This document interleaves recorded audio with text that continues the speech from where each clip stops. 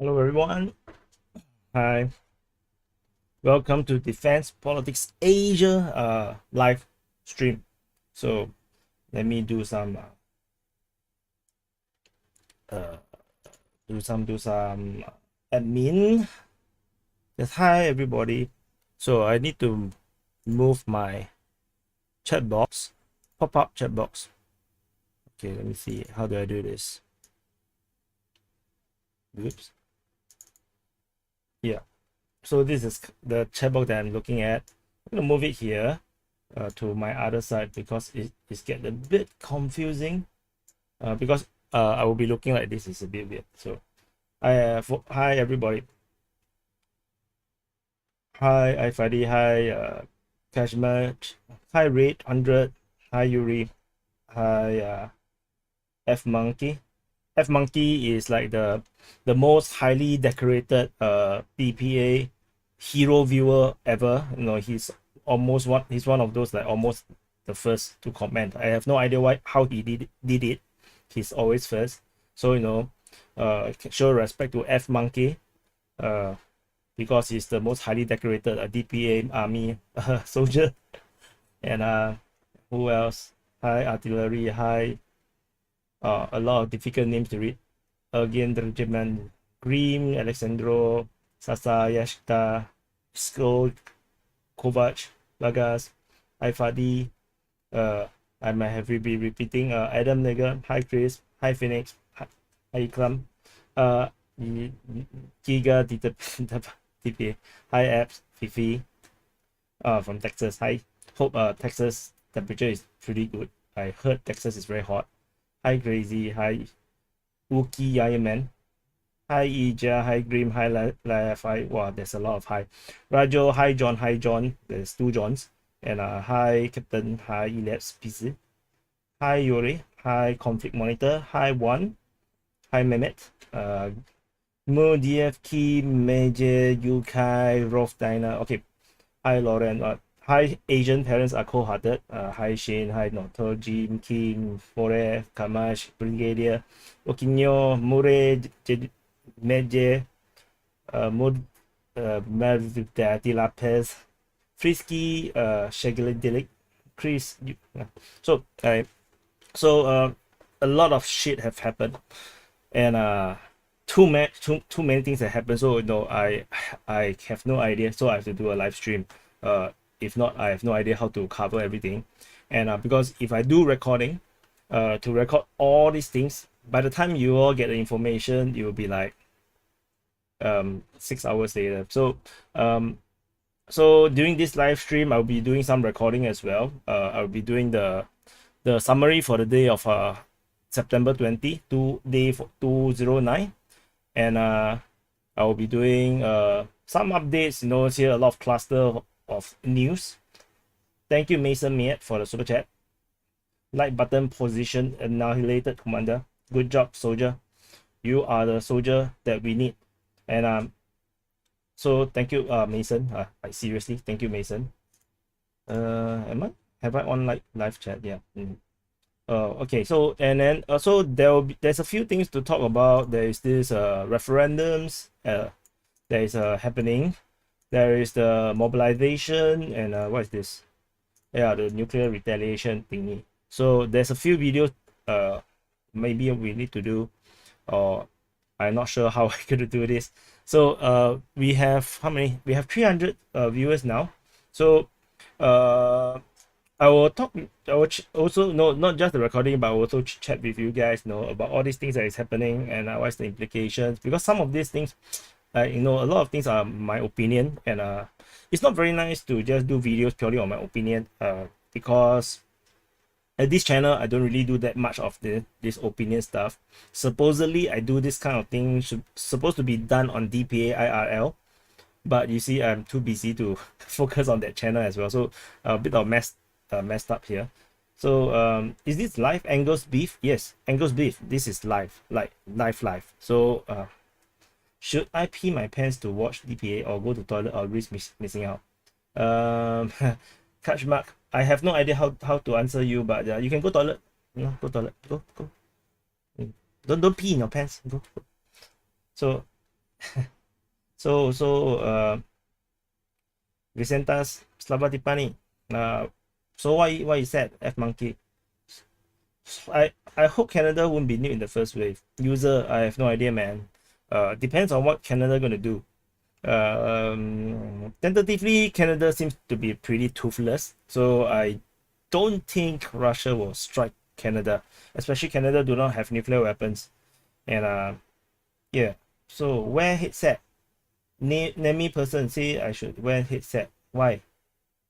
What happened to why I need to wear headset? Oh yeah, the person who go and pee need to wear headset. Oh, okay. Shout out to Wagner Group, father of DS. I don't think Wagner Group will watch my stream. I think they are too busy. So we have like 380 viewers now.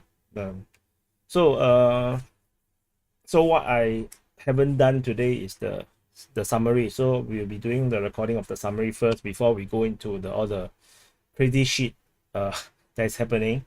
And also to chit chat about some of the funny things that I have put, like the World War III stream. Yeah, the World War III stream. Let me refresh. Why is there 7 people waiting there now? 7 waiting. This 7 people is on the wrong stream. This World War III stream, by the way, will never happen. Oh, you cannot see. Sorry, yeah. My face is too big. Wait. Okay, yeah. So there's this World War III stream, right? This stream will never happen. I will always forever push back the schedule date, because it's not meant to happen. It's just meant to be a chat box. Although I'm a bit disappointed because the chat box, right? The chat box, the chat box does not have history. You see, the chat box is only a few hours, so it doesn't really work very well as a chat box. I'm so disappointed. If not, we can hey peeps, I am live on the other stream, not this one. Why the hell are they there in the wrong stream? Okay, so this is actually an experiment. I wanted to do to see whether we can make this become a chat box, like our own YouTube Telegram channel kind of thing. But with no history, kind of pointless, don't you think? So a bit sad that this one doesn't work. But I thought this funny to just leave it here. So if people are here on the same place, then we can all chit chat here. This guy still asked me what she went on the other stream. What the hell, man? Wrong stream.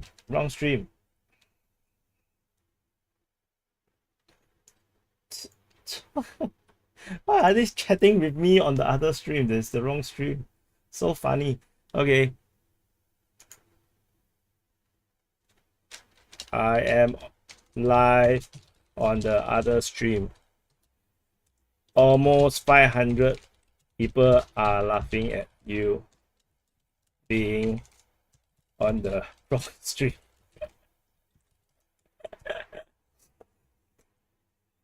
So funny. Okay, I gotta get out. Bye. See ya on the other stream. Okay, so that's kind of hilarious. So a lot of chit chat. I also thinking, but cannot. I was thinking whether we can, from this stream, become an open chat, become an open mic, but I think cannot because a bit hard to, because it's a different software. So what I'm using now, in case you guys are interested, I'm using OBS Studio. However, when I do the open mic, that is actually a different platform. That one is called StreamYard. So that is different one. So also another interesting thing, for the 500 you guys, for a few you guys, I'm sure you guys are the hardcore hero viewers of DPA YouTube channel. The last open mic, the one the open to the YouTube, all YouTube viewers one, there was actually a guy who entered the the backstage. So actually, the people that you see on stage, on the live stream, right? They actually have to come into a backstage first, and they so that and I will tell them in the private chat that to tell them to turn on your camera and stuff, because without the showing their face, I would not let them into the live stream, to the open mic. Then there was this guy who come into the backstage, and then he didn't show his face. He showed his dick, like literally a dick. Like he just showed his private part. So like what I was like, thank God there is this backstage, because there is sabotage. There are people trying to sabotage. So it's very irritating. So yeah, that was if the platform allows them to directly enter the stream, oh my God, the entire stream will be wasted. So it's just kind of some of the things I want to talk about. So it's like DPA come to Brazil. Boy. Actually, I really want to go to Brazil. So like because I'm a football fan. I love Brazil. I love the Brazilian Ronaldo, but Brazil is as far as it's like the furthest place I can go, man, from Singapore. So no idea. And it is really the occasion, to find that occasion to go to Brazil, out of nowhere, go so far. It's kind of like funny. So yeah. So yeah, in fact, I actually have a recording of the open mic. I should be able to find the portion where the guy showed the dick, but I don't know.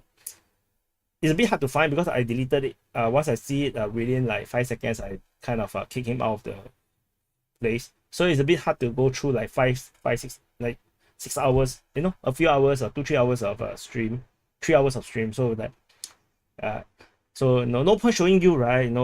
Later, because it's against the law in Singapore to show porn or to share porn. So so I cannot. Porn is only for private consumption, and that's not porn to me. That's what the fuck. At first I was thinking, what the hell is that, man? Why is that hand looking so weird? So yeah.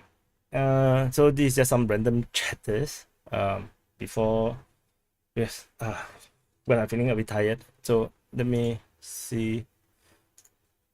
Yeah. Oh, really? So let me do some promo for this. Let me. So there is one of our DPA members. He was also a DPA Discord member, and then he actually very inspired, and then he created a fact check channel. But I know not everyone will be like supportive of or agreeable to the fact check.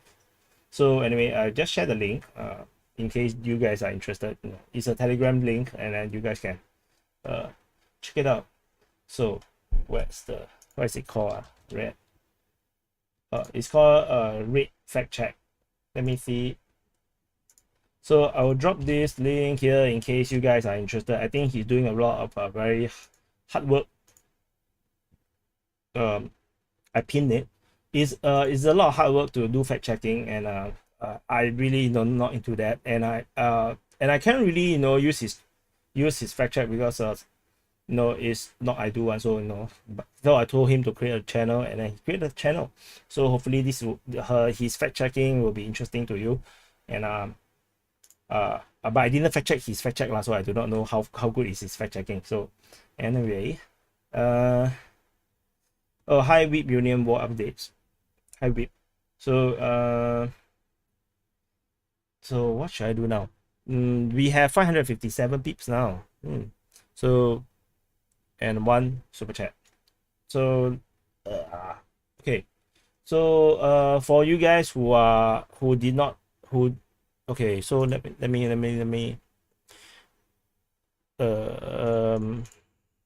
so let me go back. Wait, I want to show you guys something.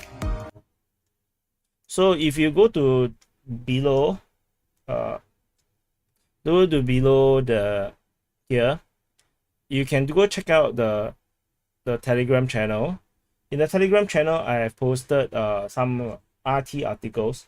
there is basically statements from the Russian Ministry of Defense, which this, let me show you, and also from I basically know just the news. So in case you haven't joined the Telegram channel, there's 3,600 people were really there. So some RT.com, so RT's news, which I think many of you cannot actually access. So I only copy and paste like 3 articles. So these are the important ones. Basically, one is the Russia have begun partial mobilization.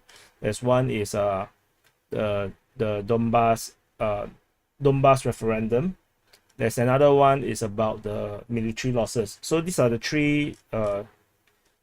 three articles from RT that I share. I know many of you guys, especially in Europe, got censored, so you guys do not have access to RT. Yeah. So in case you want to know information, because RT is a Russian mouthpiece, so you get the information directly from them. Is basically accurate information. So yeah, there's nothing much to really to really argue about. So Whip Union war updates, just super chatted. He said he haven't been paid by Putin, so this is all he have. Yeah. So you guys can also check out Whip Union. Whip Union, he's updated his name to Whip Union war updates. So his channel is growing like super fast. He got like twice the viewers that DPA have. So crazy.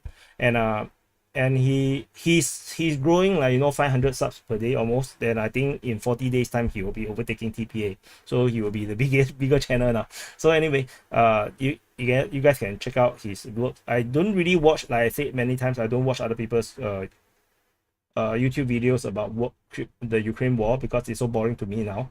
Because I know I research and read up about things on Ukraine war like every day. So I'm always reading the sources. So I don't really like to watch other people's channel. But I believe he have some viewpoints that might be different from mine. So it's very good to to go and watch. And I think his channel is really doing very well. So yeah, like I said before, the YouTube shadow banning unit, the YouTube shadow banning is like serious. It's no joke. The kind of algorithm that they are putting on DPA's channel. Oh my god. So there's nothing much I can do about it. Very hard to grow the channel now. The channel is struggling to grow, struggling very hard. Sometimes I don't even get like 10 subs. So yeah, and also I want to also share about the like button. Someone mentioned to me that I think one of the comments, they say that don't press like in the beginning of the video. So I suspect maybe there might be some impact, because if you press like in the beginning of the video or before you even start the video, YouTube might not register that as a legitimate like. So next time you all press like in the middle of the video, so like you all watch and then interesting, then you press like. I think that will work better. So there's something to share. So don't press the like so early, because I worry if YouTube don't register it, they think that we are scamming it. So maybe YouTube is punishing us. I'm not sure. So anyway, Eduardo Camilo just super chatted. He say keep up the good work. So thank you so much, Eduardo, for the super chat. Okay, so you can see also Peter Pan also. Okay, let me pin. How do I pin? Right, pin, replace pin message. Okay, so I just replaced the pin message. So Peter Pan is our moderator on Discord server, on the DPA Discord server. So do check out the Discord channel. And I can show you that it's very happening place. Ta-da! So this is the DPA Discord. Very happening. There's patrons only area, and then there is a welcome. So you guys there's hi, welcome. A lot of people. We have like over 1,000 now. Do we have over 1,000? Yeah, something like that. Let me see. Everyone, hi. 985. So we have 985 people. So so you guys So I just say hi. So so you can join here. The people here are very nice. Not nice people will throw to jail because there's actually a gulag here. There's actually jail. There's lawyers and it's court. It's a very crazy place. So so you can check it out. Our moderators are doing a super good job. It's not easy for them to manage all these things. So we have defense politics Turkey. So anyway, yeah. So anyway, yeah, then Jolas Pendry is famous now. So hi all. Yeah, so it's very cool place to hang out also. But don't be an asshole there. If you're being an asshole, you'll be kicked out of the Discord. So just something to to just know some of these things to share about before I start the recording. Let me drink water. I'm very stressed because I'm a bit worried about how to do the summary today.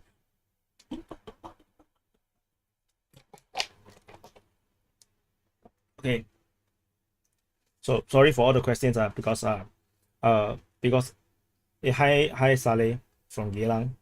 So I can't really read every single question. So unless you super chat, then super chat I will 100% I will read it. Because now I'm going to do the summary and it will be a live recording.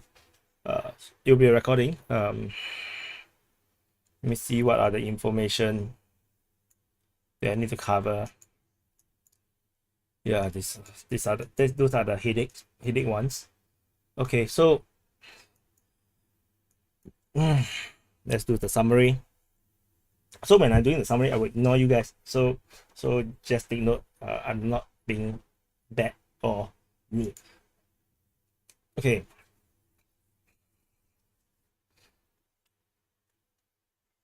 So I will do the summary with okay. So let's do this. Okay. Then I'm gonna do a filter. Okay.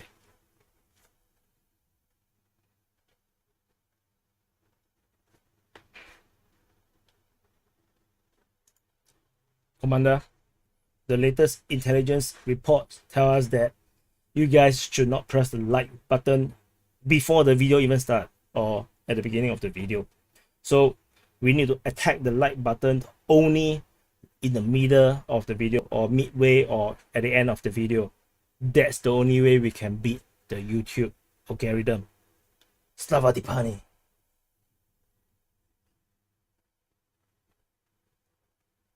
Oops.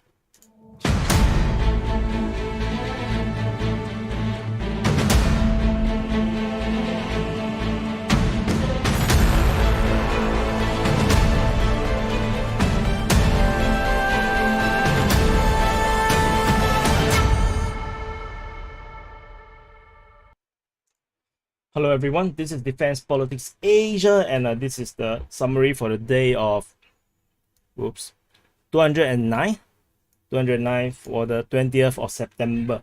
There will be some information, just some only, from the 21st of September, and if there's any information that you did not see, that you already saw from other sources or other information or Telegram channels, sorry, because this information is accurate as per maybe 3 hours ago. So because I had to eat dinner, so I haven't had a chance to do the recording, and this is recorded live actually in front of like 600, almost 700 people. So anyway, let's start off with a few crazy stuff. So the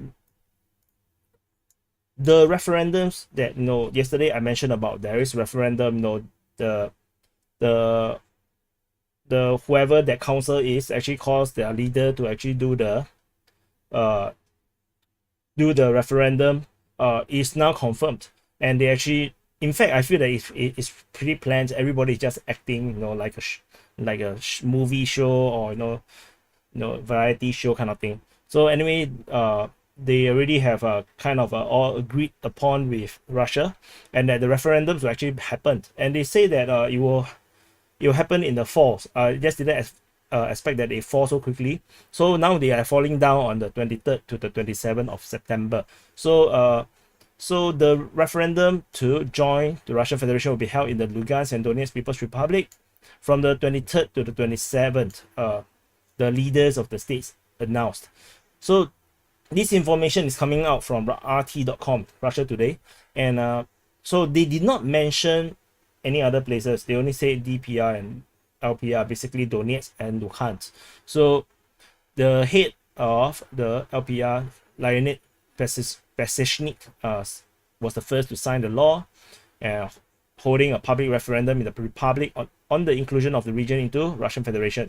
So the parliament unanimously supported the move and set the date for the vote. So so that's also very democratic, right? Unanimously, man. So then it was followed by DPR, Denis Pushilin, who declared that his state will also be holding the similar referendum, which I already mentioned yesterday. They are synchronizing all their referendums at the same time. And according to additional information from Ryber, the resident of the Republic for Luhansk, who are now outside of Luhansk People's Republic, will be able to vote in this referendum. So very interesting. That means this is an online vote of sort.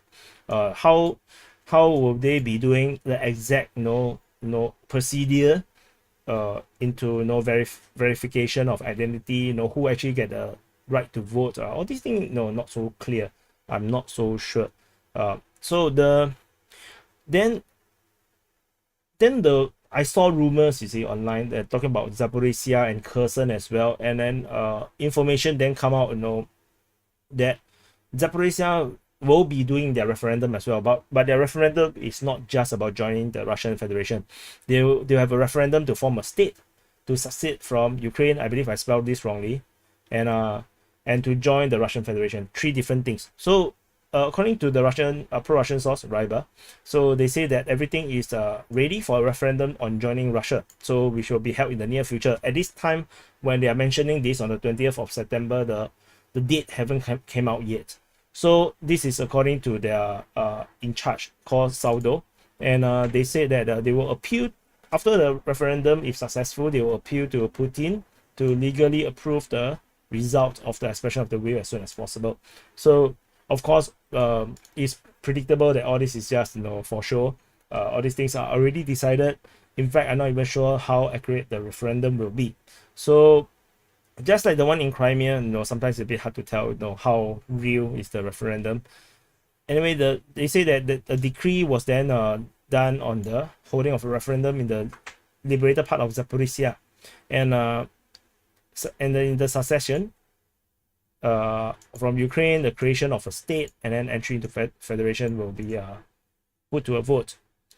And then come this information from Intel Slava. I don't know how to actually interpret this. So they say that Zaporizhia region will declare independence within the existing administration borders. That is the entire region. So is it the existing administrative border, or is it the entire region? Or is it the whole of Zaporizhia, or is it just the part where the Russian captured? I have no idea what is this supposed to mean, because I don't think they have administration over the entire of Zaporizhia. So let's see how this goes. And then there's information about Kherson as well. So the Kherson's referendum will be held on the same days with DPR and LPR, the Donetsk and Luhansk. And however, they did say, so because Kherson is a bit different, Kherson is not the kind of place where it's overwhelmingly pro-Russian. They say that citizens that have left for territories controlled by Kiev will not be able to vote in the referendum. And but they actually also ease the minds of the population that mandatory mobilization in the Kherson region after referendum will not be held. So because Kherson people are not so pro-Russia, I think, which is why I think they need to put this in to say that there will be no mobilization. If not, all of them will just vote no. So although I'm not so sure how are they going to monitor the citizens that left for Ukraine controlled territory. So this is, I think, because there is no passport, right, between Kherson and the Ukrainian controlled Mykolaiv region. So not so sure how they're going to do that. So this is the referendum part. Then there is also another major news, which is the partial mobilization by Russia. So Russia have announced a partial mobilization in Russia, and they have signed the decree. And so they added that only citizens that are currently already in the reserves that served in the armed forces with certain military specialties and relevant experience will be subjected to conscription into military service. And those that are called up will actually undergo additional training.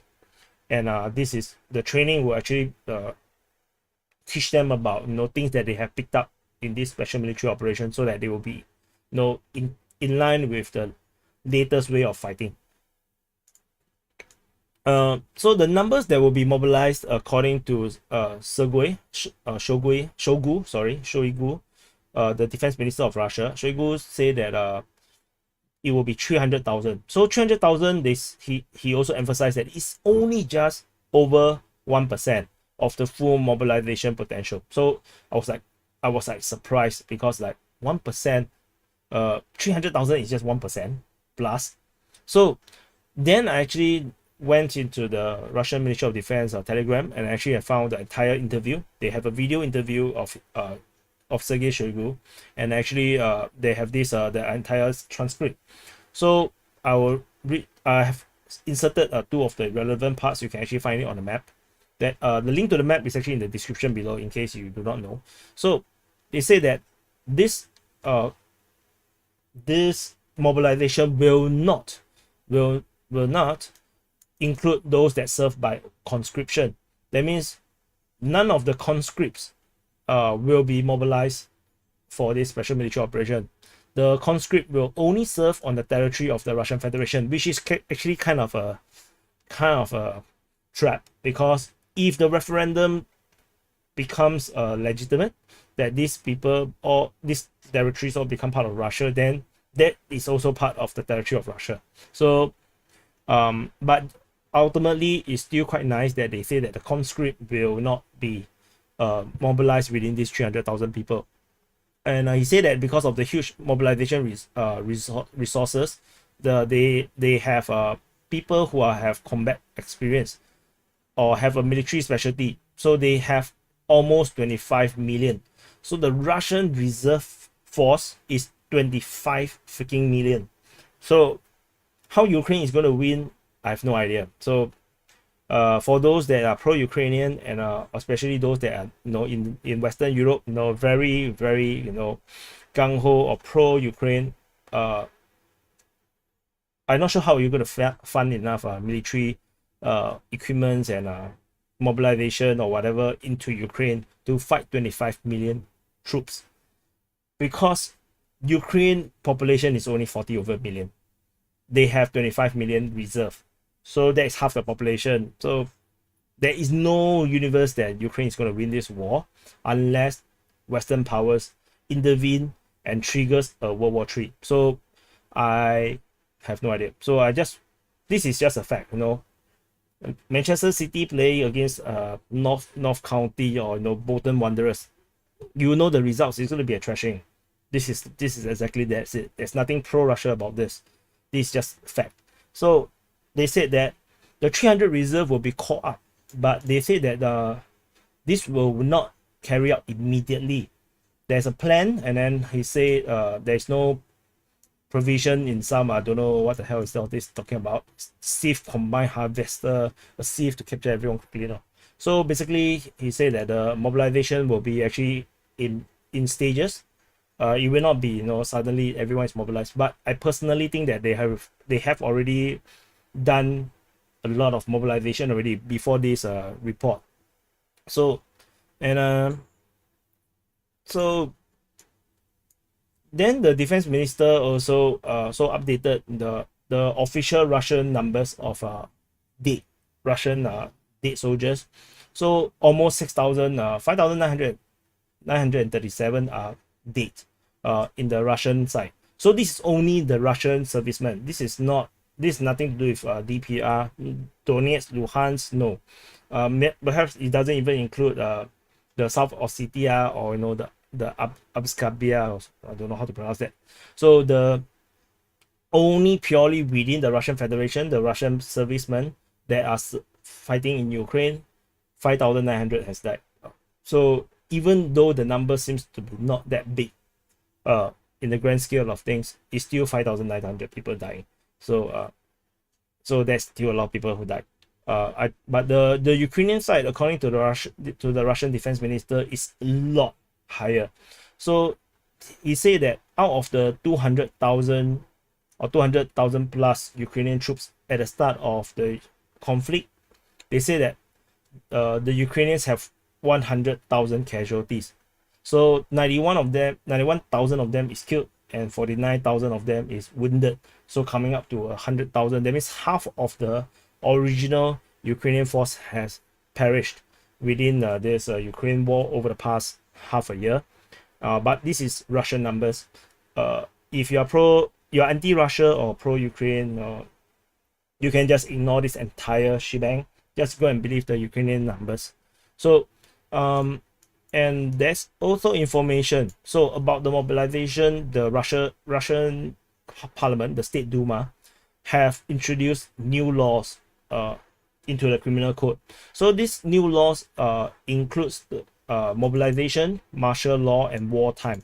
Basically, it adds new laws that saying that if you deny, if you surrender, it's actually, or you loot, it's actually punishable by as a crime. It's a crime within the criminal code. And if you refuse to comply with order during martial law or wartime, then that is also a crime.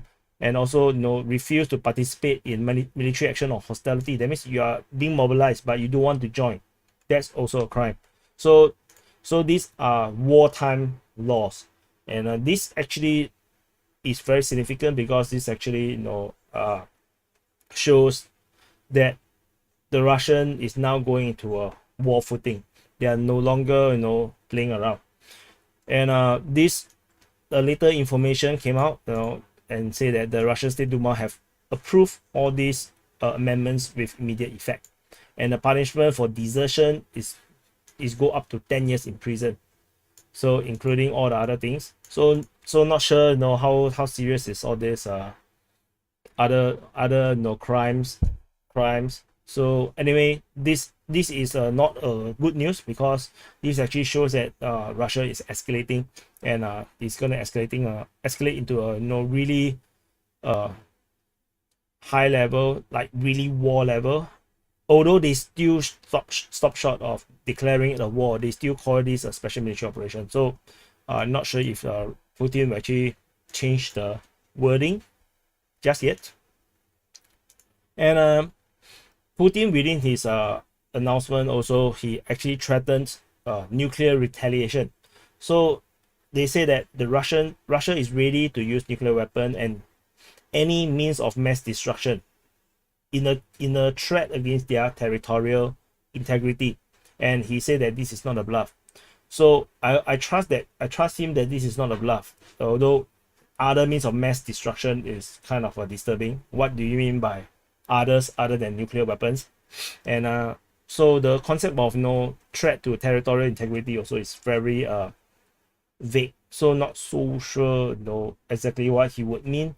Would this include the newly included territories within the all these referendums? Will Donetsk, Luhansk, Kherson, and Zaporizhia be included within this territorial integrity? So not so sure. So that's a lot to cover before we even go into the front lines. And so we have a reaction by Zelensky towards all this news. All this, he said that this there's a lot of quite noisy news from Russia, so a lot of questions, but he dismissed it. He said that what are these things that they have not already heard. So they say that the Ukrainian positions are very clear and well known, and this is the only thing that he's interested in. And so he don't care about the sound from somewhere, which means he don't really care about the noise coming out from Russia. He said that he only cares about their task, and the task is more support for their military, more support for intelligence, more support for their special ops, more support for SBU, National Guards, police, border guards. So which are all integral to restoring Ukrainians' territorial integrity. So they say that the Ukrainian position will not change despite all this announcement from Russia, and they have the full support of the partners in this. So he wants to keep up the pressure. So he said that Ukraine will maintain unity. They will protect Ukraine, liberate their lands, and they will not show weaknesses. So this is a very bullish statement coming out from Zelensky against all these very scary things that is being announced in Russia. So perhaps on the Western side, the European side or NATO side, they have already discussed this possibility, and they already have some plans. If not, this is a lot of very, very bullish speech from Zelensky. So enough of the talking. Ukraine Ministry of Defense announced shooting down of one Sukhoi 25 of the Russian Air Force over Ukraine. Again, location is not mentioned. And moving on to the southern front. At the southern front, there's an airstrike being reported at Novo Odessa, and there's also an airstrike reported over here at Novo Prihorivka. So this distance of airstrike seems a bit far. Not sure how they actually launched the airstrike, probably by bomber. So anyway, on the Mykolaiv front, at the Mykolaiv front, we have new claims. So the Ukrainian Ministry of Defense claimed there is Russian shelling at Myrny as well as at Ternovi Podi. So these two locations is under Russian control according to our tracking, and this claim that there is shelling on this location by the enemy suggested that they are actually there. So not sure how accurate. Moving on to so there's nothing else on the Mykolaiv front. Moving on to Davydiv Brid front. At the Davydiv Brid front, shelling is reported at Adrivka and as well as at Ternivka. So according to the Russian Defense Ministry, they say that there are workshops in this region. In Mykolaiv, there was repairing military equipment was also destroyed, but that one I didn't indicate on the map. Just want to indicate to show that there's still something happening around Davydiv Brid front. And over at the Kryvyi Rih front, after yesterday's all these reports of reinforcements and regrouping, there is no fighting reported today. So the Kherson offensive kind of have died down, unless they relaunch an offensive tomorrow. If not, this looks pretty much like a stalemate as of now. Moving on to the Zaporizhia line. At the Zaporizhia line, we have no updates, no informations. You can see there's nothing. Very quiet, but there is rumors, from a few days ago that saying that the Ukrainians might actually try to launch an offensive in this region, and the Russians have reacted by sending the Chechens, Chechnya forces, Chechen forces around this region. So, not sure if that means an offensive, because sending the Chechen forces into a defensive position doesn't sound very natural. It seems a bit unnatural. And given that with the earlier statement where the Zaporizhia referendum is going to represent the entire administrative, which is actually by right until here. So if this is the objective, then we might actually see a Russian offensive taking the entire of Zaporizhia in the near future. However, this offensive and capturing of the rest of Zaporizhia will not be in time for the referendum. So I'm not sure how are the people living around Zaporizhia city, and the northern part of the Zaporizhia Oblast will actually agree with the referendum. So because they might actually vote differently, right? So let's see. So moving on to the Donetsk front. At the Donetsk front, fighting is continuing to be reported at Novo-Mikhailivka. I have changed the front line of the Russian side, to show that it's actually different, a lot closer to the the village, so that it makes more sense because there is so much fighting around here. The front line should be quite near, and there is also fighting reported at Marinka. So this is both information is reported by the Ukraine Defense Ministry. Over at the northwest of Donetsk city, the Russians continue to push for Performaiske, and there is also fighting reported near Pisky. So Pisky is here, in case you don't know, this is Pisky. So Pisky has been previously captured by the Russian forces. So this fighting near Pisky might actually be Ukrainian offensive, because the Ukrainians have been trying very hard to recapture the western side of this runway here, because there's a few defensive positions around here that the Ukrainians are very keen on keeping. As you can see along the forest line here, in this very old satellite image, you can already see a lot of shelling, a lot of holes due to shelling, and you can see very entrenched positions around here. So the Ukrainians are very keen on retaking on this area, but not sure to what end, because the Russians have deployed KOS-1A, the flamethrower, around this region, and they have been bombarding Performaiske with this thermobaric munition for some time already. So it's going to be very difficult for the defenders to hold position in the face of such horrific weapons. Moving on, there's no fighting at Adivka region, and that's all from the Donetsk front. So relatively quiet.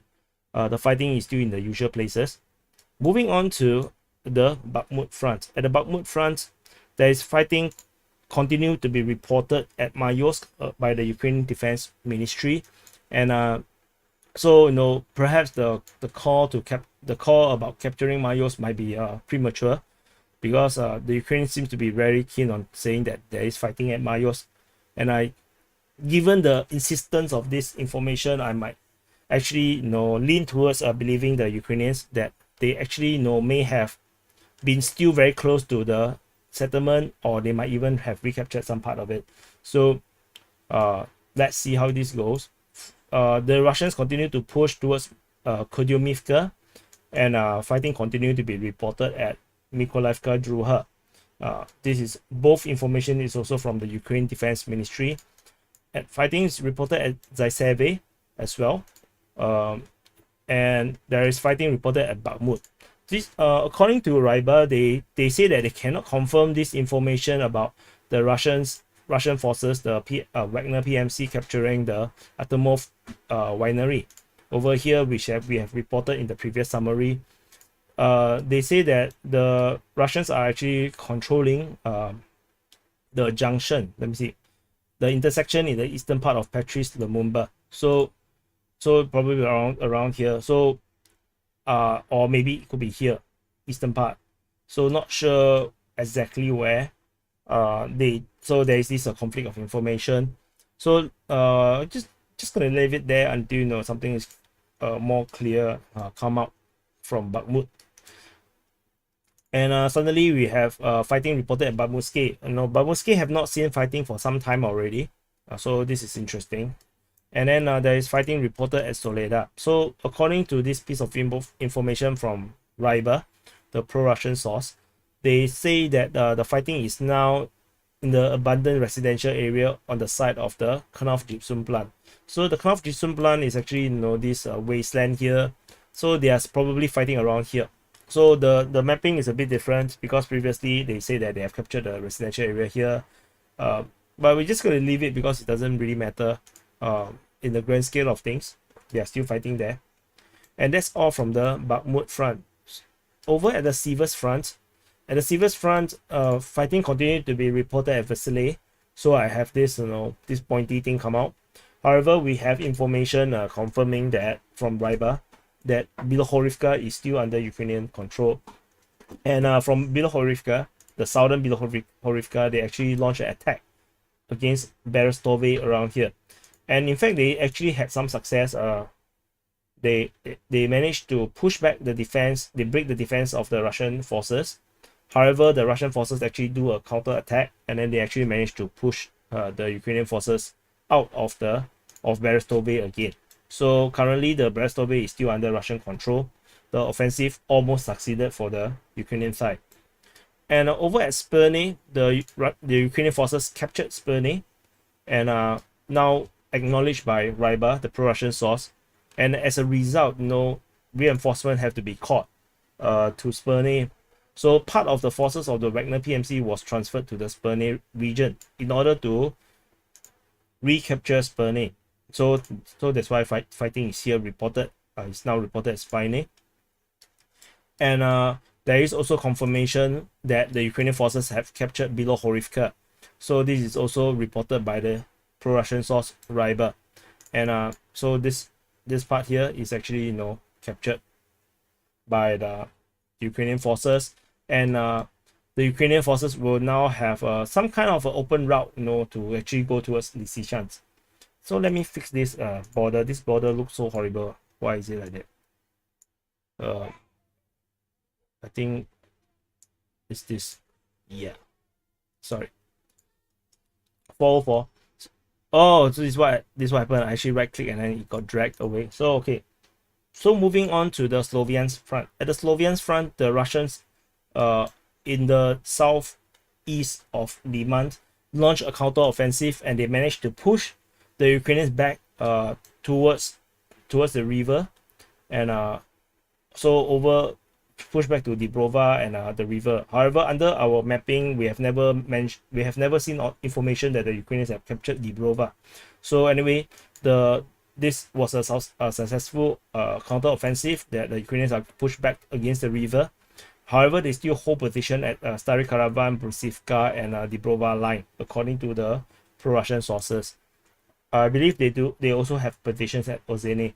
So there is also some recon offensive. So there's a recon by combat reported at Drobysheve, and they are trying to discover where are the Russian defenses, and they are trying to prepare an offensive against this position, because if you cut Drobysheve, then Liman's position will be much harder to actually hold.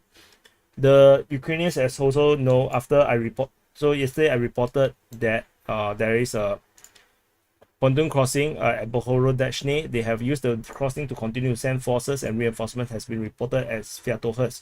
So most likely they are actually preparing a bigger force so that they can actually send more forces into an offensive, perhaps against Yarova. And that's all from the Slovians front.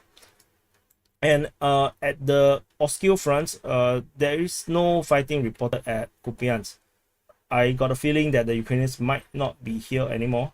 They might actually be pushed back across to the western side of the river, because quite unusual to have such an important position not report any kind of fighting. So anyway, that's all from the Oskil front. There is nothing out there now. So basically, this is the summary for the day of 209 for the 20th of September.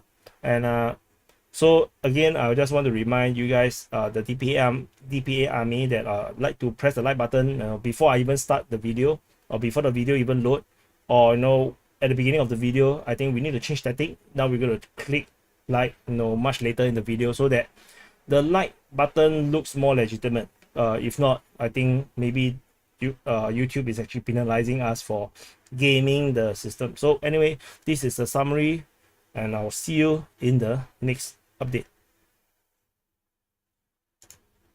Yeah, we finished recording already. So I'm back. Let me bring up the chat again. So let me unpin this message. Okay, then I just leave it until I have something else to pin. So hello everyone, I'm back on the live. So that was a very long recording, right? So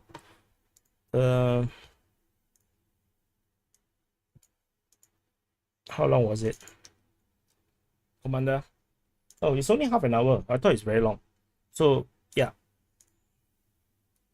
So what I'm going to do is I'm going to upload what is a jabated us? What is jabated?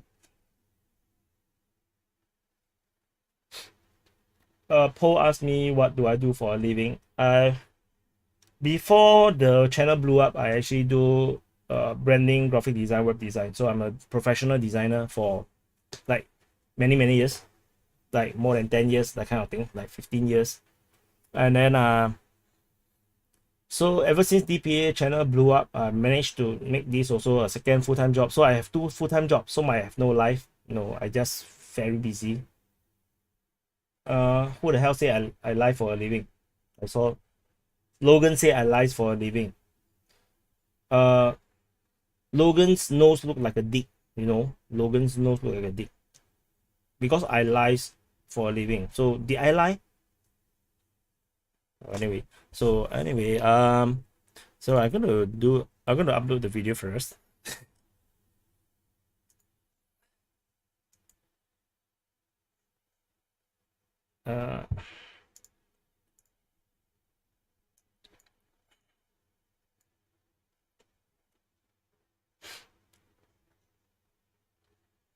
So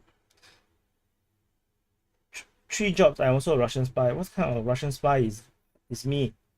Where got so much time? one. Where got so much time to do so much things? Do 2 full-time job already want to die already. So yeah. Why is the new F shake saying? How can I be sexy? You haven't seen my fats, man. Hi. So no. So let me. So are we doing? So what happens? What's happening now is actually going to be doing posting the video just now, the recorded summary to YouTube. So I need to write some titles thingy. Give me a while. How many of you guys are now here? Oh, 750. So hi 750 soldiers, DPA army soldiers. Thank you for being here and join me to do work with me, accompany me to do all the DPA videos. So most of the viewers will never see this happening because only 700 of you guys are seeing this, because a video nowadays seems to be around 20,000 people seeing it. So you guys are the elites of the elites. And let me see. My nose is so itchy. I think it's because when I talk, right, my nose is vibrating and it makes me so itchy. I need to speak softer. Maybe I need to speak softer. So okay, I need to copy and paste the title. Hi Teresa Serrao. Hi Mikhail. Mihail. Hi Mihail.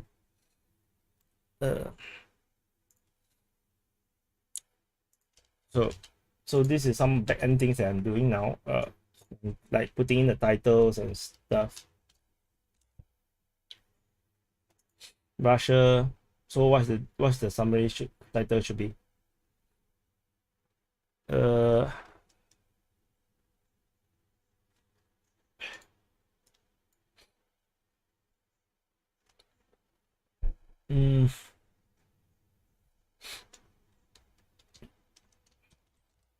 Russia.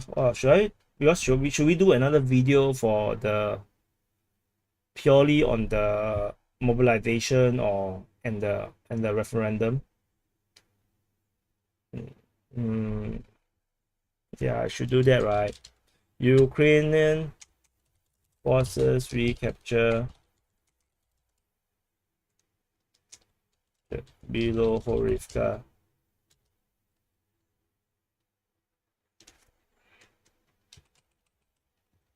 Both Bilohorivka and Bayani. Yeah, nose powder. Oh, there's a super chat by J Reload. If 300,000 are being mobilized, how many will be sent to the front? So I just show you guys what was. So if 300,000 are mobilized, how many will be sent to the front? How many of those are combat vets? will we see more Russian air power and missile strikes?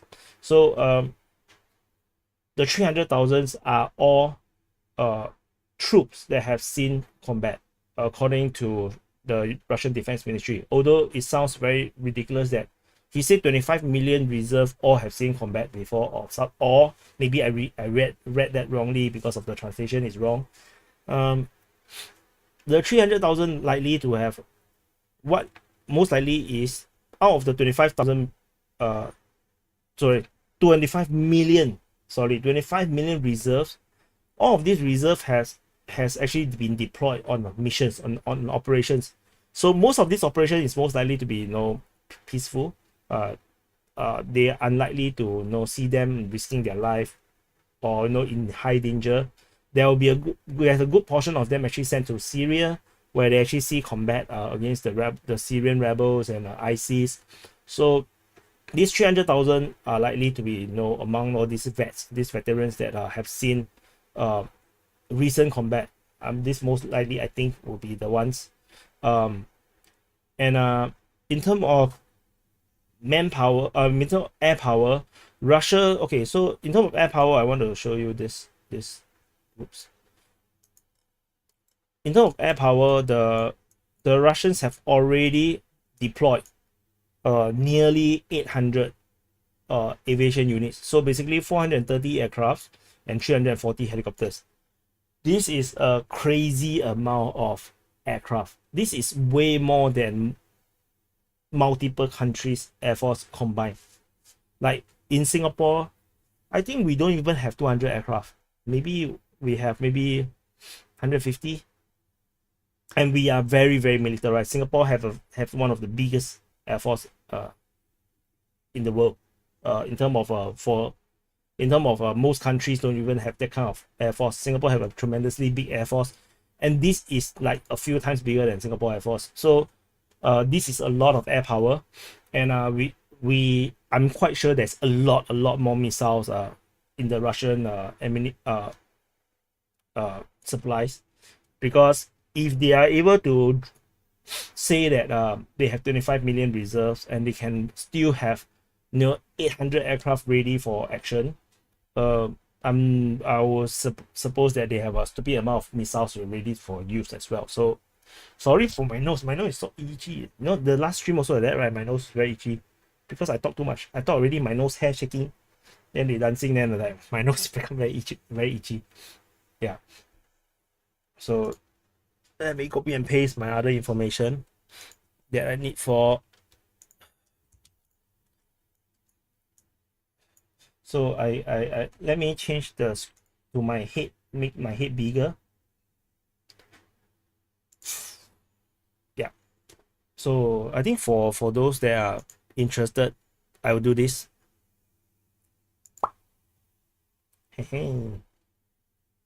Yeah, so I think this will entertain you a bit for a while I'm doing all this back end work. So so I must smile more because Giga Chat always smile.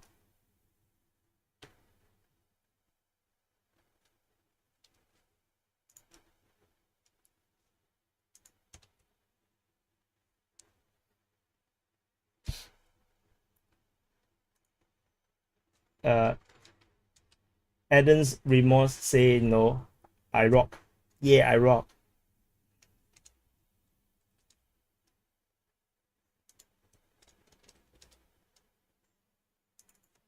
What time is it now in Ukraine? Let me check. Ukraine time. Ukraine time is actually 5 p.m. 4:49 p.m. in Ukraine. So the day is not over. There will be a lot of information coming up in a few hours, and it will be crazy.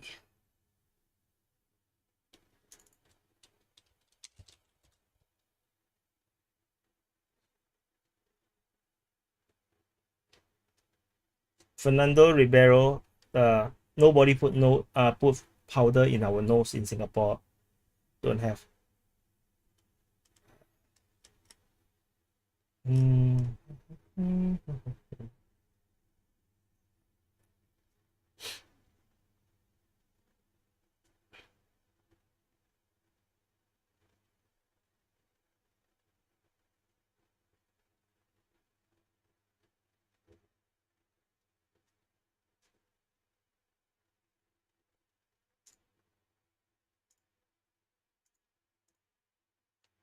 Okay, whatever. And then, da, da, da, da. So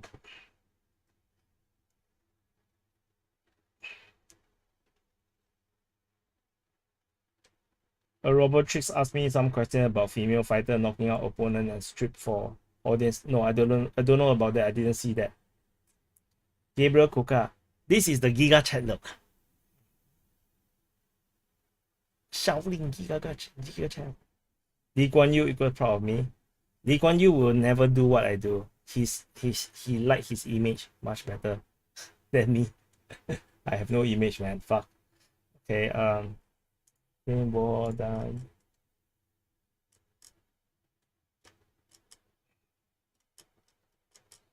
So sorry for being a bit quiet because I'm updating I'm actually posting the video. My nose is sorry, child. So fits.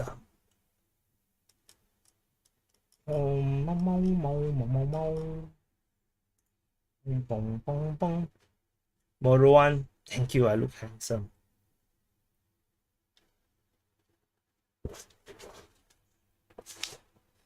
How are the Western and European taxpayer and residents about to feel? Europeans on Westerners fill up your fuel before your prices skyrocket. No, so Angus Beef is just chatting. I thought it's a question. Because my voice sometimes, I think the voice can eventually run out because of how much I talk on a daily basis. This happened to some of the YouTubers where they talk until they have no more voice. I kind of have this feeling, so I need to be a bit careful about my voice. So I need to drink water.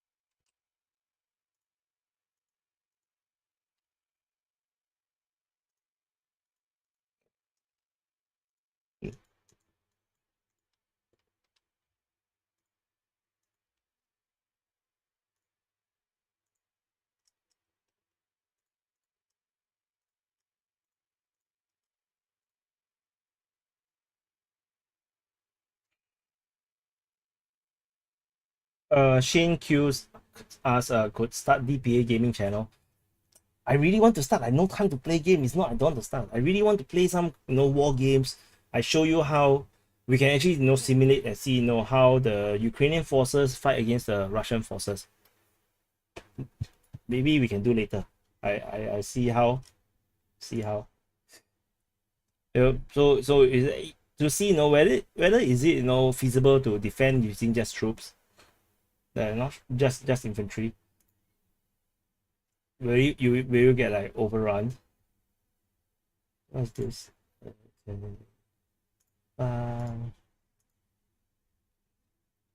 So this is this. Dun dun dun. Okay.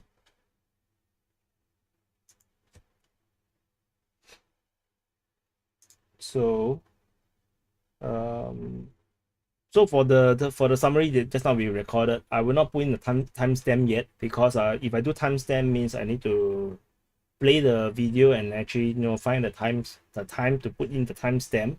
So I'll put the timestamp later after this stream over. So for those that want to watch the summary, if you missed the summary just now, because if you just now if you have already watched, I don't think you need to watch it again. But I don't mind you watch it again because I get extra money from the advertisements. Sniffing and dealing in Singapore is a Hindenburg offense. Yeah. any drug related offenses in Singapore, it's extremely easy to get hanged. Like, no, because just I don't know what's the grammage, just a little bit of grammage more, basically is death sentence in Singapore. And I think it's a death sentence in Malaysia and Indonesia as well, if I'm not wrong. So the whole region in Southeast Asia is just very anti-drug, even though a lot of the drug is very actually made in Southeast Asia, like, you know, in Myanmar or, you know, Cambodia, or, you know, in the rural areas of Thailand. So okay, I had enough of this. So now I look more normal. Uh-huh.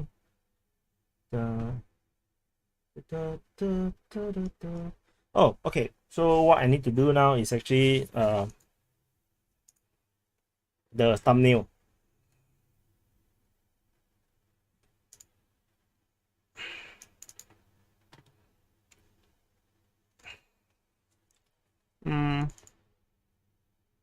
So you guys can actually, oh yeah, that's the one, this is the one. So you guys are going to have some going to take a look and see how I do thumbnail. Let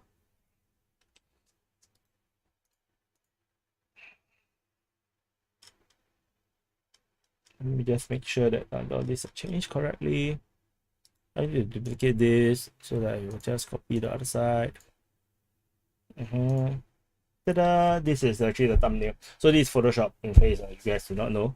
And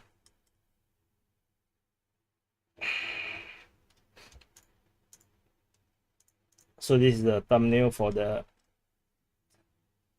just now's the World War III live chat that will never happen.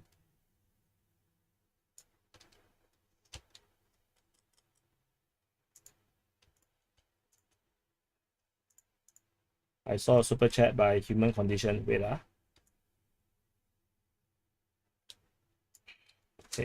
so take this, take this, delete this, delete this, shadow, drop strokes. Okay, I'm gonna copy and paste. So I need to copy and paste this front line here.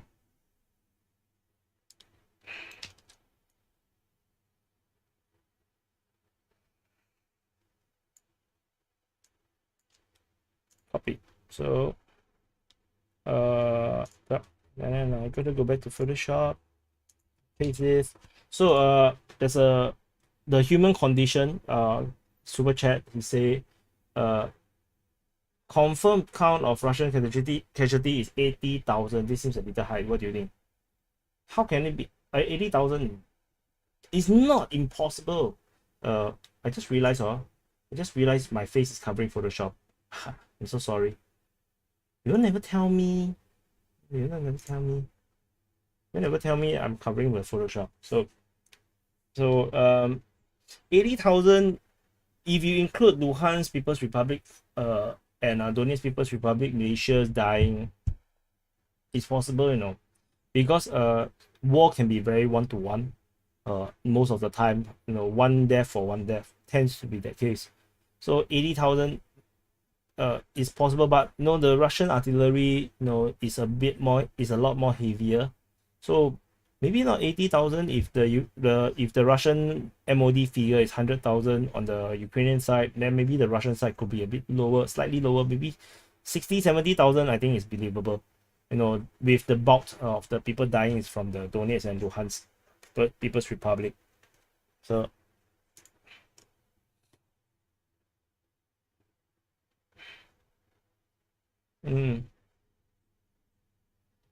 so how many people do we have now? We have 550 people on the live stream, on the chat. So hello all 500 people of you. In case you just came in, just now we do a recording of a summary, and currently and now what I'm going to do is actually I'm going to do the thumbnail for the summary. So you can see that it's actually a lot of work. Actually, I don't really want to do thumbnails, but no choice. I have to prostitute myself for more new viewers and more subs. So if you guys haven't subscribed, please press the subscribe button, and That will help, so that I don't need to prostitute myself so much. Okay, so I'm gonna just use this.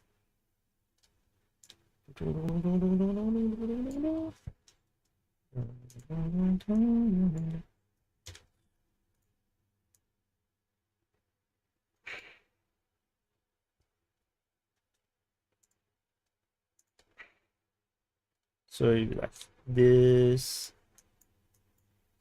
like this, like this, like this, and like this. Then I need to drop this one more level.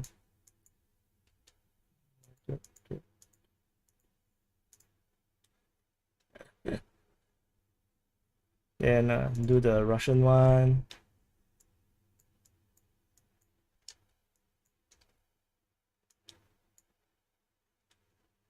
DPA is such a gigalo redactor. Yeah, I mean, the things that you do for views and subs.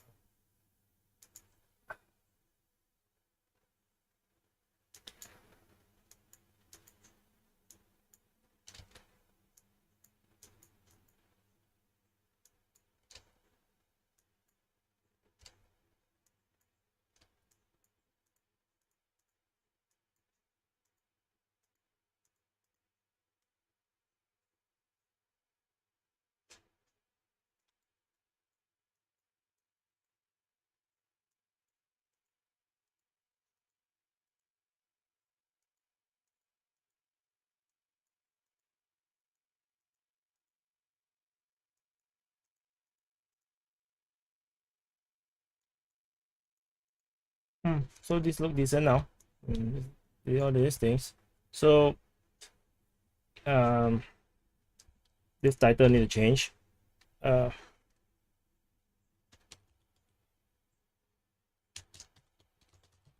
Into Luhansk. So this will be the title. And DPA GigaChat will never be not cursed. What the hell is that? Eyeball Paul. Sick of our leaders in the UK. They have set a budget of billions to Ukraine in 2023, but we are scratching our asses. Yeah, I really don't understand this obsession to fight against Russia and not really prioritizing your own people. I really don't understand that. I'm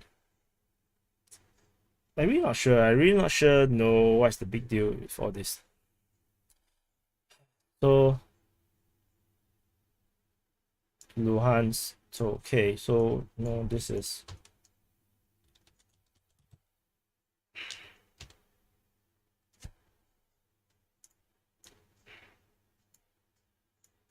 and after that, maybe make this smaller. Decisions.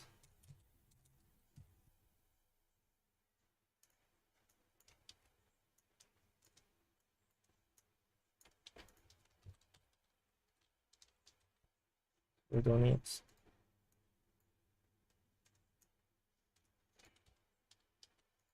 Zolote.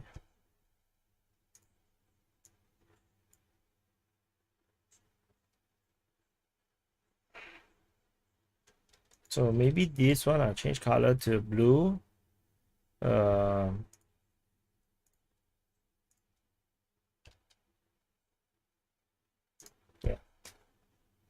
And then this Giga Chat should not cry. Yes.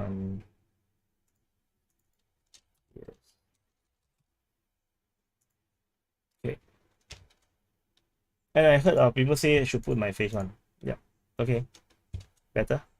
Save into. Okay, save. Close this. Yeah. Okay. Come back to this. And I'm gonna change the thumbnail.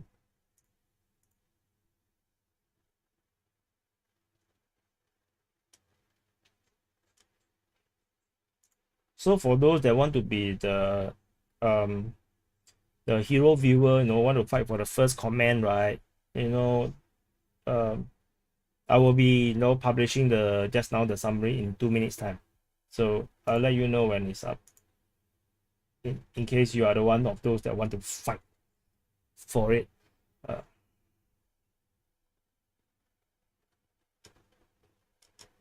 mm,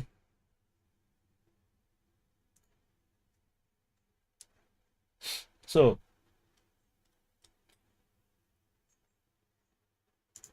there is 480 of you guys accompanying me do my DPA work. So I'm amazed. Thank you so much for accompanying me.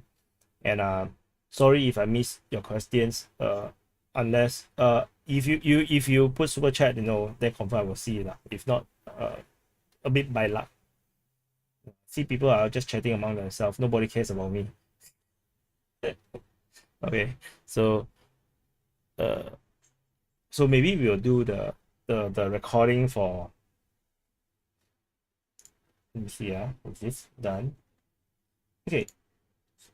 So I'm going to publish the summary now. So if you guys want to do the hero viewer, the first comment, you guys can go and prepare for yourself. And it's published. So just published it, and so you guys can go and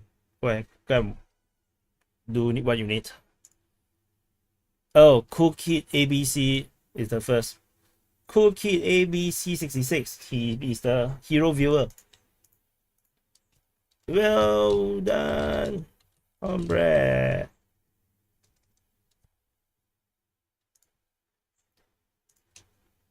You are hereby awarded the title of the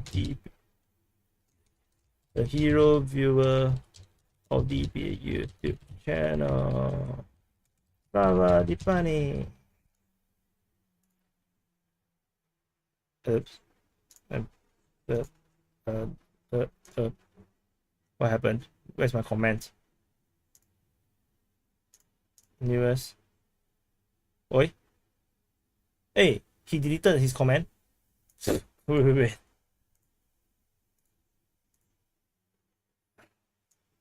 Wait, what happened? Not spam lah. Oh my god. So who is?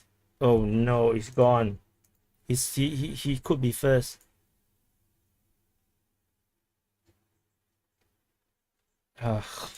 Goodness. So I have to retype again. Well done, comrade. Here hereby awarded the title of hero viewer of DPA YouTube channel. Slava Dipani. So in case you guys wonder what happened, the Cool Kid ABC66 comment is moderated automatically, by YouTube as for help for review. And then just now my comment just kind of like disappeared. I have to retype again. This is the first time I encountered this actually, so I'm kind of surprised that happened. So yeah, good job, people. Good job. Unfortunately, he's not the first. You guys are not the first. So these people came into this and did not know that I'm here. Yep. So yeah. Hi Jeff.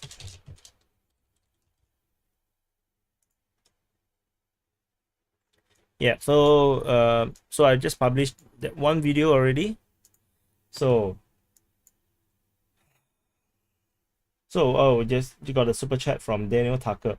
So Daniel Tucker say these troops started refresher training last November. They will be fully equipped also.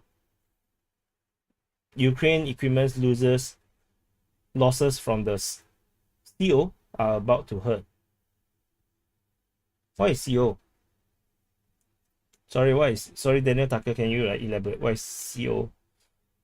And who these troops that started refresher training last November, referring to the Russians one? The Russians are getting refresher training, the one that are mobilized, the 300,000 troops. They are getting refresher training, firstly, to get them up to fitness.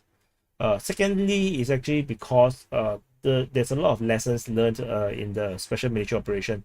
So they need to learn they be educated with the latest knowledge, military knowledge, battlefield knowledge, in order to deal with the situation on the ground. Because if they are, let's say they are previously fighting, in Syria, or they are being deployed in peacekeeping operations in perhaps Azerbaijan, or Armenia, or even Kazakhstan, these operations that they have done, the peacekeeping missions, or even the fighting against terrorists, are not relevant to how you fight against Ukraine, which is why they need to do refresher. So I don't think it's going to be something related to the last November.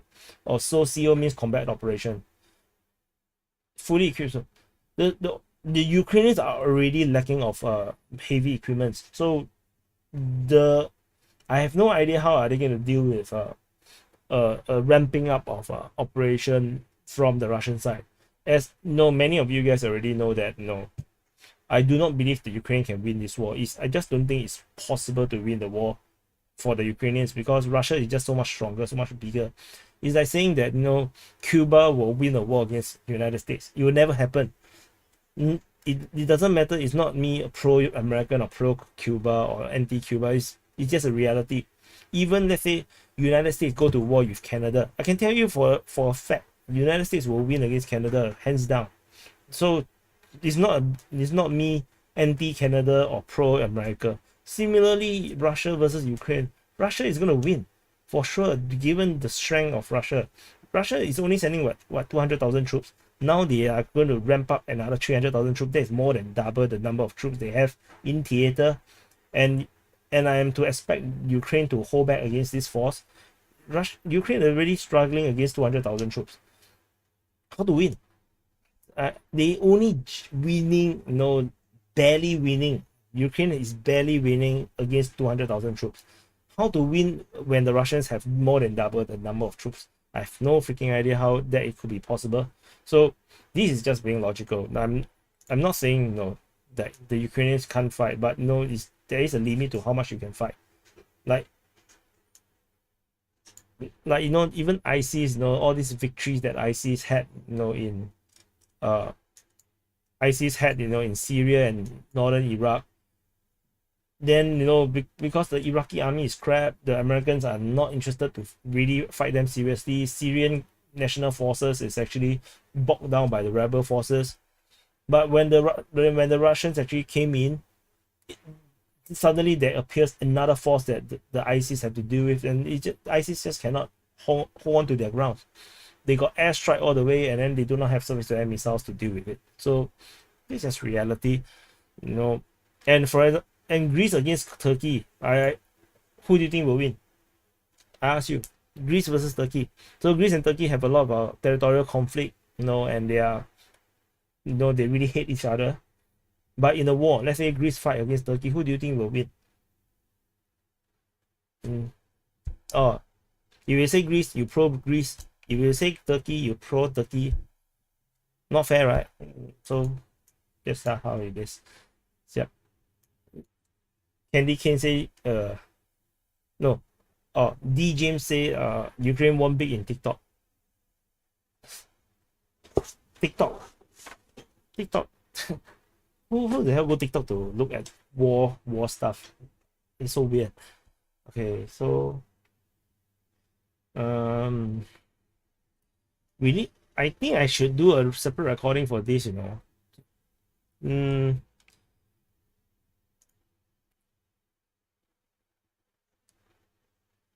I should, but let me see if I can drop other information, so to make it more interesting, I just saw the latest Russian the today's Russian report summary, and also some other instrument. Okay, let me just show you. So are you seeing this?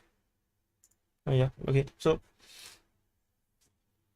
So this is the latest. This one is not inside the summary that I just did just now. So these are some of the information, and the Russian Ministry of Defense their report, right, is all about, you know, they hitting how many people, hitting where, and then killing how many people. You know, things are not very relevant to you know, the way how I cover the war. There is a presidential brigade.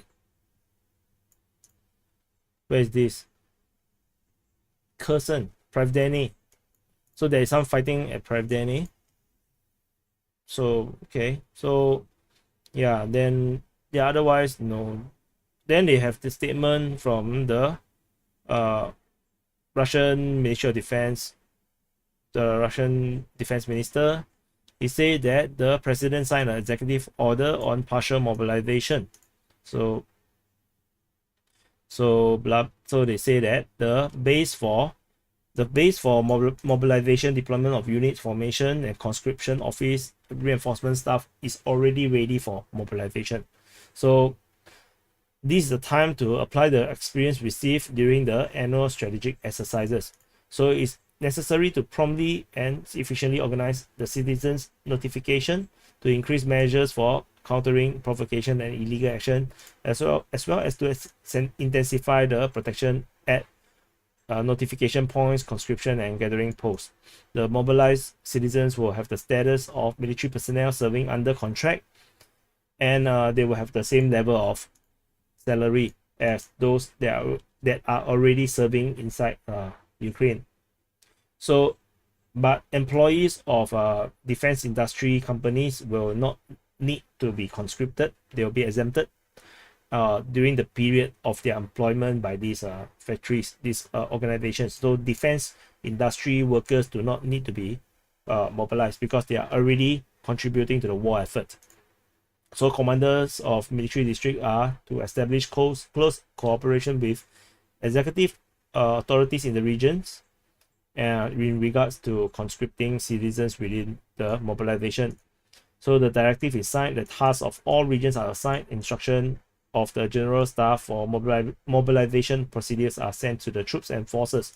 I order the proceed of the implementation. So this is as serious as it goes. I feel. So I got a super sticker thing. Let me see. By Okos Boga. So thank you, Okos. Thank you, Okos, for the sticker. Not sure if you guys saw it. So what else did they say? So this interview, there is actually a full text. So this is the interview. This is also where I get some of the information that you have probably heard me saying during the summary. So this is the interview of the defense minister of Russia. So he will say a lot of things that maybe you'll find it interesting. So he asked the defense minister to describe the current situation in the armed forces of Ukraine. So he say all branches and arms, including the nuclear triad, operates in accordance to the Constitution of the Russian Federation and the decree of the Supreme Chief Commander-in-Chief of the Russian Federation, the President. So that's as good as no answer. Then so what's the current situation in Ukraine? So this is the Russian perspective. So for the pro-Ukrainians, don't be triggered. This is the pro-Russian perspective. This not pro-Russian. This is literally Russia's perspective, the defense minister's perspective. So Nashut Shivas just asked, do you think Singapore people support more Ukraine or Russia? I would say the more left-wing people will support Ukraine. The more right-wing people probably don't support anyone, or they might not care at all. The Muslims support Russia. So I would say it's pretty balanced. We are not really here and there, because Singapore, despite we seem to be pretty pro-Western. The population is actually pretty neutral in terms of the Russian-Ukraine conflict. But of course, with added time, given the propaganda and information warfare being deployed by the Western media, eventually Singapore will be mostly pro-Ukraine and anti-Russia. Given what I've seen with the Trump presidency over the 8 years, under the 4 years of Trump, and 1.5 year of running, as the candidate for the presidency. From what I've seen, Singaporeans can be rather vulnerable to information warfare. They believe anything. Sometimes some of them just believe anything they read. So, I personally watched the actual live presser. So of the Trump administration, I don't really read the articles. I actually watched the press conference. So I actually know things that the reporters will never write. So yeah, there's a bit of disappointment there. A lot of important things can be said during the press conference, but then the media prefers to focus on a joke that Trump made, and then they try to make it sound like he's some idiot. So that's just how it is. So in terms of Ukraine war, similarly, all these outrage articles will definitely one day affect and cause the public to sway towards a pro Ukraine kind of situation. So anyway, so the Russian defense minister say that there's a big complicated combat work carried out with honor by the servicemen and the servicemen of Luhansk and Donetsk and other units and volunteers. So he say Luhansk has been liberated, and then Donetsk People's Republic currently is in progress. Part of Kherson and Zaporizhia is also under control. So he said that he cannot help but emphasize that they are currently at war. Russia is at war. Freaking hell, this is not a military I thought it's a military operation. He actually used the word war. How can he use the word war? He's the defense minister. Anyway, they're currently at war not only with Ukraine or Ukrainian army, but with the collective West. I think this is one of the times where I like, what? I thought they say that this is not a war, this is just a special military operation. So now they are at war. So okay, so we have from the defense minister himself of Russia, they are at war. So yeah, so Ukraine has almost run out of armament that they had at its disposal. It's the former Soviet weaponry. Various young Europeans, especially the zealous ones, are thriving, and it seems like they have cleared out everything they had, and all the depots are thoroughly swept for transferring it all. So this translation is a bit funny. So actually what was being said is that Ukraine has used up all their weapons and ammunition, and all the young countries, the previous Soviet Union countries, have cleared out everything they have and sent it to Ukraine. So by now, the only armament is actually from NATO and the West. So this is actually what this line means. So now all these Western armaments are sent in large numbers, and the Russians are now finding ways and methods to counter these armaments. And it's not just the weaponry, but also the systems, the communication system, data processing, reconnaissance system, and satellite reconnaissance systems. So these are the things that he says the Russians are dealing with, and they imagine that the Ukraine is supported around, or rather, Russian are countered by all NATO satellite groups. So in their estimate, there are 70 military and more than 200 civilian satellites. So they are all reconnaissing, doing scouting for the location of Russian units. So then they say that followed by the supply of high precision armaments, and so he said that the Russian Ministry of Defense is surprised that there's an attempt to conceal the numbers, but he said that this is only a secret for most people, but it's not for the Russian Ministry of Defense. He said that he understands why this data is concealed from the wide public. That is because he see that the armament is targeted at civilian population on a daily basis. This is what he say, not I say. So I don't want to talk about all these things because this is banned by YouTube. In their rules and regulation, I cannot talk about this. So so this is the part that just now I quoted, where he said that in the initial stage, the Ukrainian armed forces have 200 over 1,000 troops, and then they suffered casualties of 100,000, 61,000 people killed, and 49,000 people wounded. So and then so he said that based on this number, half of the Ukrainian army is lost. So which is why they conducted a fourth wave of mobilization. About 300,000 people have been mobilized. So then he want to talk about the instructors. So it's not just instructors, but mercenaries that operate in this environment. He said that there's 1,000 mercenaries currently still fighting in Ukraine. Although most of the mercenaries has died or left. So 2,000 mercenaries has been killed. So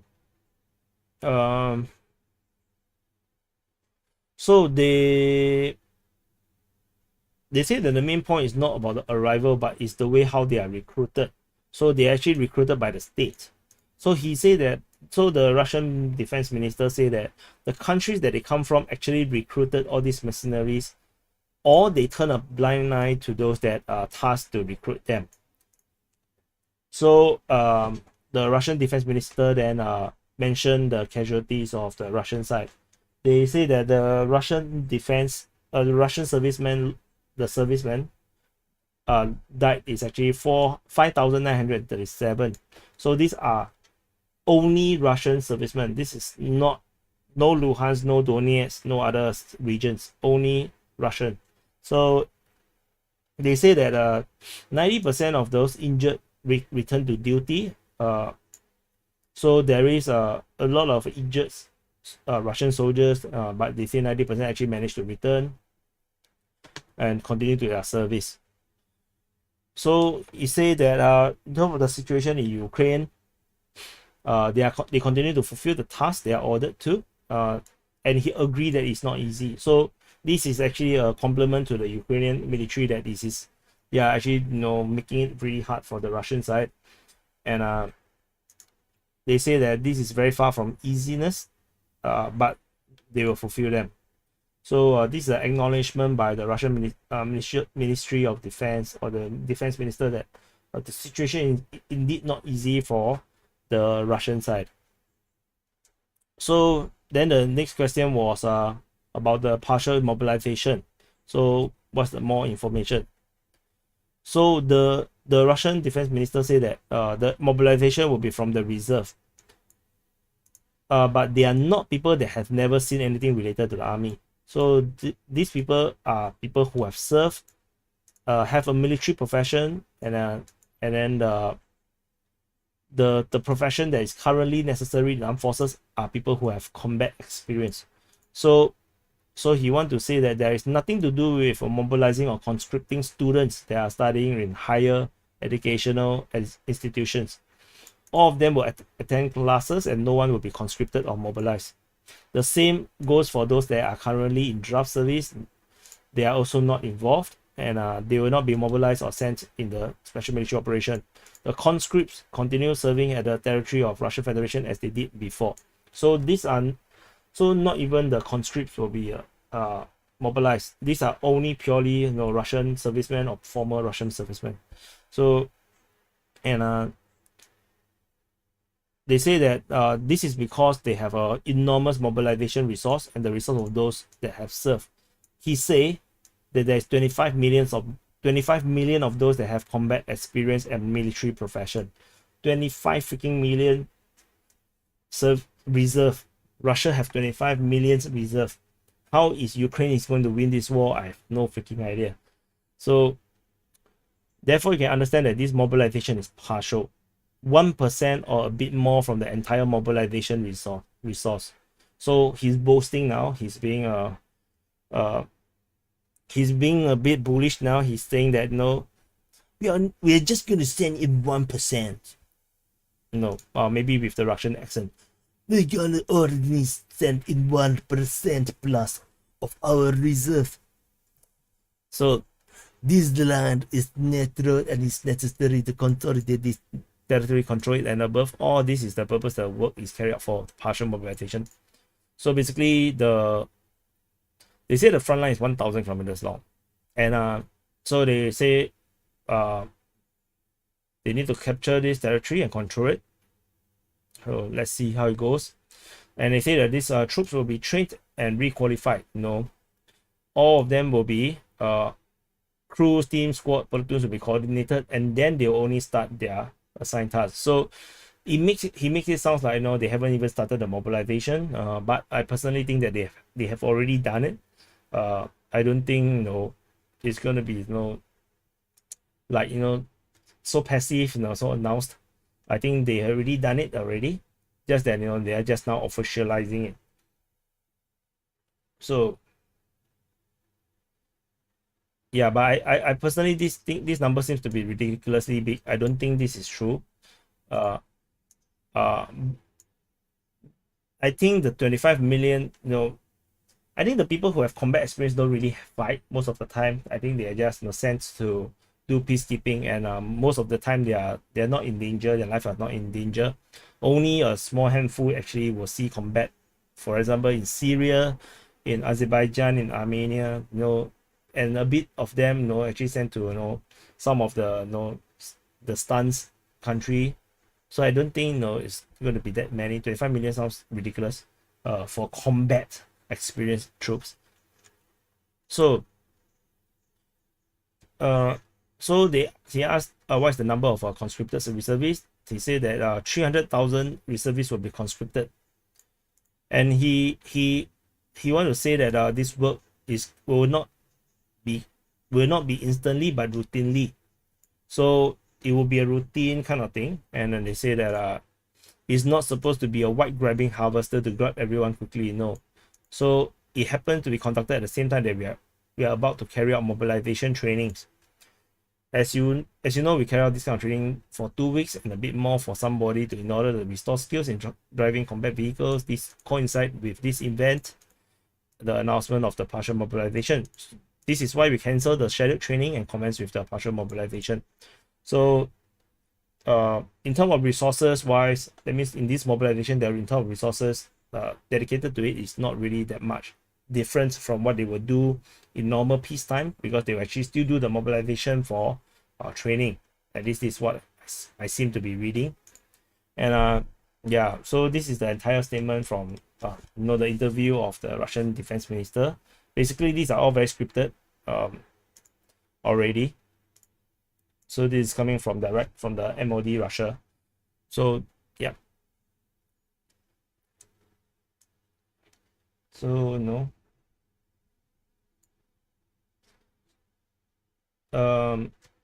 Federico asked me where I think the new troops will be deployed. Existing front or new front?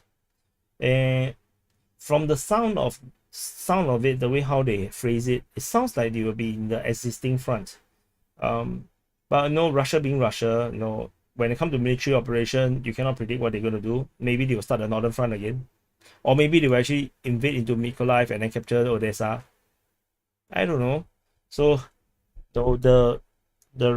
but if you ask me operationally, the Russians should actually go for Kiev. Operationally, they should capture Sumy, Chernihiv, and then capture Kiev, and then, you know, take over the entire territory around here, this area. Then the entire resupply and communications, you know, because once you cut in here, resupply and reinforcement will be heavily hampered for the Ukrainian side, and so life will be really hard. And should they continue down the entire river, this the Dnipro River, if they continue all the way down, then I think all the way down to Dnipro, from all the way down the river, capture this entire territory, capture all the bridges, the crossings, the entire eastern front, this will collapse because there's no way to resupply. The Ukrainian forces have to give up.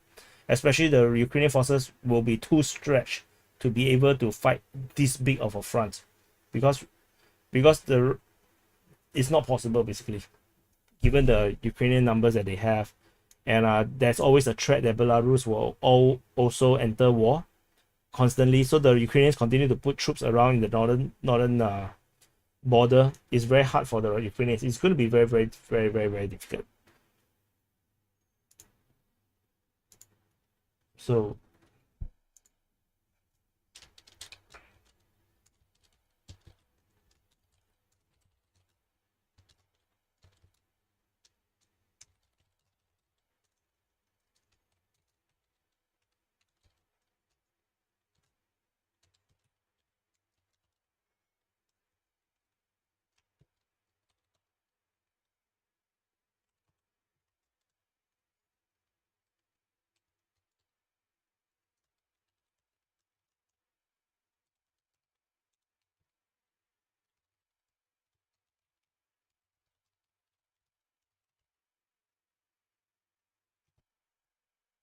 yeah, whoops.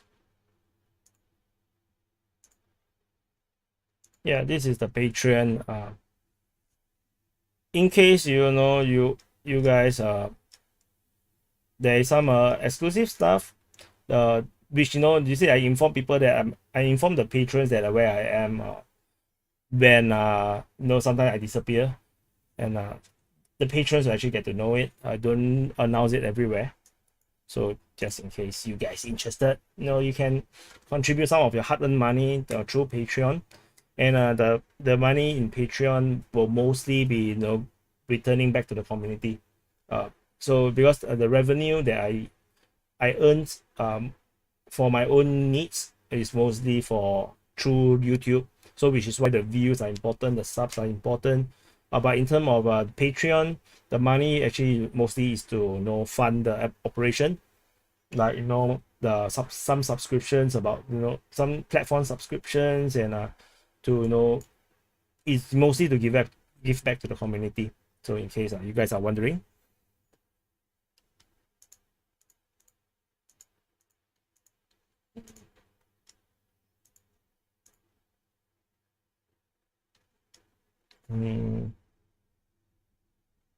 So what else? So I think I should do the recording for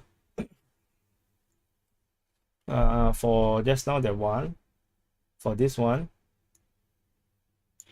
Okay, let me think, how should I do this referendum?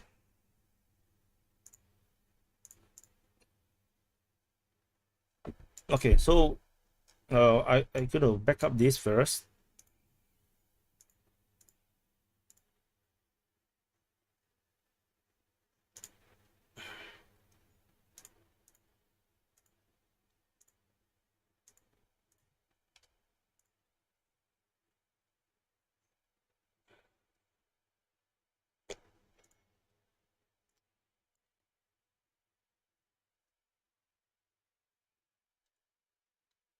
And then let's put in some of the latest information, so that we will be up to date. All together we will become up to date together.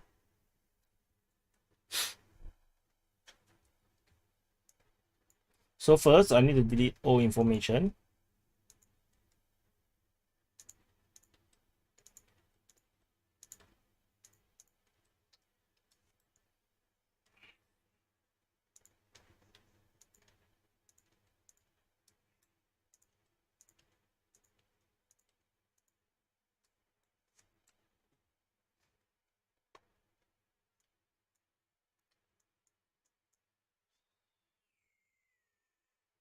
So how long have we been around? Oh, we have been up for like 2 hours. This is a 2-hour stream already.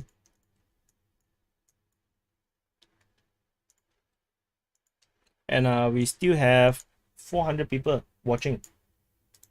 Amazing.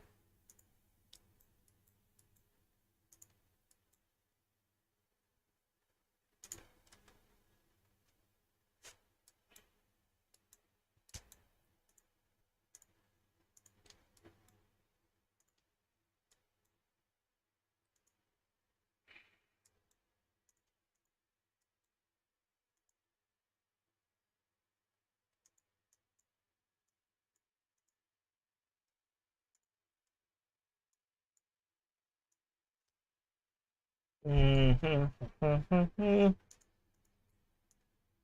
more information?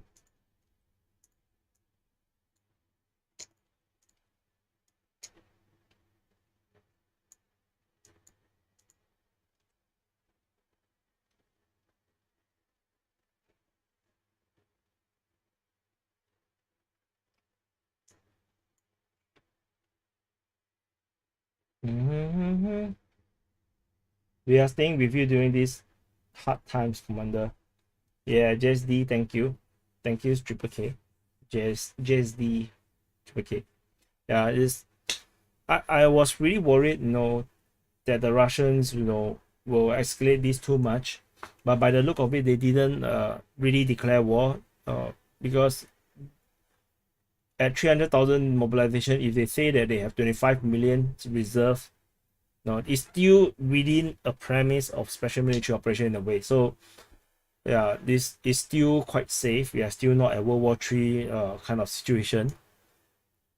But it really depends on how the West will react to this mobilization. Because if the West do something stupid, yeah, then we'll get closer to World War III.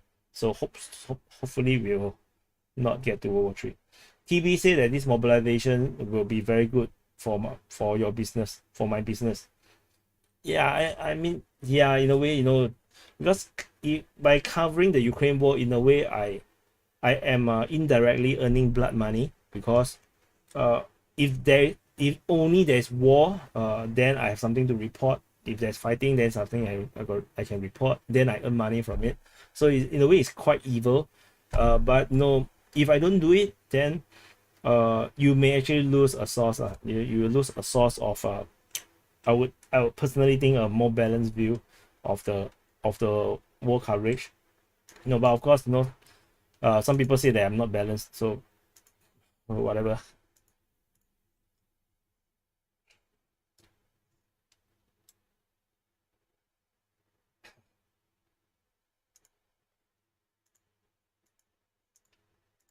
So what I'm doing now, in case you're wondering, is now I'm gonna put all the latest, the one that I have previously entered information for the 20th to gray, so that when we enter new information we don't get confused.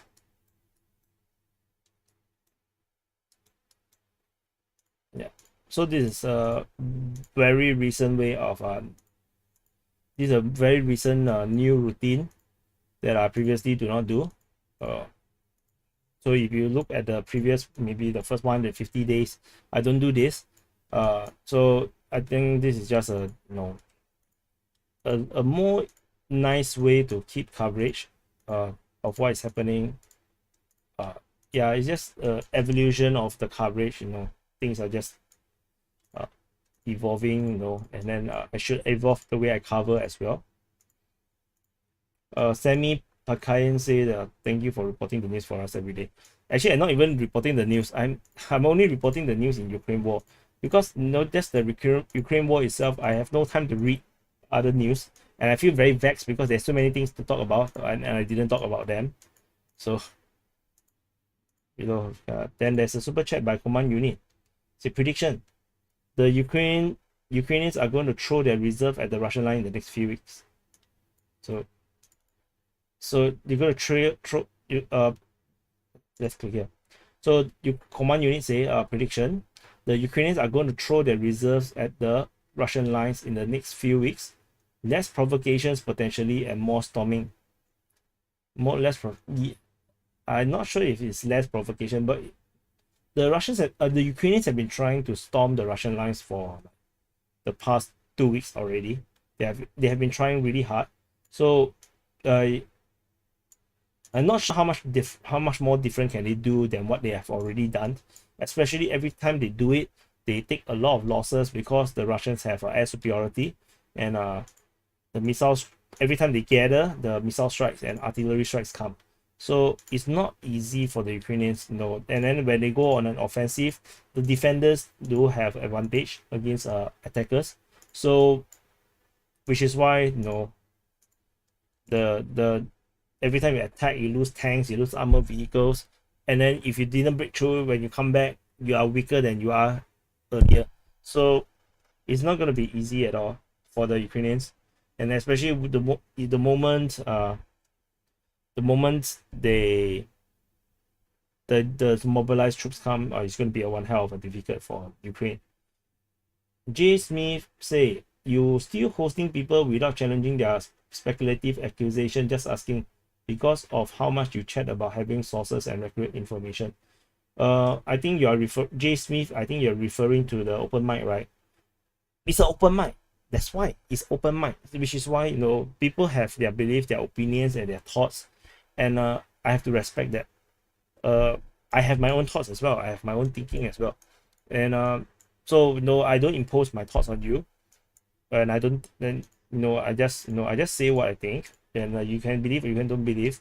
In terms of the war coverage, is just, you know, all sourced out, because this is the whole purpose of the coverage of the on this, you know, on this map, because I just want to know what is exactly happening. So this is why I'm doing the mapping, because when you don't do that, then, you know, you can get misled very easily by anyone.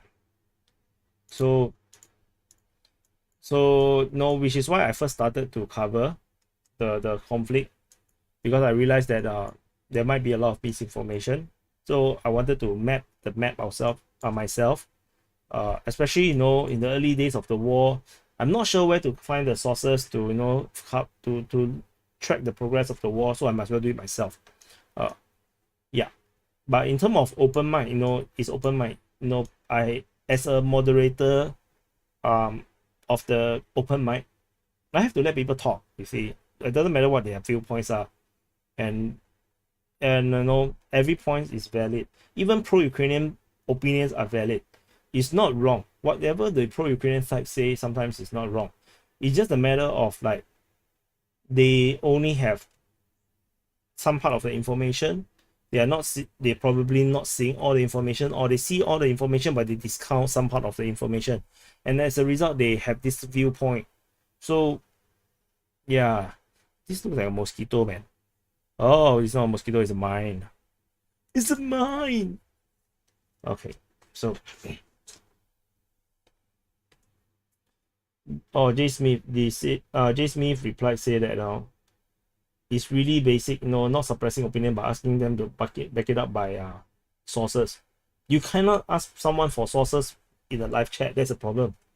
If it's on Twitter, on Discord, you know, people can, you know, do the research immediately live, and then they actually search for the source, and then they can share.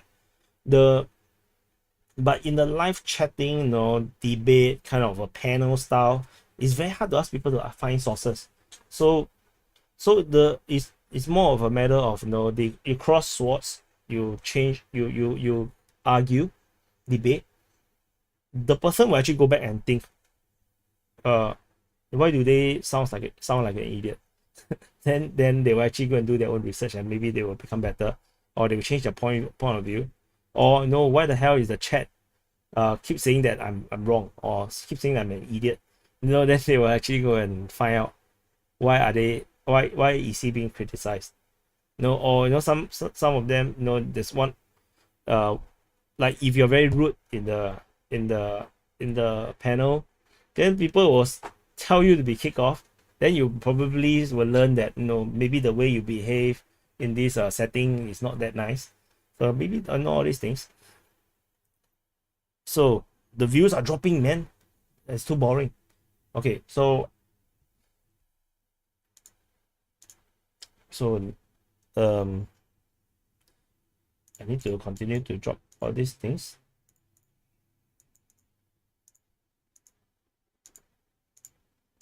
But the Russians deployed so much air force. This one, almost 800, aircraft. They must be going to plan to do something. I'm just not sure what they're going to do.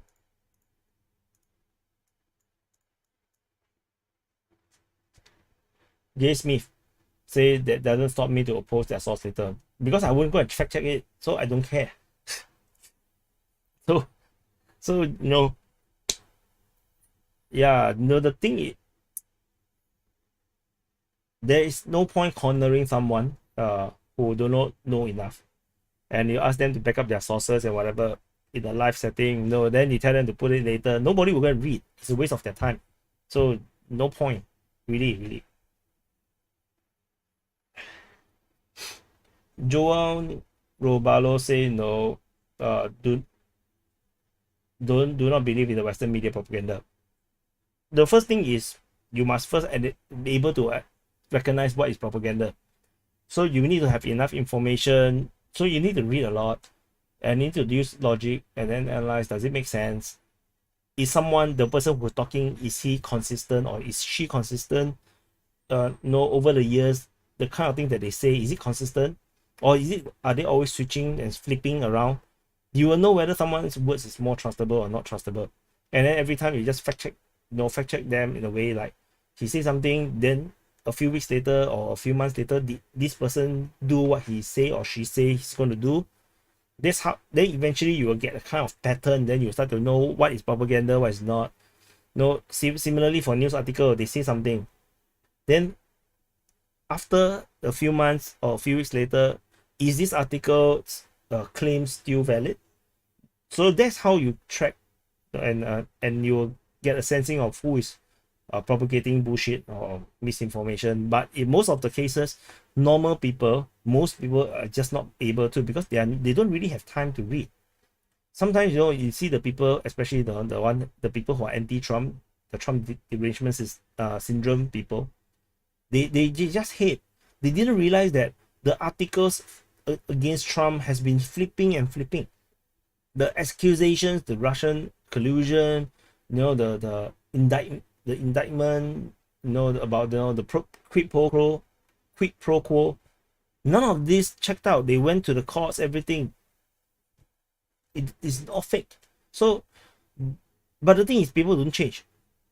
So the problem is with the reader as well. The normal people as well. It's not the information is out there, but they're not making the right conclusions because they are discounting information and they are not fact checking their trusted source. They are not like tracking how accurate are they. For example, when I look at Ryber, the pro-Russian source for this Ukraine war, I very straightforward tell you, sometimes their mapping is crap. Sometimes their mapping is wrong. The mapping doesn't match with the words that they say.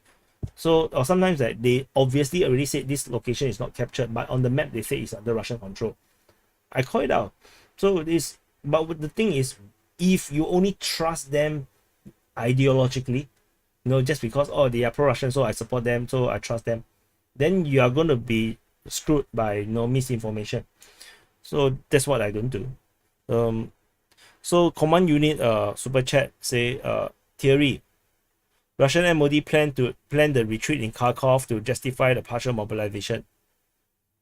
Yeah, actually, I actually suspect that might be true also.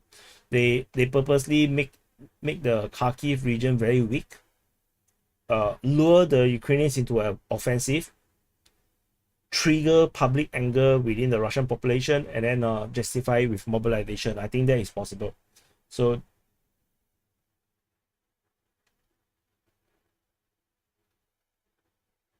J. Smith, listen carefully. When I do these sources, I fact check. That's why I say I fact check my sources. In a live open mic session, you cannot ask people to do fact checking. And the thing is, whatever they say, they are putting out a perspective. That's the key point. It's the perspective. It's not about the fact checking. Because people who have an opinion, they have an opinion. Sometimes their opinion born out of a small few piece of information, and that's it. And they will stick to it. And that's why the open mic is perfect. You see the different people from different country, from different region, their perspective. That's the thing about open mic. It's not about being accurate. So no, it's not about the fact checking. Yeah.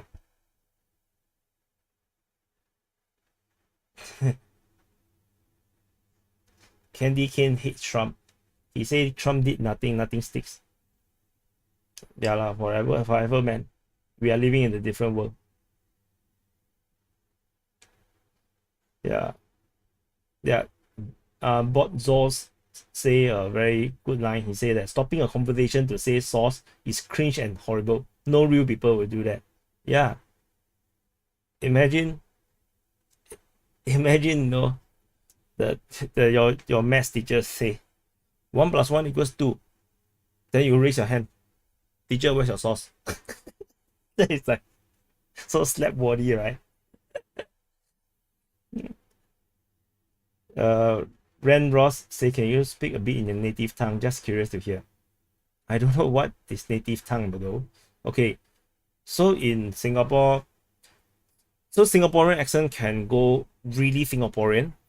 So whatever I'm speaking now is already pretty, westernized already. I can actually speak like that. The some of the Singaporean people, they speak English sounds like that. It's a bit kind of like a very lazy way of talking. So if you don't like, then don't like. It doesn't matter one. So this is a very very Singaporean accent. The whole fucking world only Singaporean talk like that. So this is a Singaporean English accent. Sometimes the English is very powderful. So very powderful. Sometimes I thought understand also never mind. So this is Singlish. So or if in Chinese, then我就是这样讲话，就是我的华语。所以你听得懂吗？你听不懂就没关系。我看多数的你们都是听不懂的，所以我讲的也是白讲。So yeah. Seriously, I don't think you realize how silly so much of what you are saying is. J Smith, start a YouTube channel. Really, J Smith, go and start a YouTube channel. Put your face out, talk, and then you see the comments, what the people think, and then you can try to fact check yourself. You try to find sources. You try to host a talk show. Try to host a panel. You know what I feel. It's not so simple. Hey, no vulgar language, people. I see some vulgar language in the chat. In the Singapore vulgar language.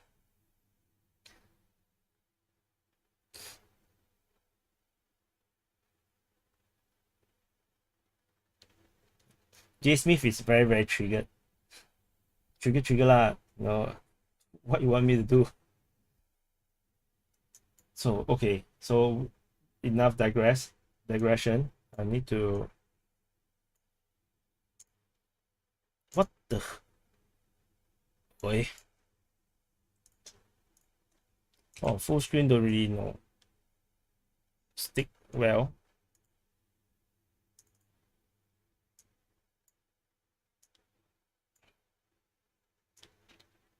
So what happened is let's put some latest information in so that the website is J Smith, you didn't put super chat. I already talked so much with you already. You should be very happy, I need to talk to other people.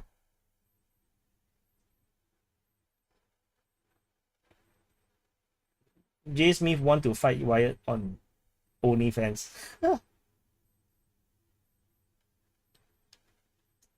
So people say, J Smith, you want to come on live? I can start a Zoom session and then we can talk. No one, I'm not free. I need to do this thing.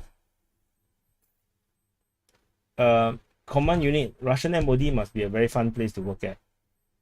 You sure not? I would never want. To be honest, I would never want to be a Russian. I think it's pretty scary to be Russian. Especially anything to do with the military or the politics, I think it's quite risky to be Russian. I really don't want.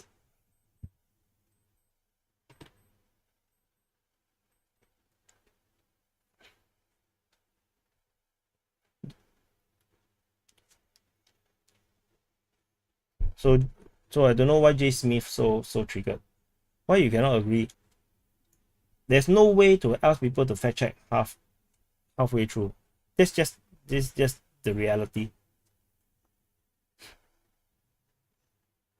Let's read other people.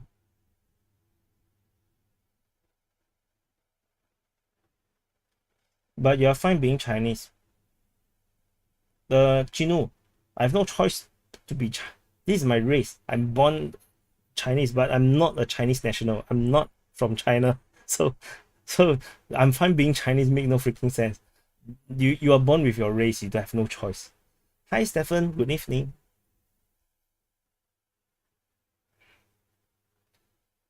You need a visa to go anywhere. Swanglish dude. Singapore have one of the most powerful passport. I can go most countries without visa. So J Smith is so triggered. No. Then what you want me to do? Wander away, say I ban him from Discord.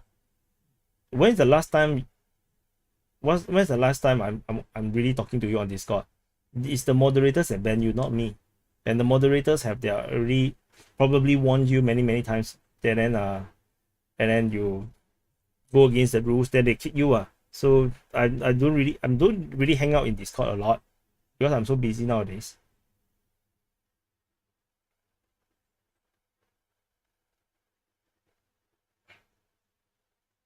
J Smith want to talk. If you show your face, if you don't show your face, no point, because you have to show your face, because that's honor. If you have honor, we can do a Zoom session, and then you can say whatever you want. But you don't show your dick in the middle of the Zoom call, please. If not, then this entire session I cannot post online. I cannot leave it online. Harmon Pov bet that I have the softest lips and hands. Yeah, my hands are actually like baby hands. Stop feeding the troll. Please ignore the troll. How long this stream will be? I actually don't know. I wanted to do another recording, but I feel like I should update the map a bit first.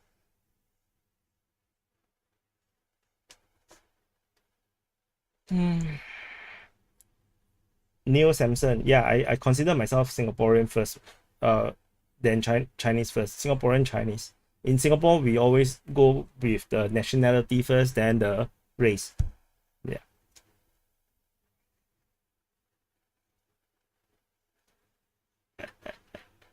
Some of the comments are so funny.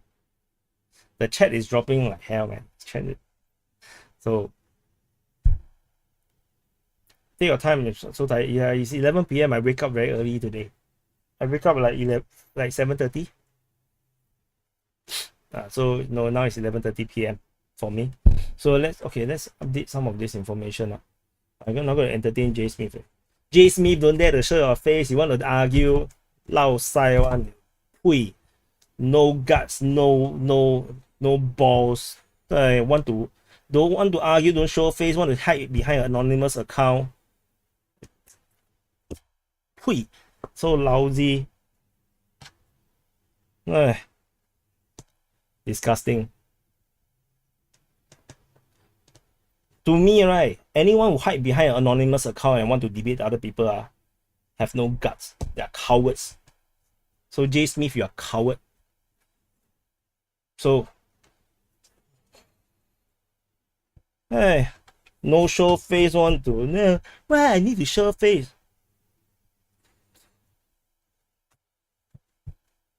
I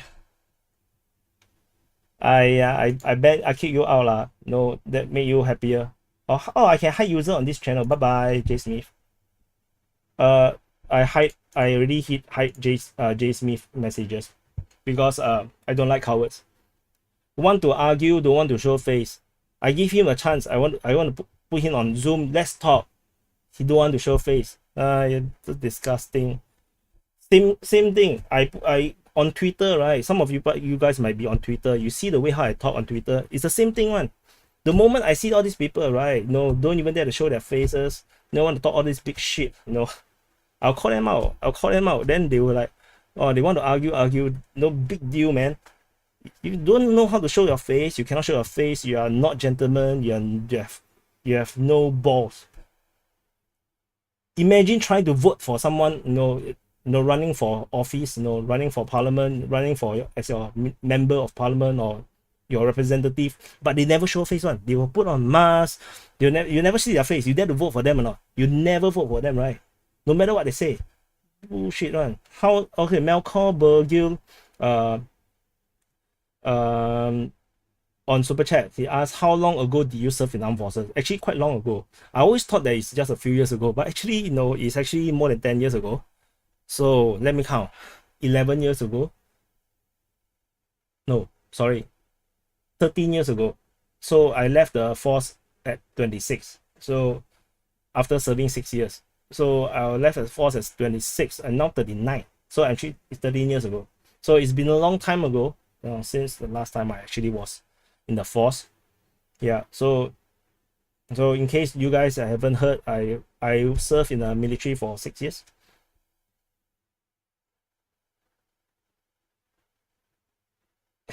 Paul say Jay Smith is just another idiot that knows it all behind a keyboard. Yeah, exactly. To me, right, I'm okay with anyone with any opinion. No, which is why during the open mic, even some of there's one gentleman who is very pro-Ukrainian or very anti-Russian. I'm perfectly fine with it because he dared to show his face. He dared to be there, represent himself and talk, and that's what I respect. So so everyone that did that, I respect them, even though they have a totally different point of view from me. It's perfectly fine because they know they can represent themselves and stand by their words. That's what I like. That is called a man. That's called a chat. Don't dare to show face. No one to argue. Lousy people. Oh, Chenma said your first time say I serve. Yeah, and it's not just conscription. Is Singapore has conscription. Everyone have to serve 2 years in the military. During my time, it was 2.5 years. Halfway, I think half a year in, they changed the policy from 2.5 years to 2 years. But I signed on. I'm a regular professional soldier for 6 years. So Swanglish dude say I'm younger and I look younger, but he's 20. No, because we Asian got this special blood. We are elves, so we age slower. So it's either we age slower or you guys age faster. Western people, Westerners, especially Caucasians, tend to age very fast. Like you guys, teenagers, looks like our 20 years old. So I sometimes it's very scary. I watch teenagers playing football. Oh my god, they all look like adults. I was thinking, how do I even compete with them? So command unit do a super chat. He said, any reports inside Russia, some protests apparently planned in 1 hour. The backlash was the reason for the announcement was delayed. I don't know I haven't seen about anything similar to this. I only heard rumors that there is a protest in Chechnya, in Chechnya. However, according to pro-Russian sources information, they say that Chechnya was actually acquired. That is just misinformation from the pro-Ukrainian side. So, but of course, that could be, that information itself could be a misinformation as well. I have no idea. To be honest, it is actually I'm not sure it's even legal for you to protest against this kind of thing in Russia now. Which is why I say I don't even want to be Russian, because it's a bit dangerous. So yeah, the Russia is not the perfect country. It's just like a more organized version and much more bigger version and more multiracial country than Ukraine. Otherwise, Ukraine is like a mini Russia. Just that Ukraine isn't that multiracial. Yep, I have a beard already. Yeah, Chinese don't really have big beards. Only some of them they have the kind of genes that allow them to have a big beard. But most Chinese don't really have big beards. The chat looks so nice without Jay Smith around.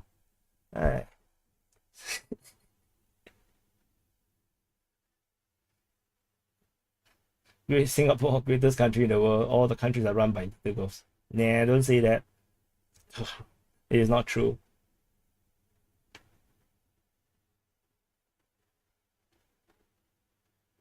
Maddie said, I hate when you are debating someone and they cannot face reality and keep pumping the same issue when it's proven false and wrong. They just keep saying the same shit and ignore facts. Maddie, yeah, then those are usually more ideological driven, not factual driven. Like for me, if you can show me a fact, I will stand corrected, confirm.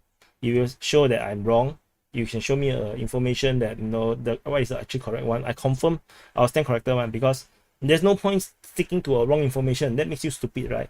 So Chema asks, is the propaganda as bad in Singapore as in most countries? Singaporeans usually read Western media, so I'm quite sure if you read Western media, it's pretty unbalanced. However, local news do report on Russian Ministry of Defense or government statements. So in that sense, in terms of in terms of the Ukraine reporting, it seems to be a bit more balanced because they do report on both sides. But because the Ukrainian talking point is always very tabloidish, so I don't think I think a lot of people might think might like the Ukrainian version, because Ukrainian version is always more sensational. The Russian information is always so boring.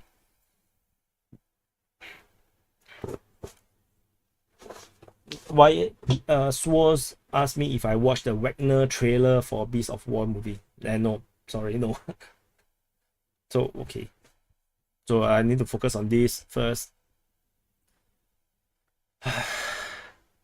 I feel so fun. I feel so good kicking Jay Smith out of the chat. I just hide in from the channel. I feel so good. Must do the Giga Chat version.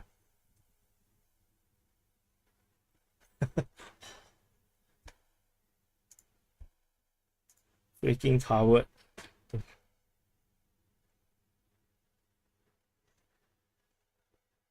Kazu Games say, hi, I love your channel. I'm Asian too. Hi, Asian. Hi, fellow Asians.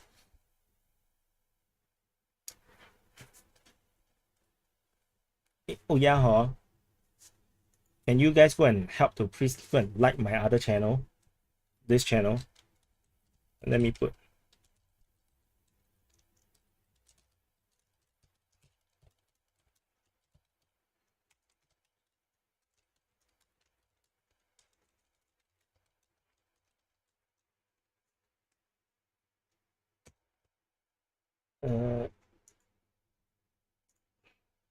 Yeah, if you check the pin message, right, you need to subscribe to this channel, DPA IRL, please.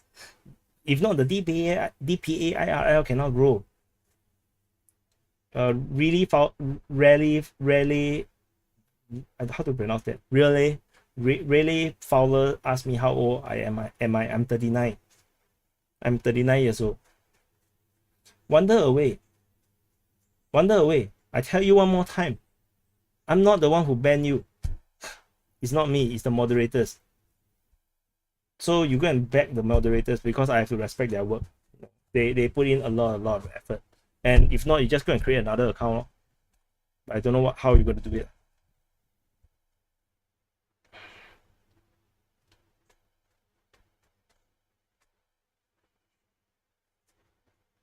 Kazu Games is Indonesian. Selamat malam. Belum tidur. Istri saya juga orang Indonesia. Dia dari Pulau Batam. Ya, jadi saya sering pergi Indonesia ke Pulau Batam. Saya ada kawan terbaik di Jakarta juga. Jadi saya suka pergi Jakarta juga. Yeah. So answer normal question for fuck's sake. What is the normal question? What normal question? I don't even know. The chat is just like so many things. The command unit super chat say that Russia knows the West like to escalate protests. Yeah, I also think so. I also think Russia knows the West pretty well, which is why this war is so unnecessary. But Russia knows the West too well, that they will just do whatever is to counter it. It's an yin yang situation, there's always a balance to the force.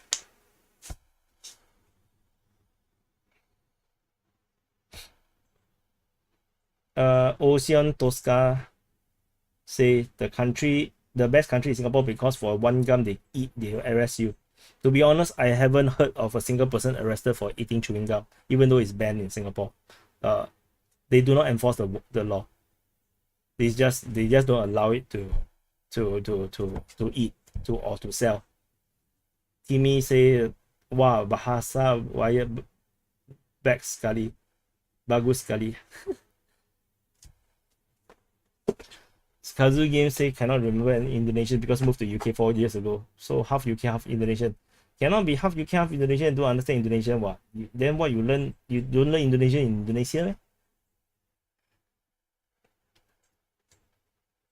Yeah, speaking in public. No, a lot of people still speak in public, to be honest. There's no enforcement regarding the very trivial laws. The trivial laws nobody enforce in Singapore. It's just a law to tell people, no, don't do that. Singapore is not a police state. How do you get it if it's illegal to sell? You get it overseas from Malaysia. You just cross the causeway into Johor Bahru in Malaysia. You can buy chewing gums. And many Singaporeans go to Malaysia to buy chewing gums and bring it back to Singapore. But you don't buy too much. You buy too much, looks like you're gonna wholesale. Then if you look like you're wholesale, they're gonna arrest you. No, they're not gonna arrest you. They're just gonna fine you. They wouldn't arrest you. Hi Ocean, you are from Albania. Albania. Where's Albania? My geography for yeah, it's here. Okay. Yeah, I'm very very like thankful and proud that I have supporters and viewers from all around the world. Like I think this is very unimaginable. 20 years ago when we don't even have this kind of level of internet, it's it's amazing that we can have all this together. The lightsaber club. Jason Adventure say the most famous thing in Singapore is the lightsaber club that meets under the bridge. That is actually in the town called Ang Mo Kio. It's actually just 15 minutes bus away from my house. I used to see them playing there. Nowadays, I'm not sure. Ever since COVID. So now we are all talking about like Singapore dishes and stuff. Shannon Smith said that there's a lot of Arabs sitting in storage. So who knows? Yeah, there is there is a lot of mothball heavy equipments in the United States. The same thing in Russia as well, that they have a lot of all these mothball weaponries and heavy equipments. So which is why people like to underestimate Russia. Is a kind of weird because Russia is an inheritance of the Soviet Union. So like they have crazy amount of things that we don't even know, because Soviet Unions really have a lot of shit. So Hitam Hut say Singapore is a fine country. I agree, Singapore is a fine country. Everything is fine. Like really, you get fined for a lot of things. But the thing is, if you pay the fine, you solve the problem. So that's also quite nice. So you don't really have a lingering problems. As long as you pay the fine, everything is fine.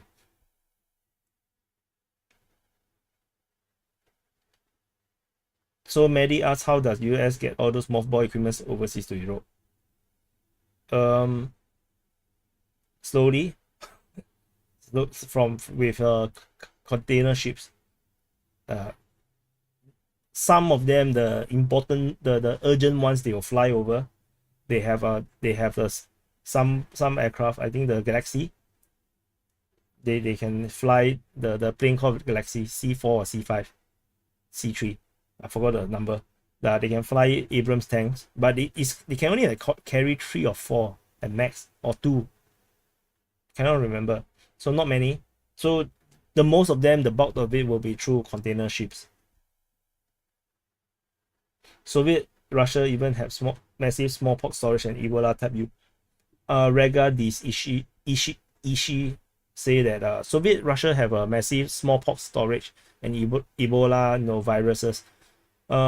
Not sure. I'm not sure if you want to believe it. Russia say that they have already destroyed all biological weapons. So I also not sure if they still have biological weapons. I tend to want to believe that Russia really destroyed all their biological weapons, and chemical weapons, they also say that they have destroyed. The Russia say that they do not have chemical and biological weapons. So it's really up to the public to want to believe or not.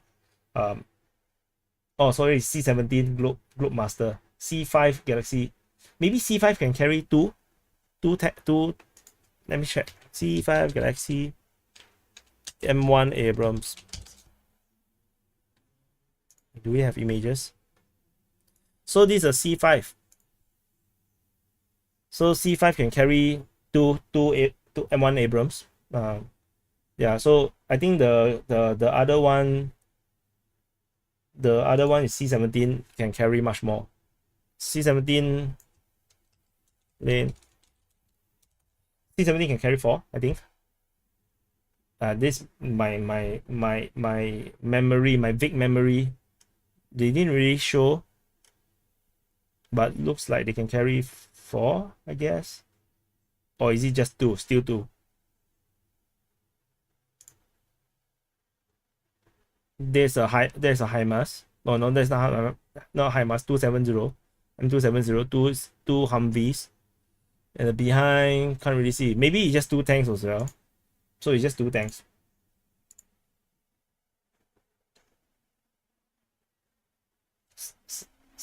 Salem worried that I will go on to 4 a.m. The last stream is 6 hours. So I'm not exactly worried. So yeah, C-17 also carried only 2. Yeah, C5 is bigger than C-17. I don't know which one is bigger. I'm so sorry. I'm not such. I like military stuff, but I'm not such a military expert. No. Long time ago, DPA, I have a partner. So he's the military guy. I'm the geopolitics guy. So I'm not very good with military specifics. No, if you talk about the general warfare, warfare I'm okay. I'm like I can tell, the strategy, and stuff. But geopolitics, strategic stuff I can. Military stuff, I'm quite bad because I don't really have time to go and dig into all these. It's very geeky, very geeky to know all these things. I'm not such a military geek. I'm just a military fanboy. But after this war, I'm not that much of a military fanboy anymore, because it's very depressing, seeing people dying and all this stuff. Reader say Putin thought about Poseidon thermonuclear torpedo when he talked about WMD. Yeah, so it's still nuclear weapon. Yeah, it's still nuclear weapon.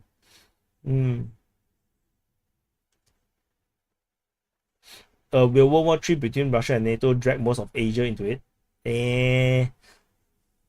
Russia and NATO go to war will not drag Asia into it unless China also go to war. If China go to war, then Asia will be in deep shit. So Toby Stewart say I should delegate research duties. Yeah, actually I wanted to hire, which is why I wanted the channel to grow. But YouTube put me in this algorithm that I'm so stuck. I'm really stuck. I'm the stuck is like no joke kind of stuck. It's like how am I going to show you? Let me see. Yeah.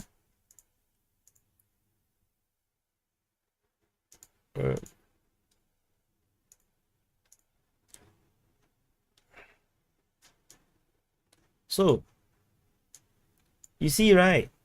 This is sub numbers. This is it. This is March, April, May. You can see, right?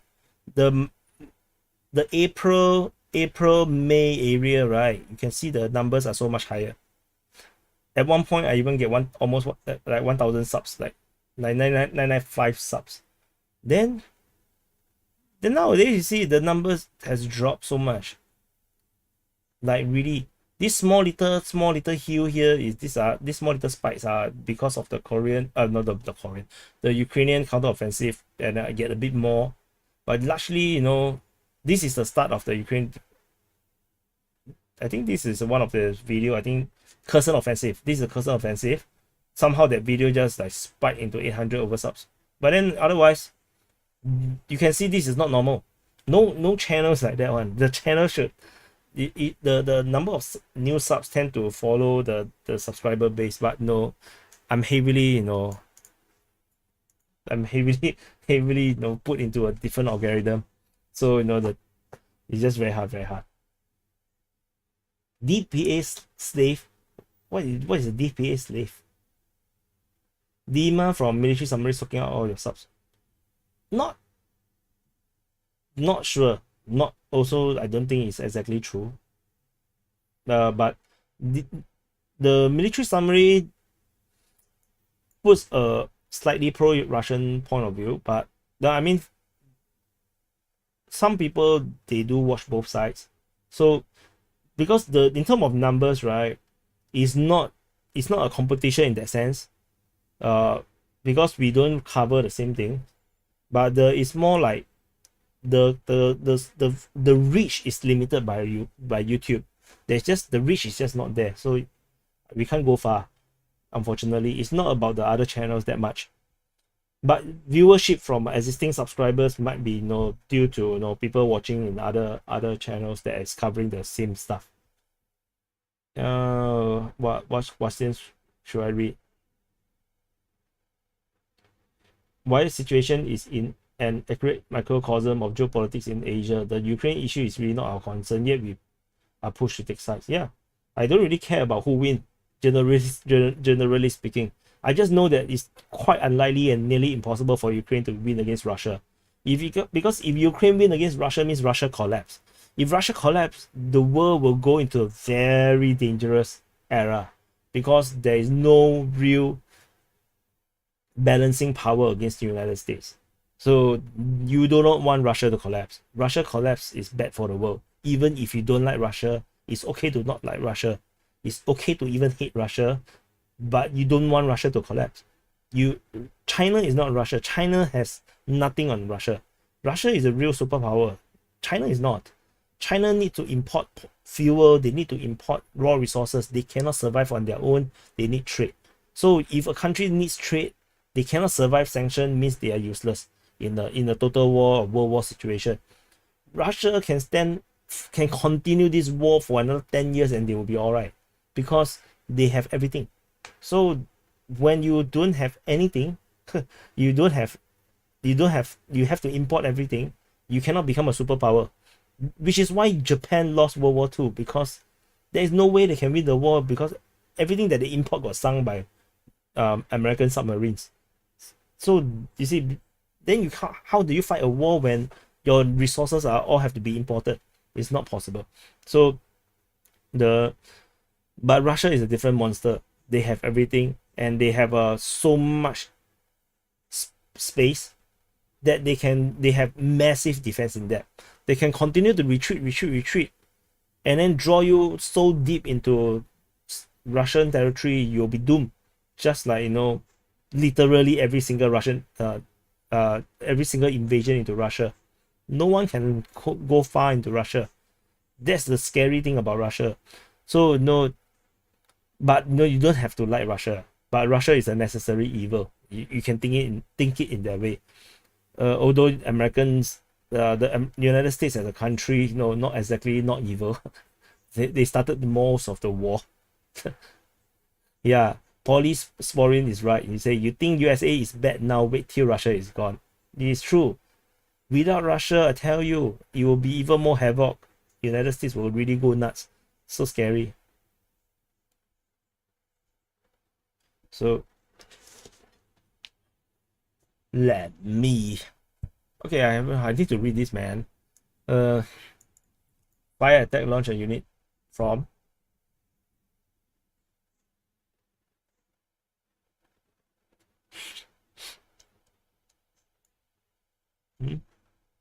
Oh, okay.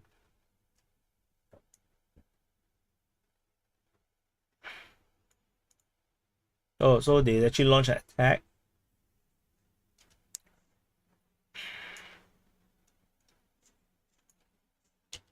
Okay, so it's a Ukrainian offensive. So Pravdany, near Pravdany. So Ukraine fighting reported near Pravdany 21st of. So yep, so you can see, like, it doesn't matter what is the story, being written. It doesn't matter. All I care is there is fighting reported there, and it's by the Ukrainians launching attack. That's it. That's the only important information you need to know. That all this additional information, right, means nothing in the long run. So that's why it's pointless. Yeah. So this is how, this is what balance should look like. And unfortunately, most media that we read nowadays is just not, it's just not balanced, or they're just very biased. They're not news. So, but there's nothing I can do about it. Guzman say that the influence of power is not determined by only their own strength, but the right alliances. Correct. So what is the American-European alliances versus what we are seeing now? Russia, China, India, Iran kind of alliances. It's quite rather scary, right? So, but also it's not alliances, no. All these are major powers. Europe, most of Europe is just pretty weak. The only meaningful power in Europe is UK, France, and to a smaller extent, Germany, Italy, and maybe Spain. Most of the other powers are just not significant at all. So it's just mainly it's just United States, as far as I can tell.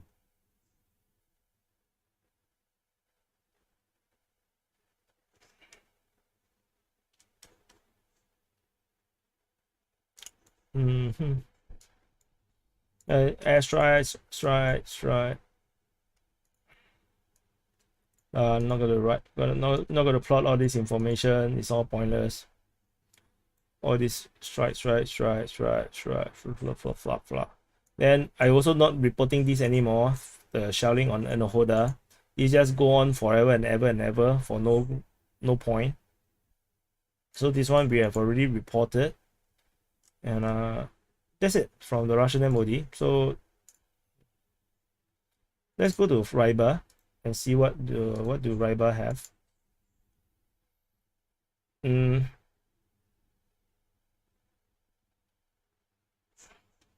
me check.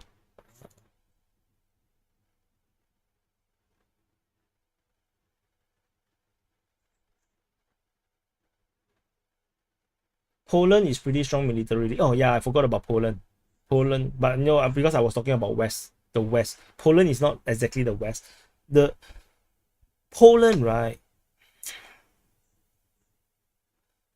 I'm not sure you all know. Poland and Ukraine is not exactly friends before the war started.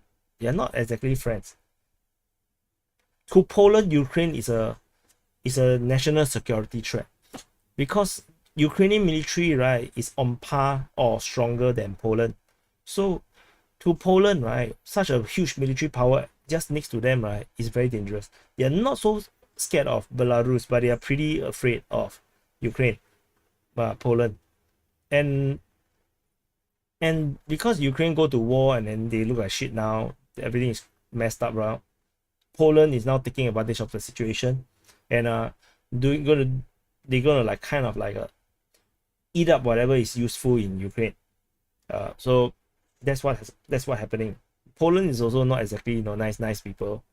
Poland and Poland have a very powerful military. In fact, Poland can go to war with Germany now and conquer Germany. I wouldn't even be surprised. Poland is that powerful now. Germany military is now like shit.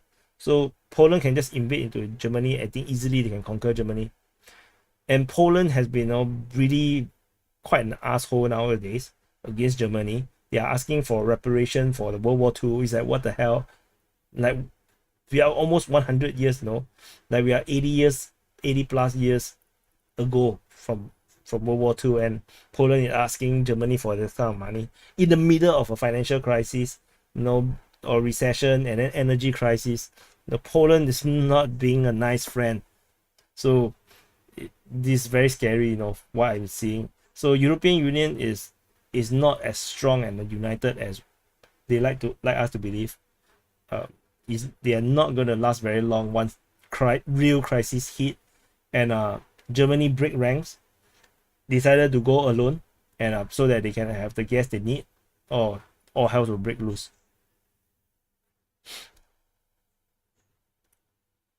So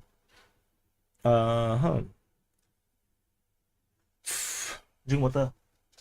Sometimes I need to remind myself to drink water, because when I talk I forgot to drink.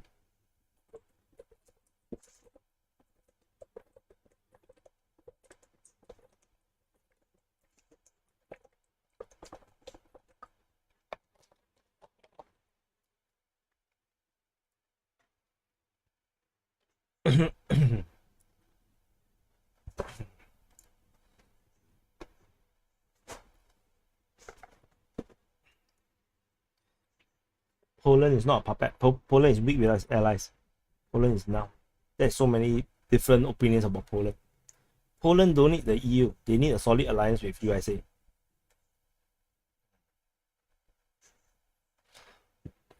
Okay, so Zaporizhia several explosion.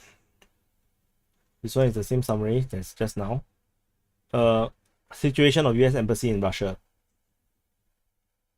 Change in the format of diplomatic reception.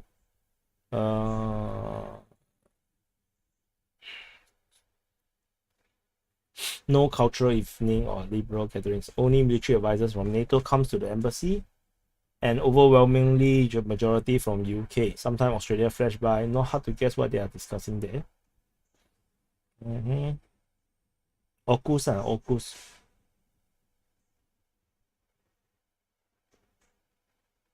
Are modern relationship between Great Britain, Russia, France, etc. still today affected by the memory of historical allies where they are same side in the war, or they only care about them when they were wartime enemies? No,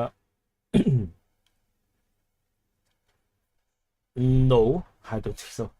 I think UK still stick to US a lot because of the World War II alliance. France, not so much. Russia really wants to hang on to this alliance, try to be friends with everyone, but no one wants to be his friend. No one in Western Europe wants to be the Russia's friend. Command unit super chat say that Poland gave their tanks to Ukraine. Yeah, Poland gave all their Russian Soviet era tank to Ukraine, and I think include even the tanks that they make themselves, like the PT-91. Because they wanted the American tanks, so the American promised them that they will have American tanks to replace the tanks that they gave to Ukraine, which is why Poland gave away all their tanks to Ukraine. Yeah.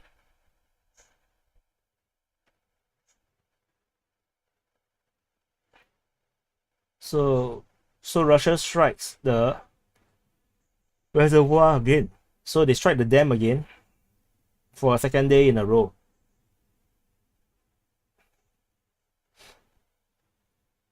But only in the short term. So according to Riber, they say that the striking of the dam only have a meaning in the short term.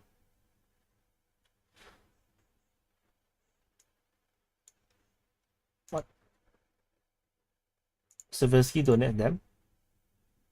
Oh, so they hit the dam at at this reservoir.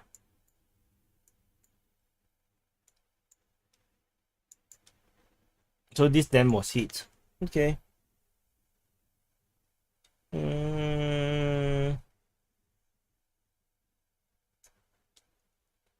Okay, let's put this. Russian strikes dam at, where's this place? Heshenihi 21-9. So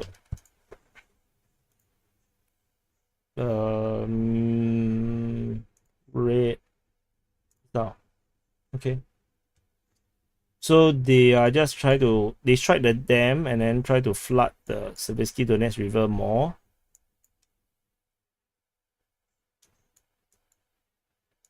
Where did this river go? Is this dam? This river go there and then there. It's just going to not do a lot. So command unit super chat again. He said the Polish are getting the old Abrams M1 tank though. I think the Polish will be happy enough to get the Abrams M1 tank, the old ones. Then maybe they can because Poland have the engineering capabilities to modify the tank to their modern standards. So they just want the chassis, I think, and maybe they can learn some Western engineering and then do their own version of the M1 tank. I'm not sure. But it's like an American. It's like a fandom towards American, anything American, rather than they actually think about the effectiveness.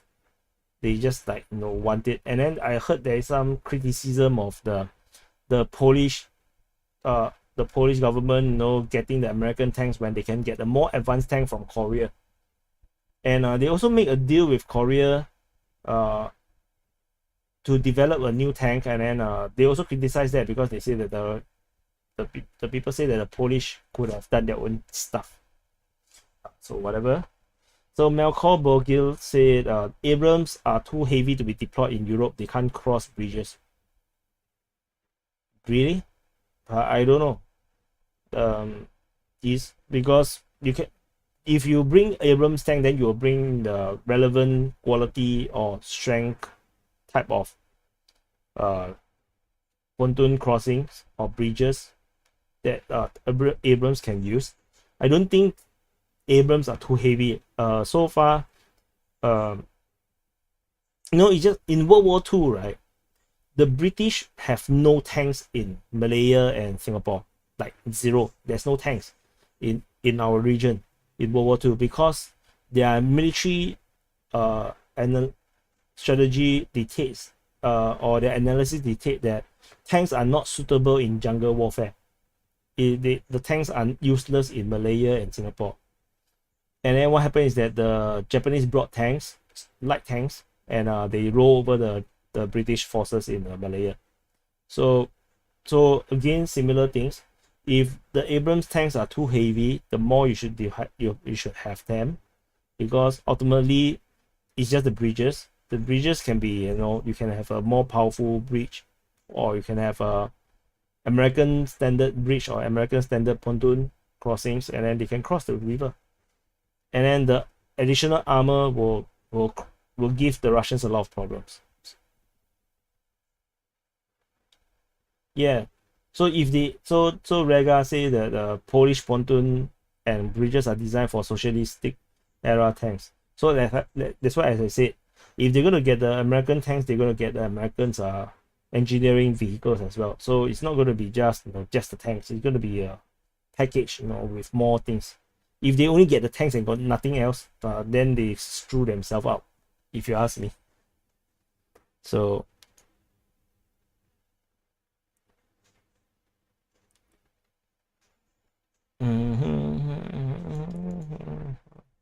so Riber talking about the river, not very important. The Policia, 4 o'clock. What about Gundam robots? So what about Gundam robots? There's no Gundam in the real world, right?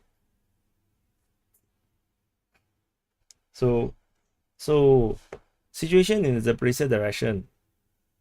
Zaporizhia armed forces of Ukraine transfer forces to conduct counteroffensive. Main goal is to disrupt referendum.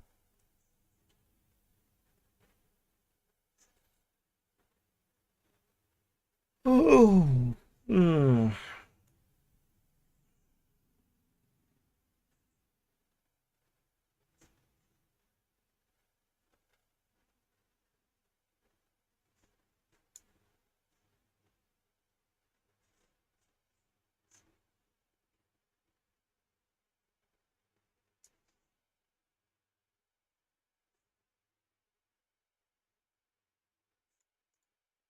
okay.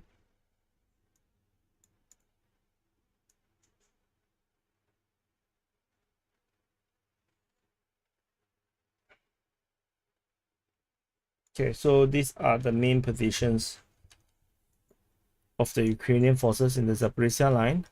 So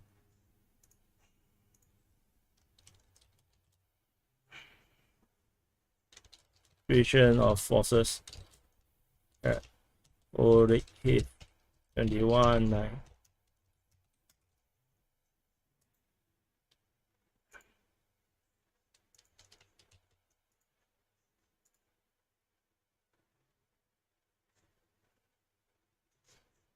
Scott Comfort say how casual the Russians are about attacking them against the Geneva Convention. It's a war.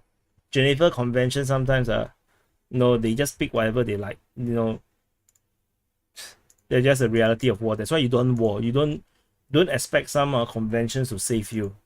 It's not gonna work. Because if you go by conventions, then this war should not have happened at the first place. So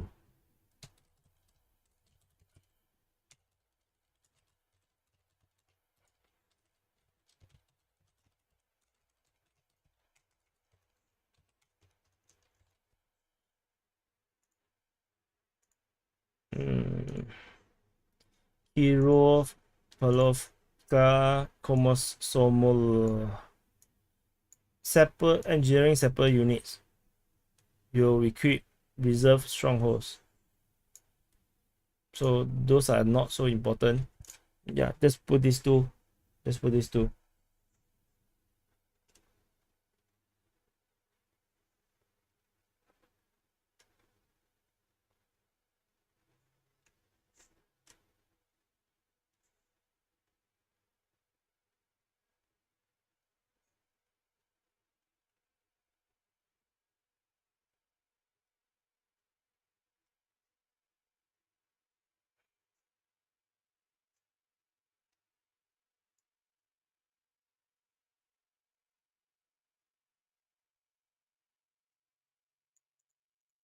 Hmm? What the hell is this? There's a drone ship. There's a drone ship that reported uh to the shores of Sevastopol.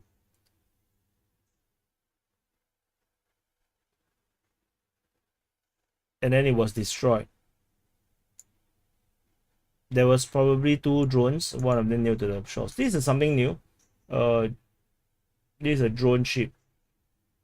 Uh, that's interesting.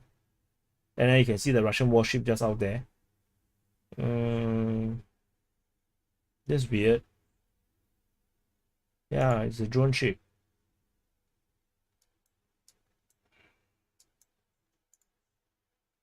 Let me download these images in case I need it to report this tomorrow.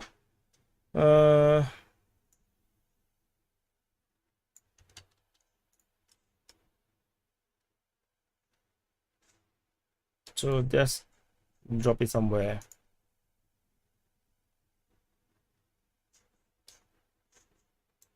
There's a shore on the opposite side. There's forest on the opposite side. Um,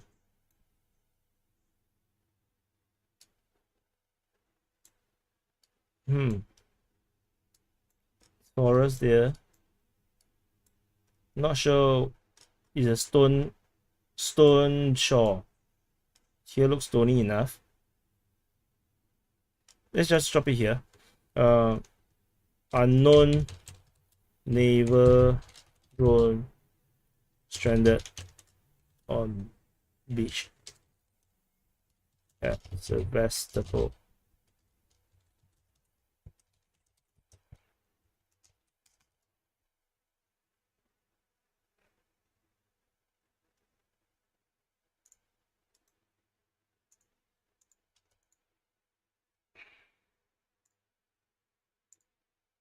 I just will put it black because we are not sure what is this about.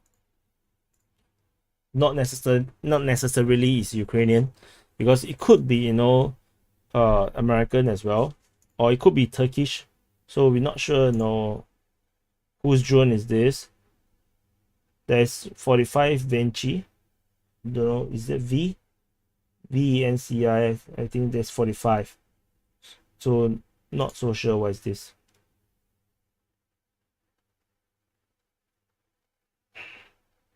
Photoshop. You say this is Photoshop. As a professional designer, I can tell you I cannot tell if this is Photoshop. Like, I do Photoshop all the time, so yeah. So as a professional, I say this is not conclusive, that this is a manipulated image. How does the wave pass underwater? Dude, it's on the rock. Of course it will pass under the... okay, so what the hell is this? Mailing from the military recruitment, the wave of criticism, blah blah blah blah blah blah blah. This is concerning military training, blah blah. Which military specialties fall under partial mobilization?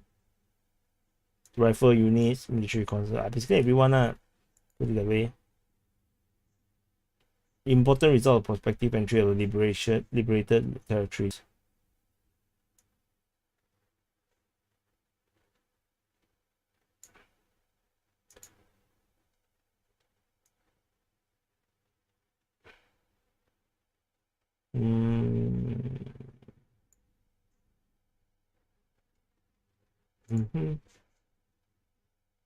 Seal delivery vehicle.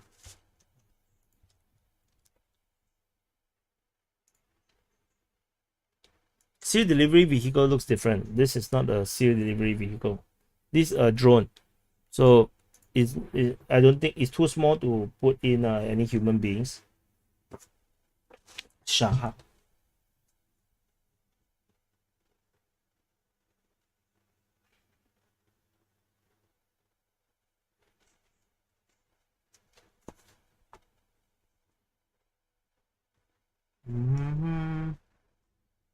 That's all from Riber. So the avalanche of information of the days things, you know, still have not really hit Riber yet. Which means we will not cover that lightly in this stream.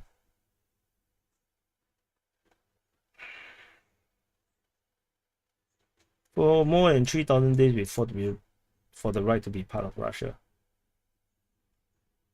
Okay.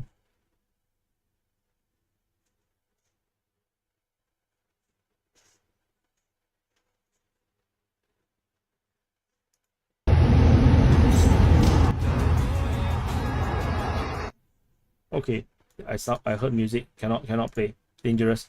Music will get this thing. Any thoughts about the logistic of mobilizing 300,000 troops? Gonna work out. Do they have the capacity to doubling the troop number in Ukraine? Why not? Russia have very have been moving troops around very often, which is also why the Russian defense minister did not say all 3,000 troops will be mobilized at the same time. They will mobilize in phases, and they will be sent to the front in phases, which means that most likely what we will see is that there will be a slow escalation of the offenses or the forces of the Russian side. So the Russian offensive will get stronger and stronger and stronger over time. As more and more troops start to come into Ukraine, you'll start to see, the attack getting more and more fiercer, progress getting bigger and bigger. This most likely will be the case. And if that is the case, then all the logistics wise, it shouldn't be any problem. Command unit asked me want to do some video on the Donbass war in 2014. And tentatively no, because there's too much things happening around the world nowadays, which I haven't covered yet. For example, I can show you. For example, I have the Azerbaijan-Armenia one, which I haven't really exactly, talked much about, all these things. I think I didn't even report it yet. So I probably will end up do a summary of what happened. And then there's also the situation happening in Syria, which also I did not really cover. So I've been plotting all these things, but I didn't really have time or to really do a proper reporting. So unfortunately, I will not be going back in history. Unfortunately, I cannot, just don't have time. And then there's also Pakistan, Sri Lanka, Iran, so many things happening around the world. It's a bit hard. And this Ukraine war is taking too much time, so it's unfortunate. Kalima, Commander, what will the West do if Russia use tactical nuke on Ukraine? It's a very good question. My own gut feeling is they'll make a lot of noise, and then they will send more NATO forces to the border of NATO countries, and send a lot of Air Force patrolling, nuclear aircraft flying around, but that's it. They will, and the defense support, military support for Ukraine might start to drop, because no European countries want to go into a nuclear war with Russia. So that's what I think will happen. The worry is that, because what I say is based on logical, standard, foreign policy. But the thing is, just like what happened at the beginning of this war, instead of the foreign policies and diplomacy trying to prevent war from happening, the West do the opposite. They try to encourage this war they try to trigger Russia into an invasion. And so that's the worry. The worry is, if Russia use nuclear weapon, then the West do something stupid. And if they do something stupid, then we will welcome to World War III, and the World War III stream will start. So yeah, that's the unfortunate situation that is probably might happen. Yeah. What will Russia get after referendum? 5 to 6 million citizens. In the future, when refugees begin to return, total population will grow to 8 to 9 million. So they will capture bigger than Bulgaria, Cuba, or South Korea. Population bigger than Belgium, Belarus, Israel, or Austria. Okay. Banks should give credit of holidays to mobilize. Blah blah blah. This one. Russian forces destroy Ukrainian oil depot. Biden upcoming UNGA speech being rewritten in the last minute after Putin's statement.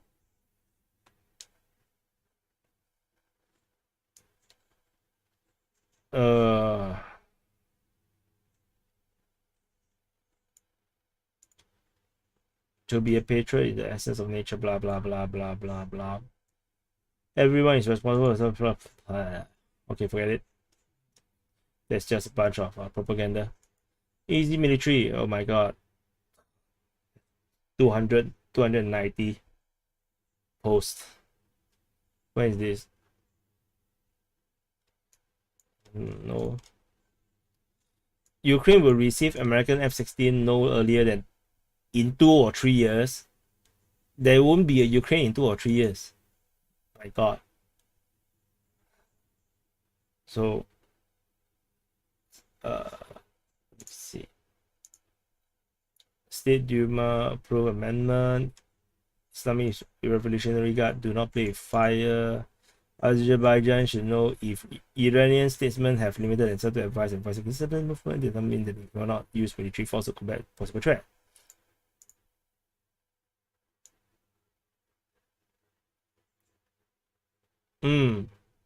Iran is not going to let Azerbaijan conquer the border region between Armenia and Iran. That's interesting.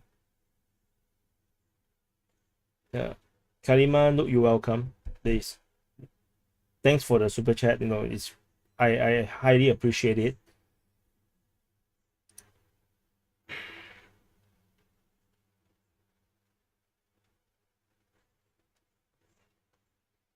Kraska. Yeah, I agree. The amnesty, is very brave to actually release that report. Unfortunately, they actually, roll backwards after, all the condemnation. So it's quite pathetic that they should stick to their guns.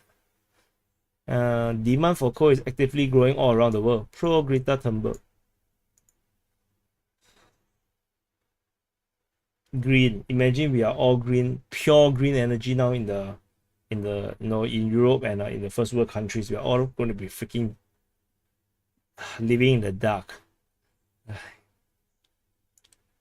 Conduct large scale check on how America is conducting secret information war on internet.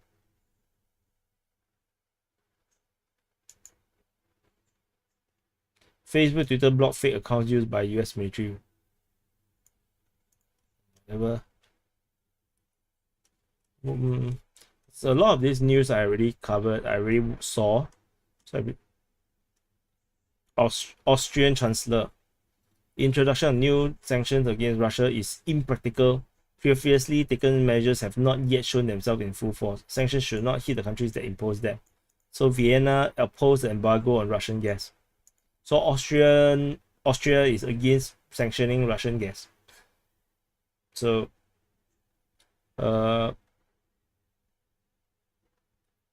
so if people of Donbass express their will to be part of Russia, we'll support them. What if later they want to leave? Will they support them too? I don't think you can. Once you join the gang, you cannot leave the gang. That's the rule. Unfortunately, that's a scary part.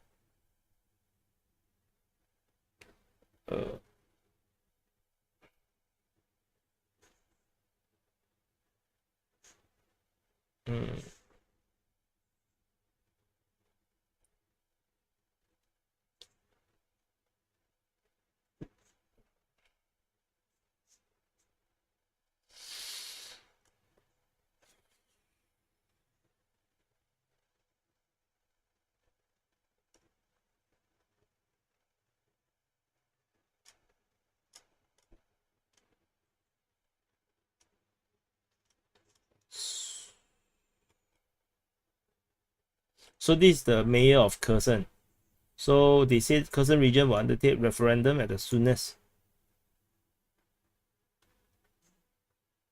Zaporizhia region, totally unexpected. Referendum. Oh, we're gonna watch this. Is there music? Okay.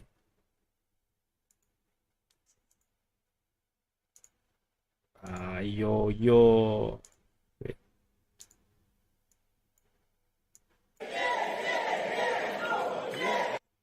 Oh, they look so excited. Okay.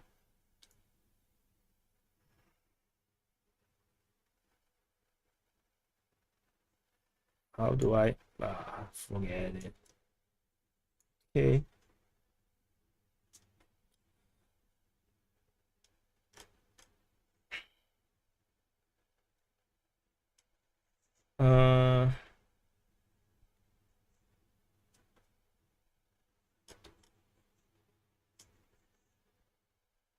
Kolidaska. Okay, this I already reported all this. NATO is coming for Asia. The German Air Force will take part for the first time in the joint exercise with Japanese Air Force. Oh, the Axis power is back. German and Japan. Just joking, just joking. Germany and Japan. 3 F-2 fighters will take part from from Japan with 3 German fighters.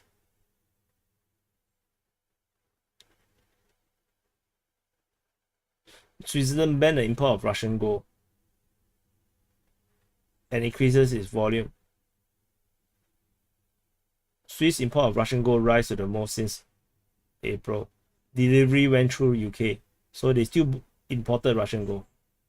Okay.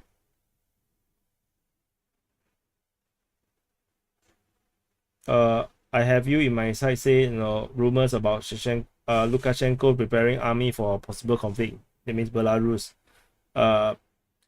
He only basically tell the troops to check, to prepare, make sure that they are to military standards, kind of thing. Which the Belarusian had already done many times over the past half a year plus. So I don't expect much from them. Belarus is playing the supporting role, but I don't think they will ever they will just be cheerleaders. I don't think they will ever enter into military operation, because they will be rather useless. It's like Italy in World War II. They didn't really help much for the Nazi Germany. Italy just mainly is like a failure for the Nazi Germans. So Hetelia Axis Power manga. No, sorry, Rega, I don't read enough manga. I only read the very popular ones. So the EU discussed the abolition of the rights of countries to veto against anti-Russian sanctions. Yeah, so democratic, right? So democratic. And this is the one. This is just what you said. Lukashenko instructed the Security Council of the Republic of Belarus to prepare a presidential event on national defense issue, as well as to check all forces from military units to the People's Militia to be ready to raise the alarm according to the norms of wartime. So yeah. Yes, Japan still operates F-2. NATO ready to send more troops to Kosovo in case of fresh unrest.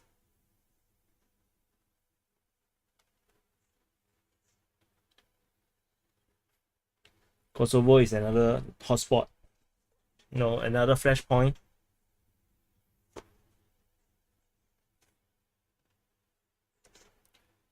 The situation is very serious. I would even say dangerous. In no case we should simplify ourselves. Don't be afraid of anything. We need to alert some military units according to the norm of wartime, so we need to. That's all. Nothing much. Paris participation in sanctions against Russia is a geopolitical mistake.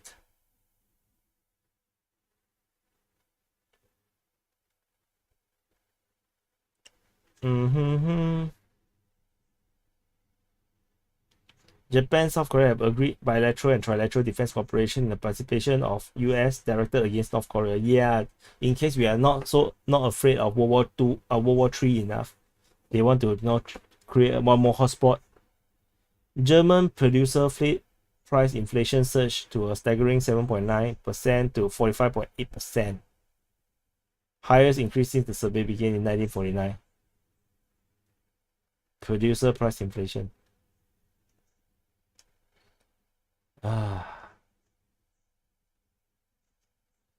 NATO is exploring the possibility of introducing high technologies in the field of defense. Yeah, escalation.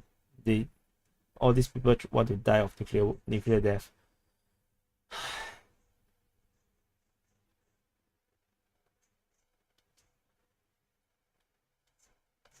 Ooh, sleepy. Romanians block passages for NATO equipments.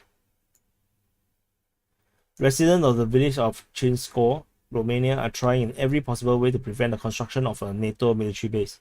Now they have blocked with concrete blocks the bridge on which the vehicles are transported.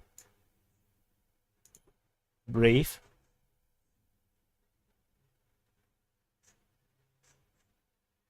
Russia announced they will accept foreign volunteers to serve in the army.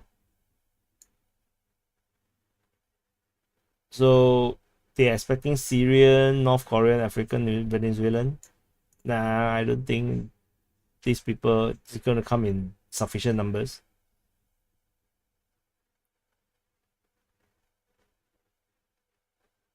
China call on BRICS to strengthen trust. Yeah.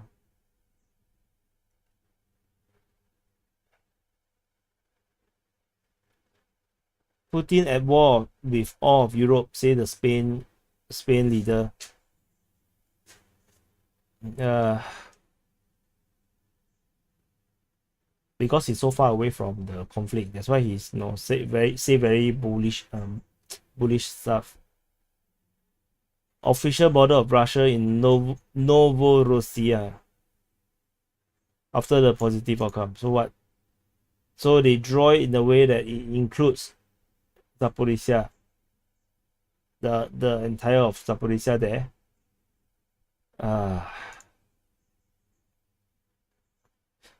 That means let's see.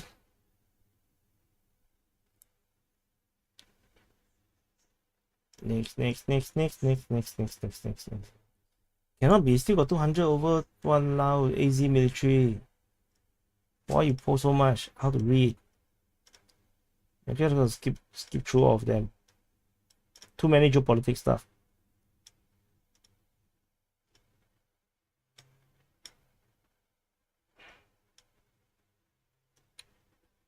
I'm getting a bit tired, so I think I need to don't do the recording for that. If there's no more new information, let's jump all the way down.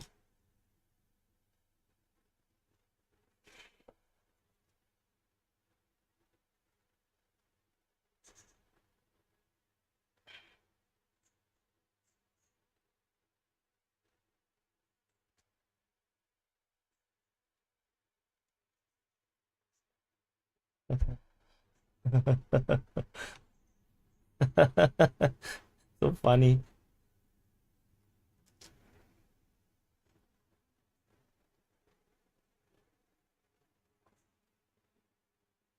The video is so funny.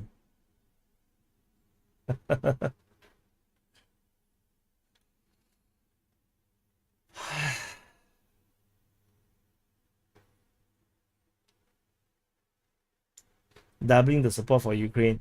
How to double the support for Ukraine? Everybody is already struggling to give Ukraine whatever they want.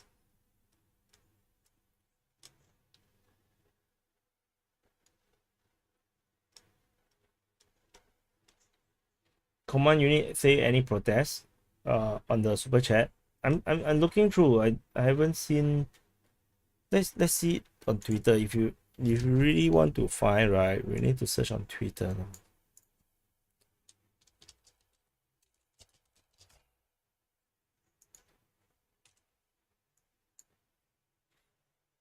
So first we need to find photos. So this is the protest. Yeah, there's some protest in Russia. You see, this is the protest. Hate mobile whatever, I don't know how to pronounce. Yeah, such massive protest. Oh my god, they really hate it.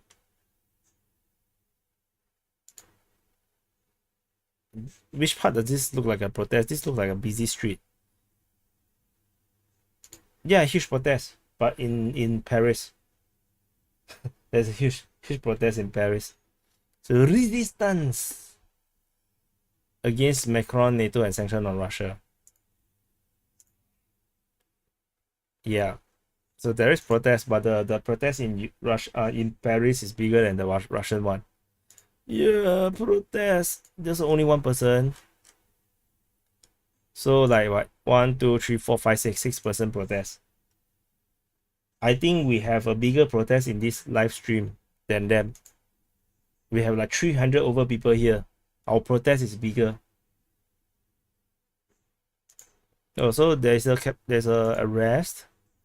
This is Moscow. So protests are starting to gather pace in Moscow time for people power, not Putin power. Still doesn't look like a protest. It looks like a gathering of people. Not at the level of the Paris one at all. This is allegedly in Chechnya.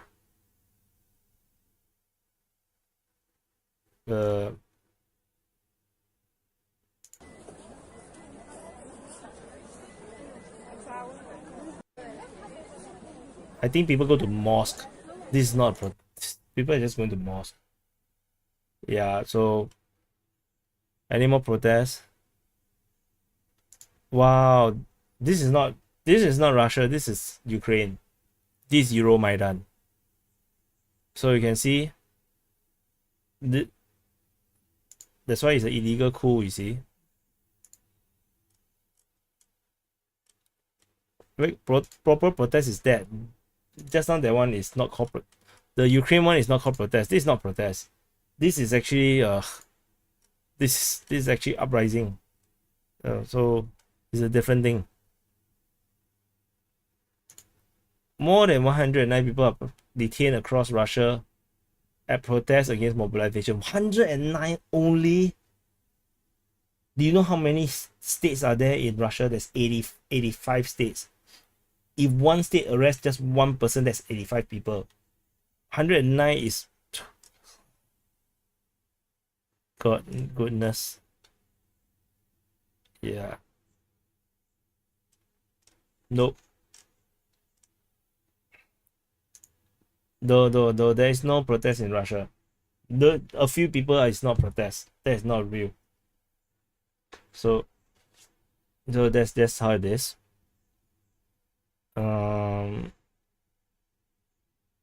Okay. Is there any other information?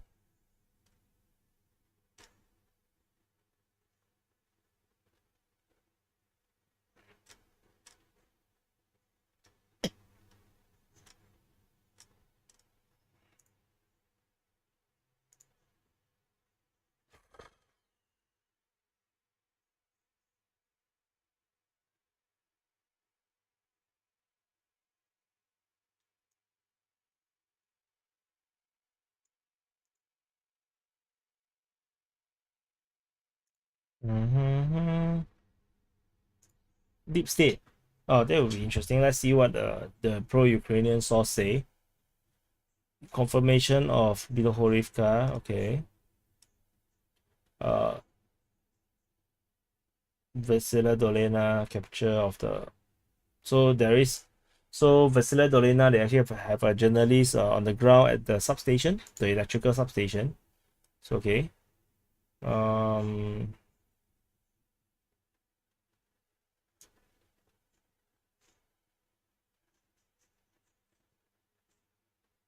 Nothing new. Okay.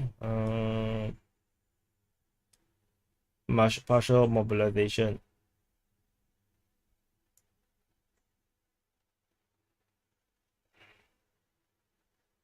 The war become more and more total, but the offensive potential of the mobilized will be level to get to Provari and die. Okay. Yeah, nothing much. Dun, dun, dun. So okay, so the Ukrainian State Special Communication Service. So this is official government Ukrainian government Telegram channel. They say that the referendums in the occupied Ukrainian territory will not be valid. Of course, you will say that. How can you say that it's valid? They say that to legitimize the occupied territories cannot be called referendums. They do not meet criteria of true will. Blah blah. Yeah, I agree. But what can you do? It's not about is it will or not will. It's more like who have the power to say it is legit, and you can use the military to defend it. Yeah. Okay, so this is all.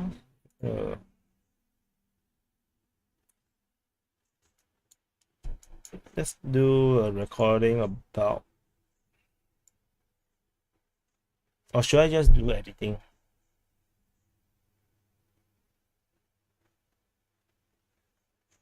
Mm.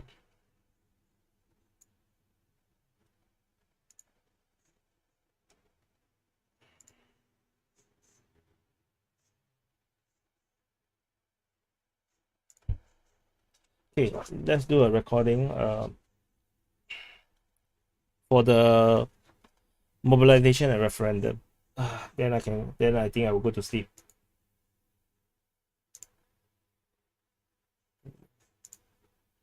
Let me check my WhatsApp.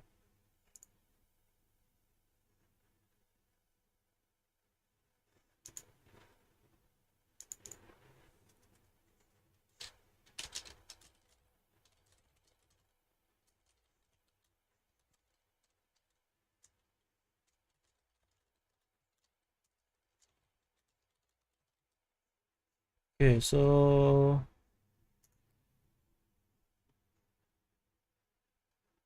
okay. How do I record this? Let me think. Okay. So can your city in Singapore run a referendum to join Russia? If we are stupid enough, but I don't think so. Singapore is a very nationalistic, to be honest. We are very proud of our identity. It's very hard uh, for us to want to be part of any country. So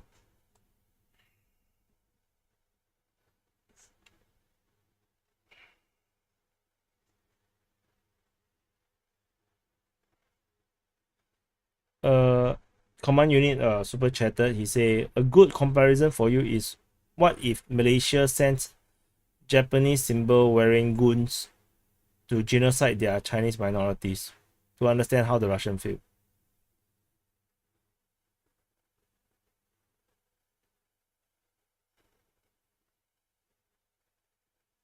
Yeah, that's actually pretty evil. So if that's very evil actually. So if the non-Chinese know wear imperial World War II Japanese symbols to uh to massacre the Chinese population, that is very fucking evil. Like terrible. It's very bad. Like really really very bad. Uh, Even if right the Chinese people in Southeast Asia, we have already forgiven the Japanese. We moved on, but that would still be horrible. That is really bad, very very bad. So yeah, very bad. I just can't, that's all I can say, because Nazism, in Southeast Asia or Asia in general, we don't really feel it because we have no much relationship, or we are not affected by Nazi Germany. We don't get it. We don't have enough Jews. Not a lot of Jews in our region, in Asia. So we don't feel it. But if you say the Japanese imperial symbol and then try to kill Chinese, yeah, that's very bad because imperial Japanese in World War II or even before World War II killed a lot of Chinese population. And they even use Chinese population as experimental ships for their chemical warfare and biological experiments. So that's very freaking bad. So horrible, horrible. So let's do this recording.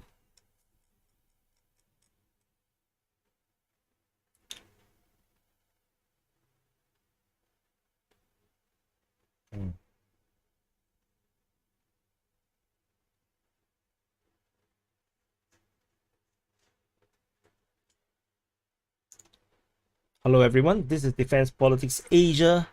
Escalation. No, there's no other word to put it but escalation. Russia has escalated their special military operation into a more bigger special military operation. So it's still a special military operation because the mobilization is only partial, and this partial is very very partial because they will be mobilizing 300,000 troops from their reserve, combat reserve. So these are not conscripts. These are not the people that never went on military operations before. These are actually soldiers that have went on military operations. Whether the level of danger they are in those military operations are can be very wide. Some went to just peacekeeping in some pretty safe places. Some actually have to fight in Syria against the ISIS or the Syrian rebels. So however, it's still 300,000 troops, but it's only partial because the reported reserve by Shoigu, the Russian defense minister, he said that the total number of the Russian combat reserve is actually 25 million. 25 million. So let's look into the escalation that is coming out from all these things. First, let's start off with the mobilization.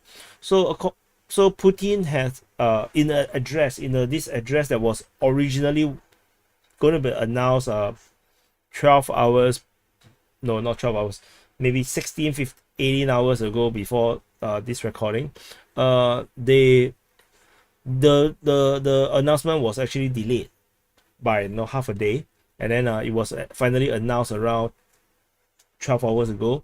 So Putin said that they will do a partial mobilization, and only the citizens that are currently in the reserve that have served the armed forces with specific military specialties and relevant experience will be subjected to conscription, which means most likely anyone that has served in Syria or Azerbaijan, Armenia is going to be called up, like for sure. So anyway, the units that are called up for service will be sent to additional military training, and this to take into account the experience of the special military operation, because the experience that the Russian troops have through their training, the doctrines that they were trained in, versus even their and also their their operational experience in Syria or Armenia, Azerbaijan,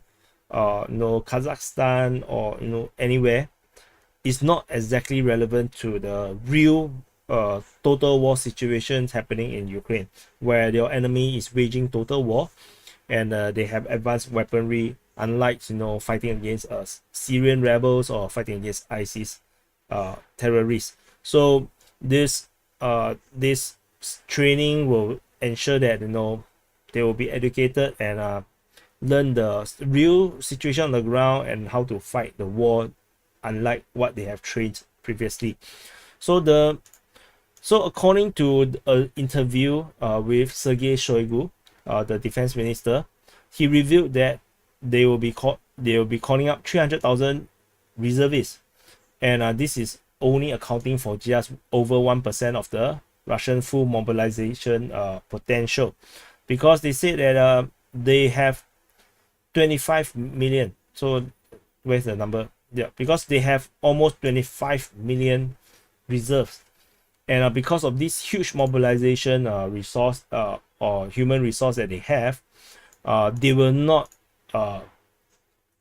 call up those conscripts, and they will not call up you see the conscripts will continue to serve as they did on the territory of Russian Federation. They will not concern all these conscripts that are not combat troops. Then they also will not they will not mobilize soldiers that are currently working within the Russian military industrial complex. So these guys will be waived, because they are already contributing to the war effort, and also that they will not touch anyone that is studying in the higher education. So Shoigu also say that these 300,000 reservists will not be mobilized in the one fell swoop. They will only be mobilized in phases, so not sure how they look at this 300,000. Is it eventually we will have all 300,000 fighting in Ukraine, or could this be 300,000 troops in rotation? So it could be 100,000, 100,000, 100,000, and then they're in rotation, and at any one time there are only 100,000 troops in theater. That could also be a possibility. So although they say they're going to call up 300,000 troops, it could be 300,000 troops in rotation. So is in actual fact there's only 100,000 troops more fighting on the ground. But even at that number, that will still cause a major problem for the Ukrainian side, because the estimated number of the Russian forces, including the DPR, LPR forces, is around 200,000 to 250,000 troops at max. And adding 100,000 troops into the war zone, where the Ukrainians they are just barely winning, they are just barely beating this 200,000 troops.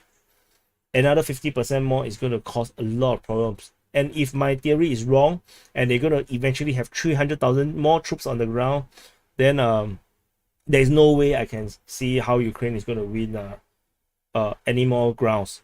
So and we also have some numbers.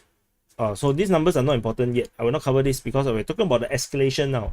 So in concurrent with this situation, with mobilization, they have also introduced new laws into their Russian criminal code.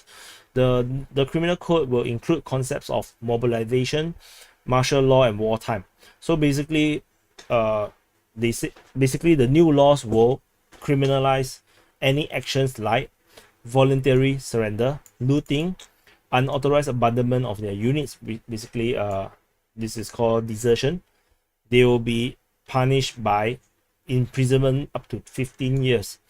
And they also, if you fail to comply an order during martial law, in wartime, or in conditions of armed conflict, or refusal to participate in military actions, which means that you're mobilized but you refuse to answer the call to mobilization, then you'll be in prison for 2 to 3 years. And after that, there are some amendments that, and they mentioned that punishment can go up to 10 years for desertion.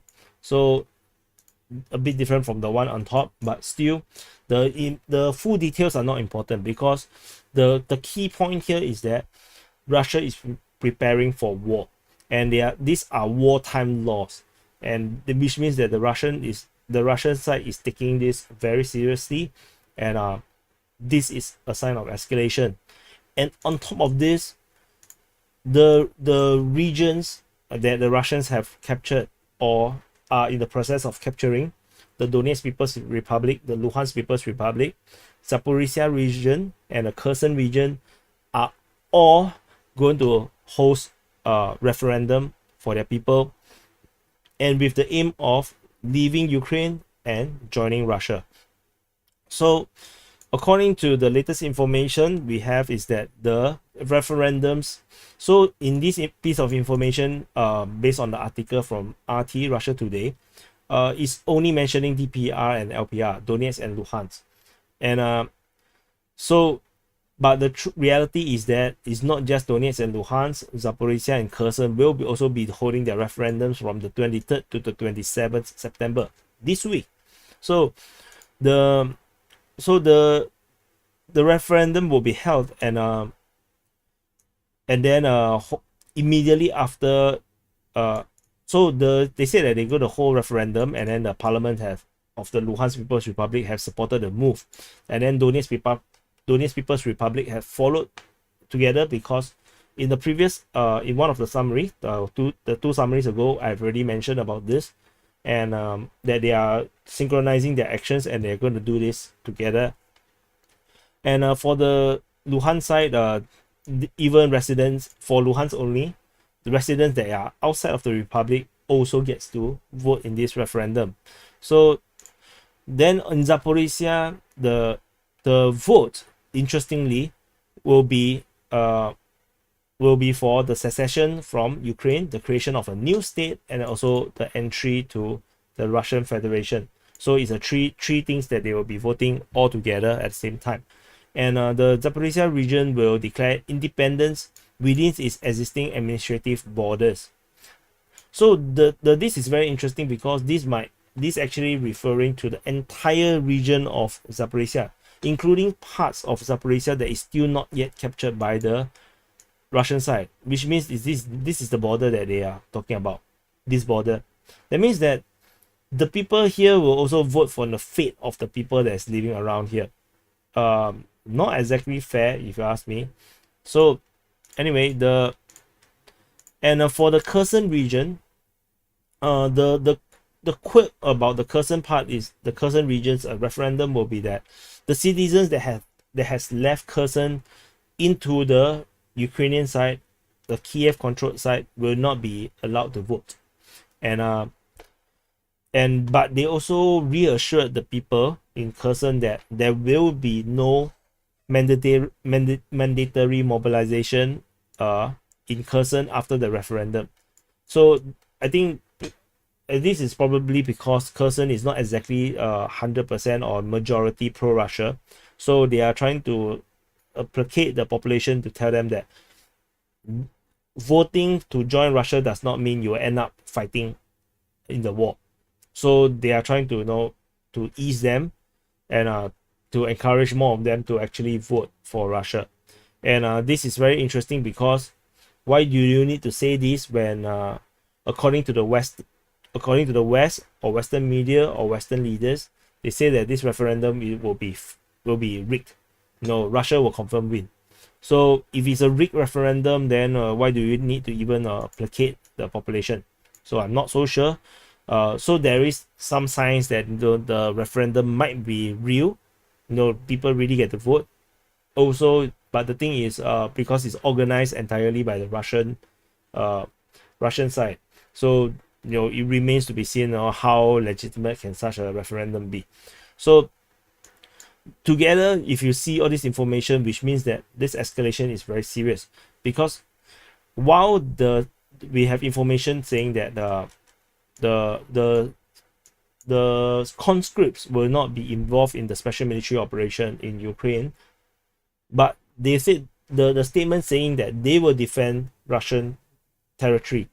But what happened if Luhansk, Donetsk, Zaporizhia, and Kherson, all of them successfully completed their referendum? They all voted to join Russia Federation and they all become part of Russia. What will happen then?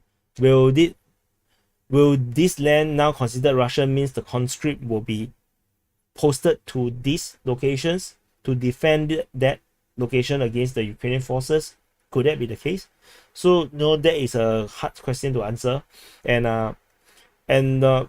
more dangerous is that Putin also say that they are ready to use nuclear weapons to defend the territorial integrity of Russia. And would this territorial integrity include this newly joined territory into the Russian Federation? The Donetsk, Luhansk, Zaporizhia, and Kherson, are these part of this territorial integrity? Should these provinces or states decide to join Russia and Russia accepts it, would it immediately become the territorial integrity? Would this means that Russia would be ready to use nuclear weapon to protect Kherson, Zaporizhia, Donetsk, and Luhansk? Very hard to say, because according to Putin, he said this is not a bluff. And so far, every time people try to call Putin's bluff, things ended badly. So we're not sure. No, at least I'm not sure how far this will go. And so the Ukrainians only have 1 week. I think now is tomorrow is now is to the 22nd. So they have 24 hours to the 23rd where the referendum will start to go, which means within a week, 4, 5, 6, 7, 8, 9. So yes, just nice, in a week's time, the referendum will be all over. And if the referendum is all over, and then all of them decided to join Russia, and then Russia, maybe within a day or two, confirm this result and annex all these 4 regions, would it means that Russia is willing to use nuclear weapons to defend all this territory in a week's time? It's very hard to tell. So important thing also to note is that the Russian side also claim that they have already almost 800 air units around Ukraine, 430 aircraft, 340 helicopters. So this size of air force is already bigger than literally most countries. So even in like many of these NATO countries, they don't even have this much aircraft in their air force. This is as big as 3 to 4 major air force combined. Not counting super big ones like United States. I'm talking about like maybe France plus Germany plus UK. Maybe they have these numbers. So this is quite scary. That this escalation is tremendous. The Turkish President Erdogan, he said that after a call with Putin, he said that the sensing that he get is that Putin wants to end this war as soon as possible. And this entire massive sudden escalation looks exactly just like what he's trying to do. He's going to leave Ukraine with no choice. Ukraine now have only a week's window to attack all this territory and gain as much ground as they can before it becomes Russian territory, in a sense. And although my gut feeling is that Ukraine will not care at all, because Zelensky have made a statement saying that their positions will not change due to whatever announcement from their enemy, and they will continue to have full support from their partners, and they will want to keep up the pressure, and they will liberate their lands, and they will not show any weakness, which means that regardless what the Russians are going to do, the Ukrainians are going to go all in, and which may trigger the use of nuclear weapon according to what Putin has threatened. But my gut feeling also tells me that the Putin may not want to use nuclear weapon because it will break with precedents. It will actually start off the age of nuclear wars, which is no good, or the usage of nuclear weapons in conventional war, which is also no good. So Putin is a very pragmatic person. I don't think he will do it unless there's some major provocations that cause Russia to consider the use of tactical nuclear weapons. I'm not even talking about strategic, just talking about tactical ones. That's already bad enough. So so the situation now is looking rather bad, and I'm not sure what more Ukraine can do. They are now trying to push towards Luhansk already, and they have captured some grounds like the 2 Belohorivkas and Spurny, and they are also trying to attack Liman region, but they will not be going to make it in time, in 1 week. So this is the escalation from Russia. I paused the recording because I wanted to say something, but I forgot about it. What was I wanting to say? The aircraft, nuclear weapons, referendum, law, mobilization. Oh, Kharkiv. And due to all this sudden change of events, all this sudden escalation, it's the entire withdrawal over the Kharkiv region, the defeat, this calamitous defeat due to the Balaklia offensive, suddenly looks very suspect. Because remember, if you have watched one of the summary on the aftermath of this Kherson offensive, or no, this Balaklia offensive, I mentioned this story that servicemen at the Izium front say that the Russian forces have withdrawn in the beginning of September, and he said that should these troops have not withdrawn from their positions, they would have been able to hold the position against the Ukrainian offensive. However, because of all this withdrawal, they are so low on troops, they are unable to hold the position. And he also mentioned that there's this weird situation, this unusual situation where the Russian Air Force is not helping them, it's not around, and then the artillery is also not around, so they just have no choice but to withdraw. So could this be due to some of the DPA viewers suggest that could this be a deliberate defeat that the Russians trying to find a reason, an excuse to do mobilization. So this defeat, this withdrawal, massive withdrawal from Izium and the Balaklia region and the northern Kharkiv region, basically infuriated a lot of the Russian analysts, the Russian people. They feel indignated because they feel that the Russian military should not suffer such a defeat. And similarly, on the opposite side of the coin, the Ukrainian leadership, the pro-Ukrainian crowd, the Western leaders are ecstatic about the victory over the Russian forces in this western part of the Oskil River. So it seems like Russia but may not be the case, that Russia might deliberately weaken their defense line to lure the Ukrainian forces into an offensive, have a devastating defeat, and then cause a groundswell of support for mobilization. And as such, Putin can then do a mobilization, even a partial one, and quench this nationalistic fervor within the Russian population that they want revenge. And then they have the popular support on the ground to support this partial mobilization. And as such, instead of doing a partial mobilization and get political damage from it, and to spend political credits and political points, instead he gained political points and gained political credibility by initiating this mobilization that the population are calling for.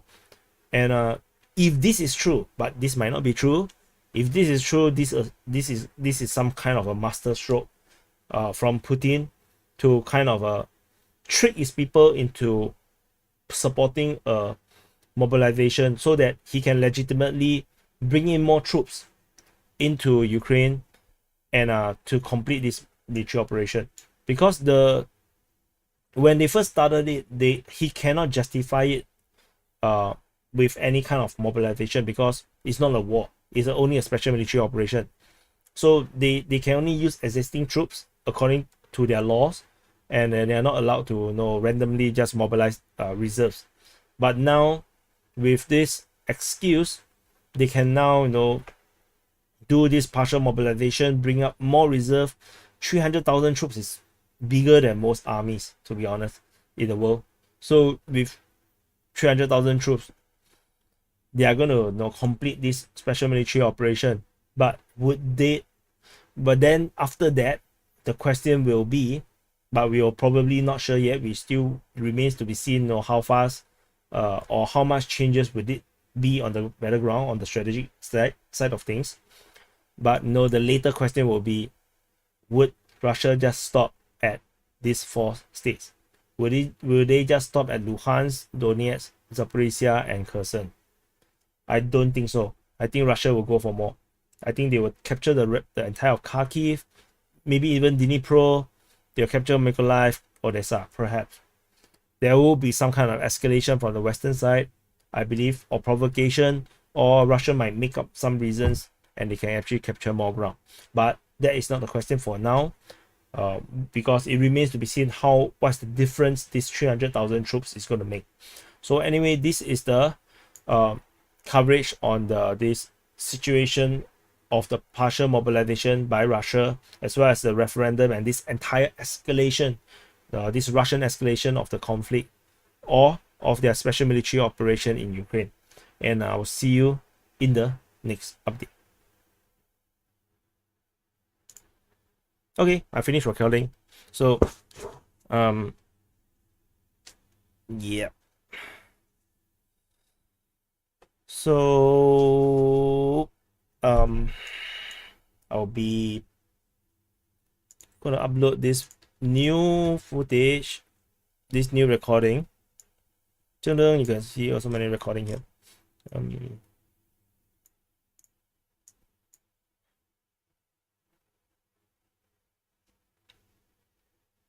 So let me move this here so that I will not look weird.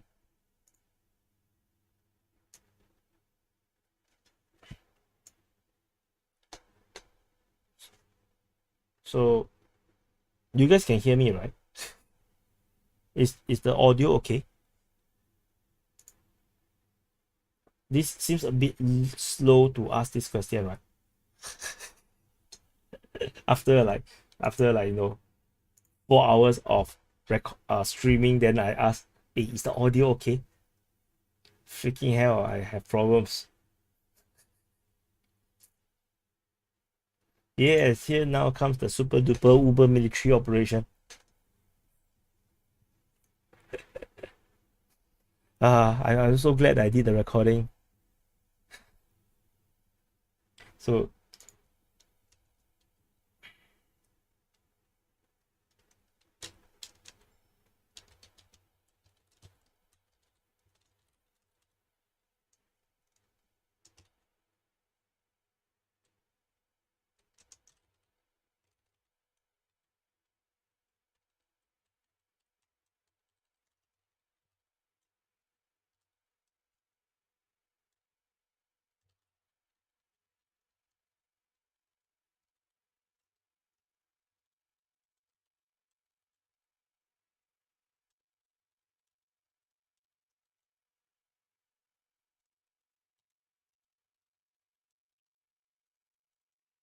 and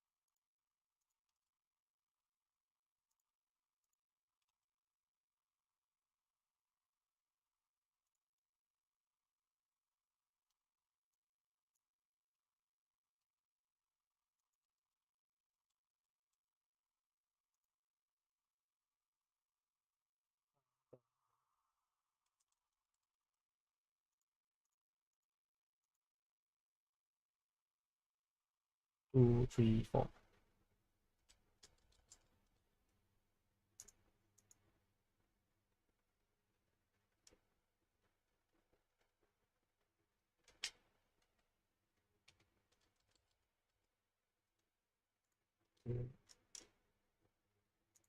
Mm.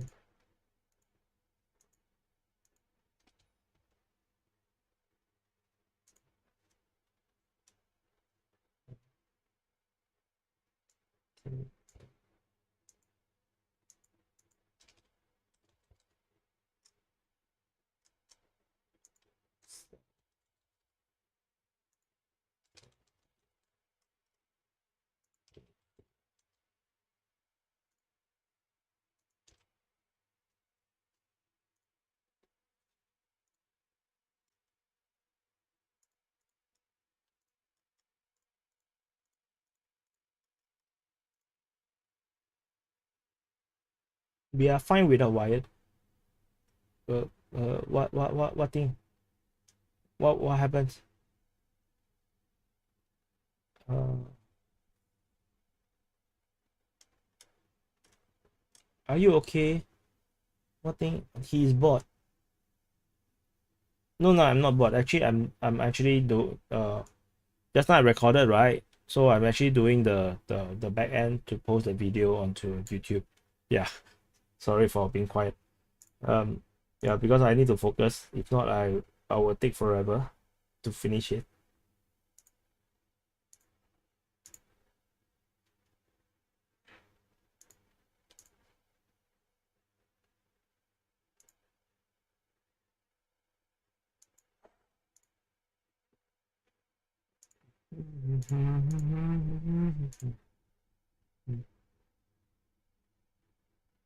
You will go to jail if you retreat in Russia. I don't think you go to jail if you retreat. You will go to jail um, if you desert your position. You are so even but right in warfare, if you are supposed to hold a defensive position, um, if you are overwhelmed, you need to call on radio to ask permission from a commander to leave, to withdraw, permission to withdraw, to retreat. So and usually they will allow them to withdraw because you know everyone knows everyone. It's usually will not just ask them to go and get killed for no reason. It's not a Hollywood movie. In real life, nobody. Well, okay, maybe not nobody, not nobody. Okay, forget it. Forget it.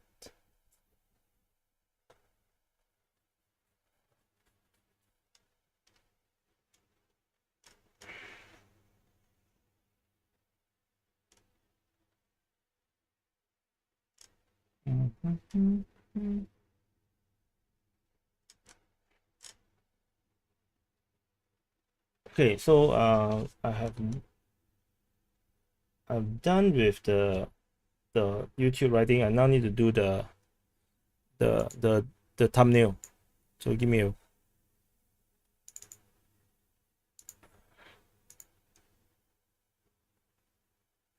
what the hell? Okay.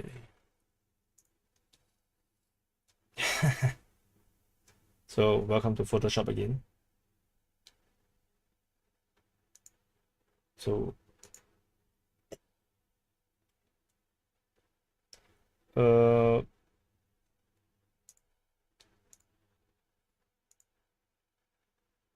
so 246 viewers. So it's still 240 over you guys that are no brave soldiers continue to hold the line here on this live stream. Um is it boring to be on the stream to watch this stream? Uh, it's not as interesting because I'm not always talking because sometimes I need to do the work uh, so that you know you guys got video to watch later, or at least you know other people got video to watch.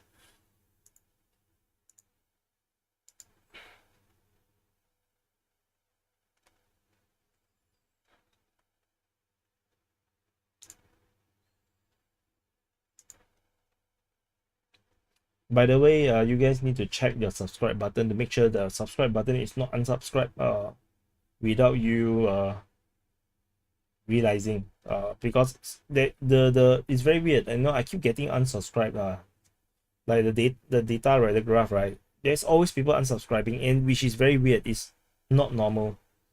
Oh, Oh, so I'm background ambience. I'm Tibet the third background on ambience for his gaming. Come to Bangkok, Eric dig home. Hey, I love Bangkok, man. So but now no, with family it's a bit hard to just travel wherever I want. So let me update this first. Let me do backup. Mm,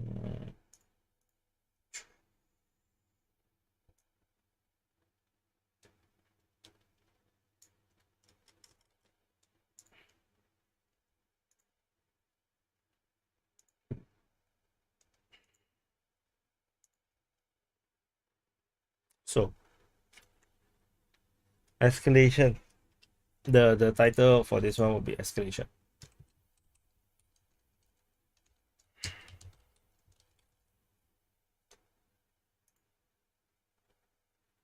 And then we're gonna have a Putin face in the middle.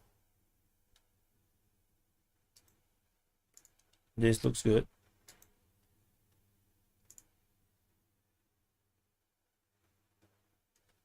So we're gonna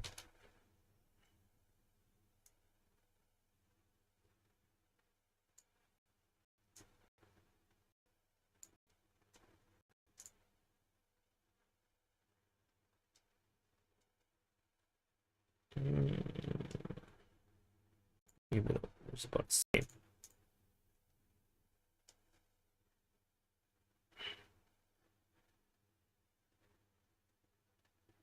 Mm-hmm.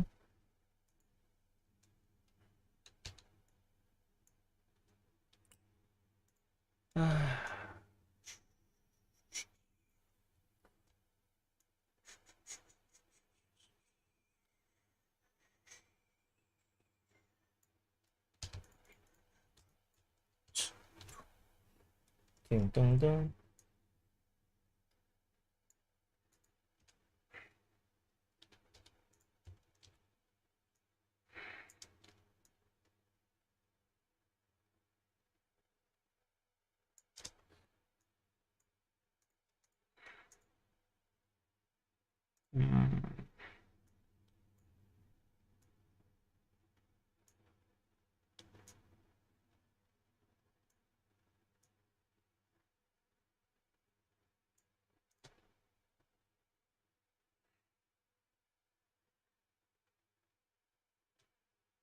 Play one time the DPA intro, please, please, please. I just saw Marco compensate. Okay. Let's go. Oh, wrong button. Sorry. Let's go.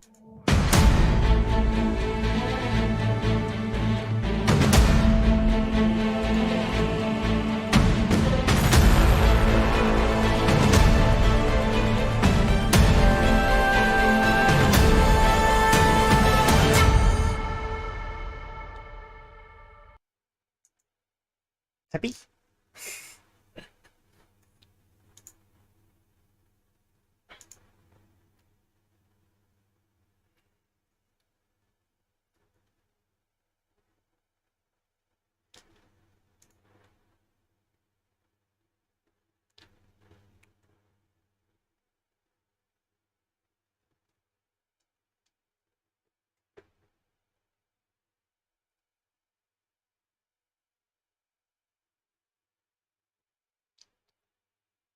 So they're gonna find images to represent escalation. Russian army.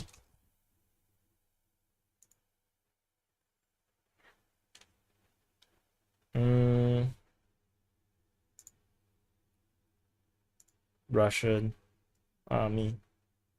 Russian army.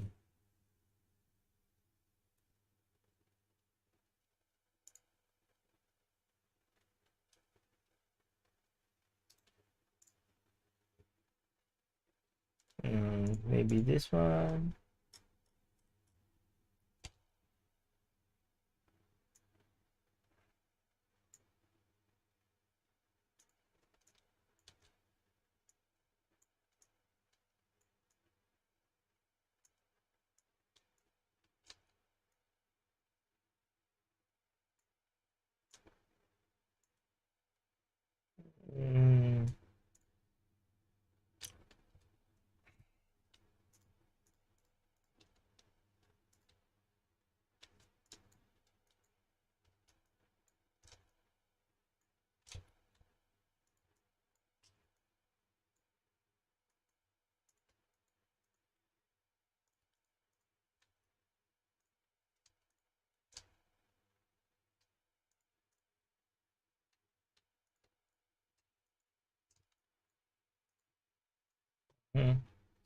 Okay.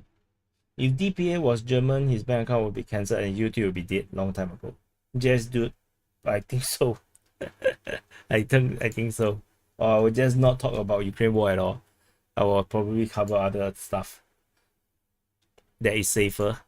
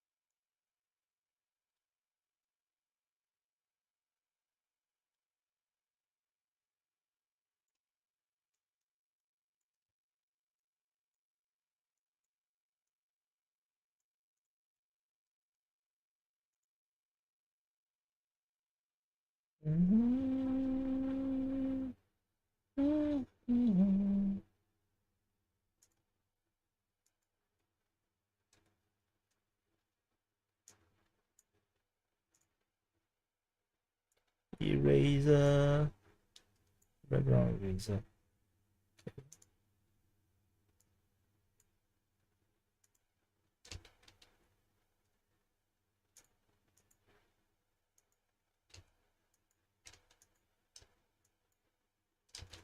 Too big.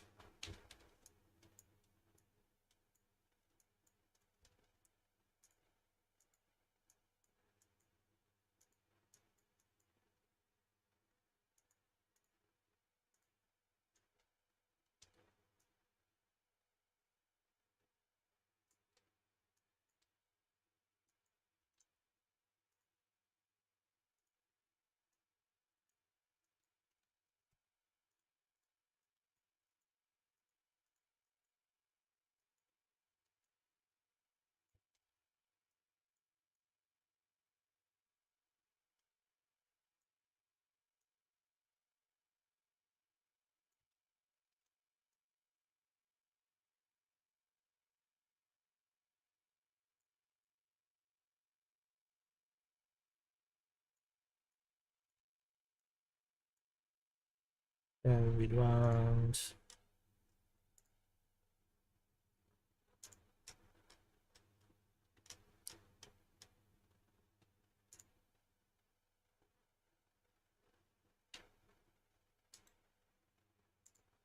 this.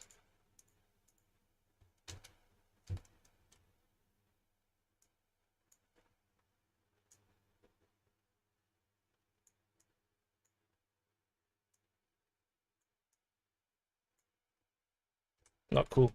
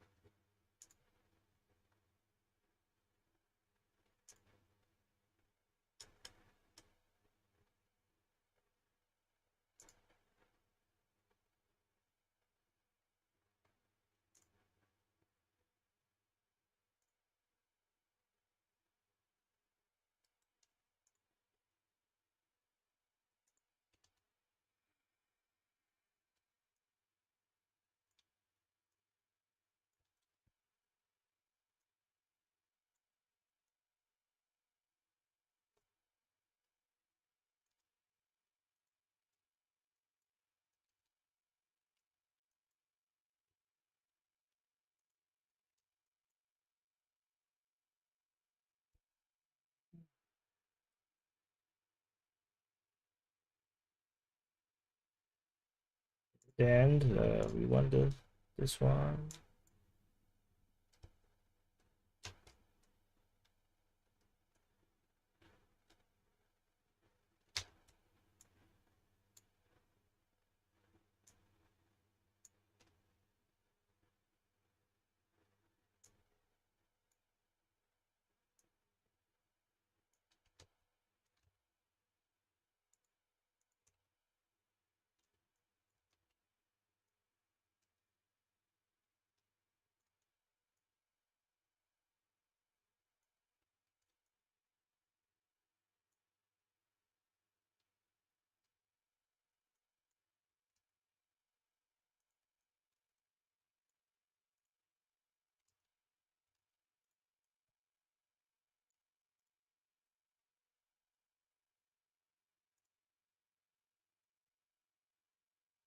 Need this.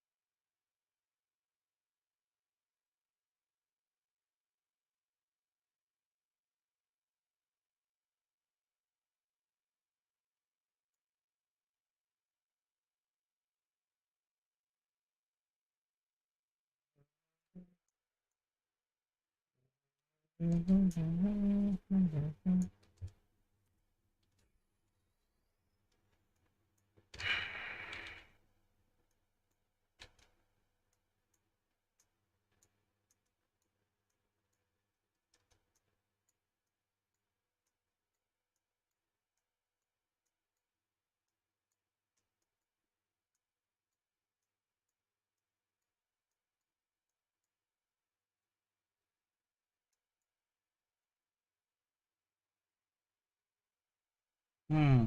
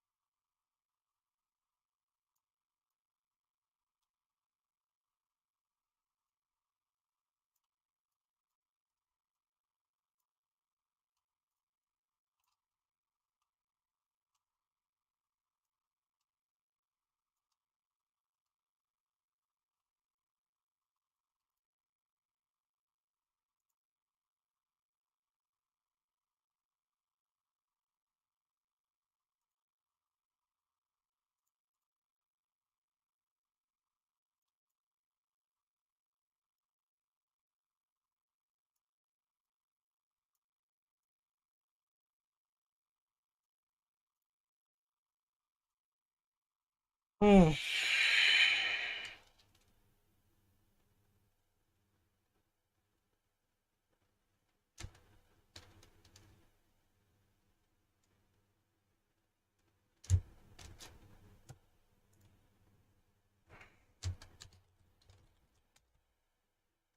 So I've done this thumbnail now.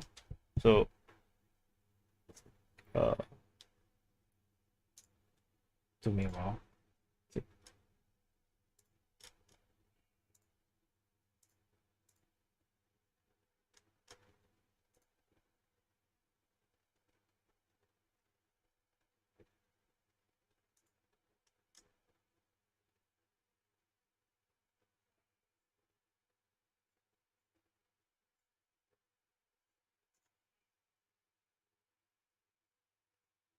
Okay.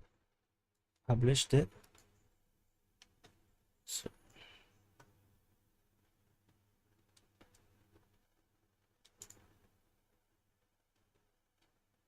Did I share the poll? Did I share? Oh, I didn't share. Oh, okay. So it's no good. I need to share first the previous one.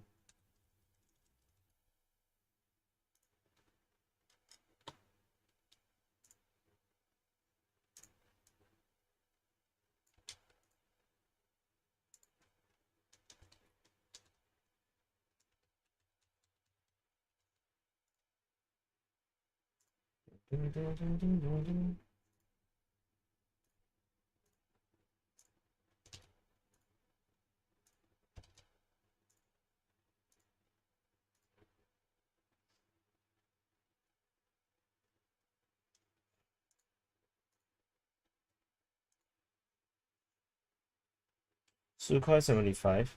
There's no Sukhoi 75. There's only Sukhoi 57.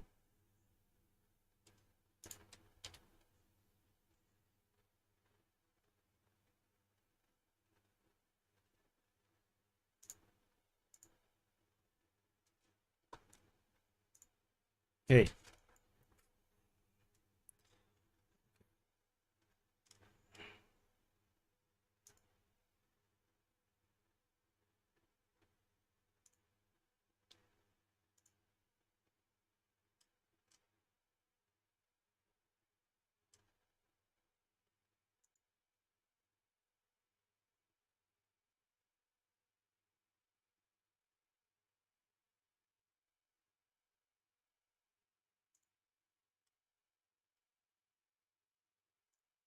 Okay.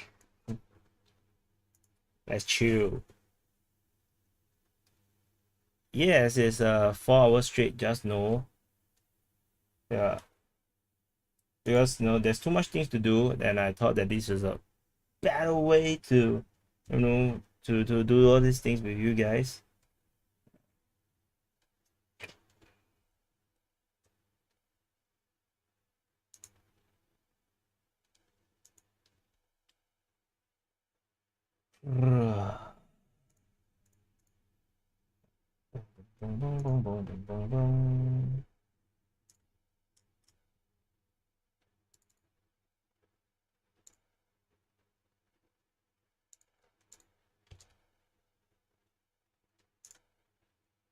Hey, just no, thanks for the super chat. For the super chat, really. Thank you so much. The currently, so what I'm doing actually is that I realized I haven't shared the videos the the the videos on the social media, so I'm actually trying to share the videos, and also because I just posted the latest just now, the just recorded video. So well done, comrade. So I can show you, actually hereby escalated to a DPA escalator. Baba Dipani.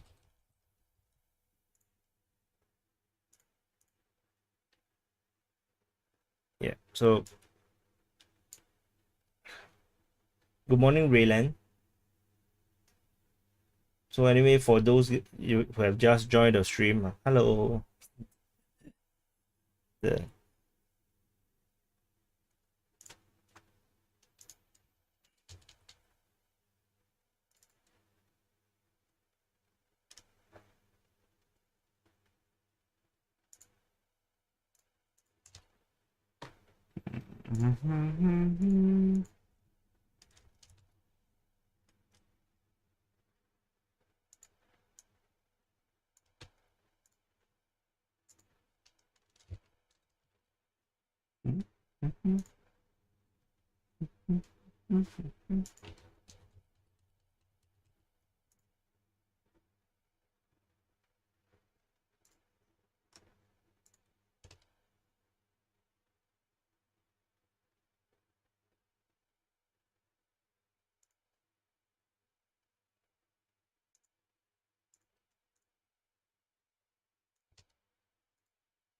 Okay, let me post.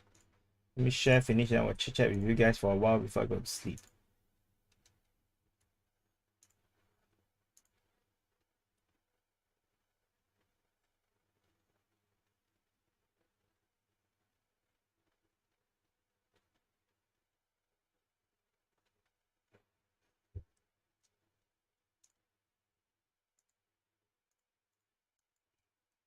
What happened to my LinkedIn? My LinkedIn seems to broke.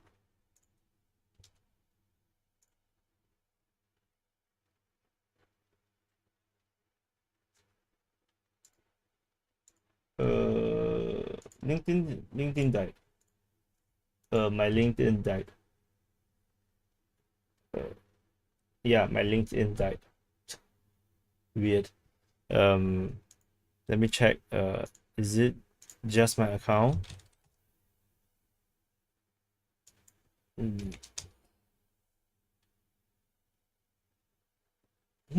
LinkedIn is working, but it's not working for me per se. Okay, let me clear the data for this side. Okay. And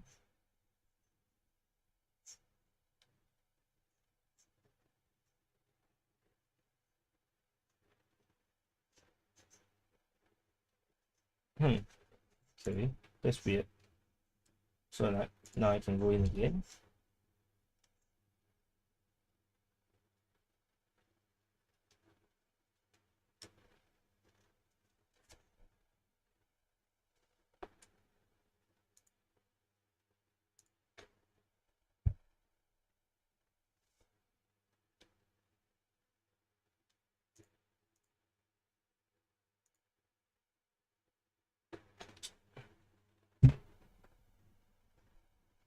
So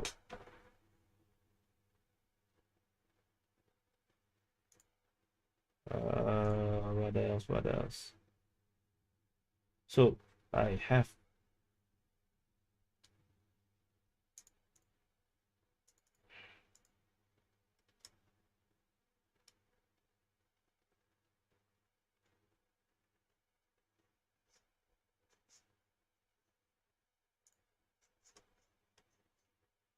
Oh, I saw the trailer for the film about Wagner. Okay. Uh, so is this? So I will not be able to play the audio, because I think I will get copyright strikes. So just look at the image. You can zoom in a bit like this.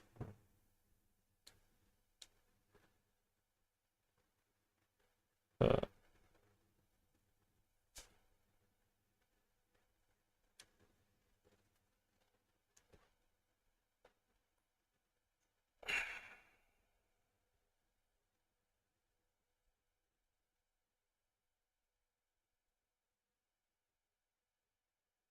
Trailer film about Wagner. They must have taken a lot of footages.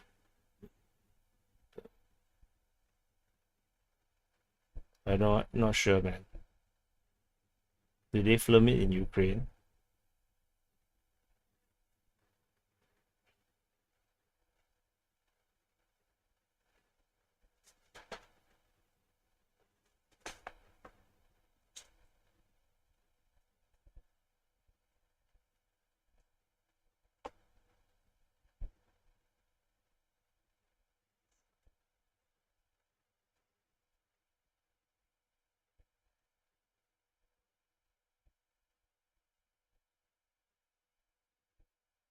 Hmm. Looks them happening though. I'm quite sure they filmed a lot of this in Ukraine. I think some of the footages,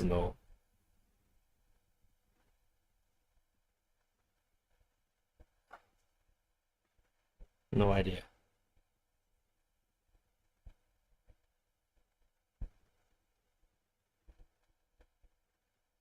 There's a lot of action footages in one trailer.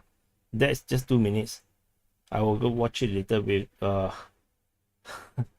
CGI.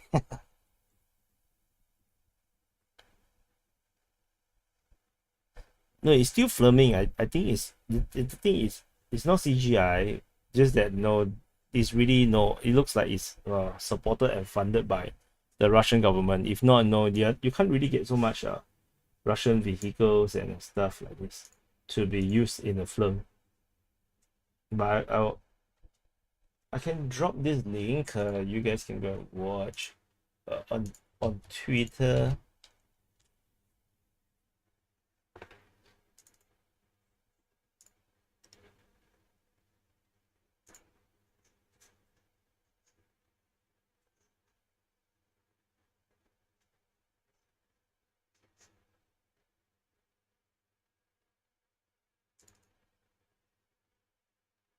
Uh,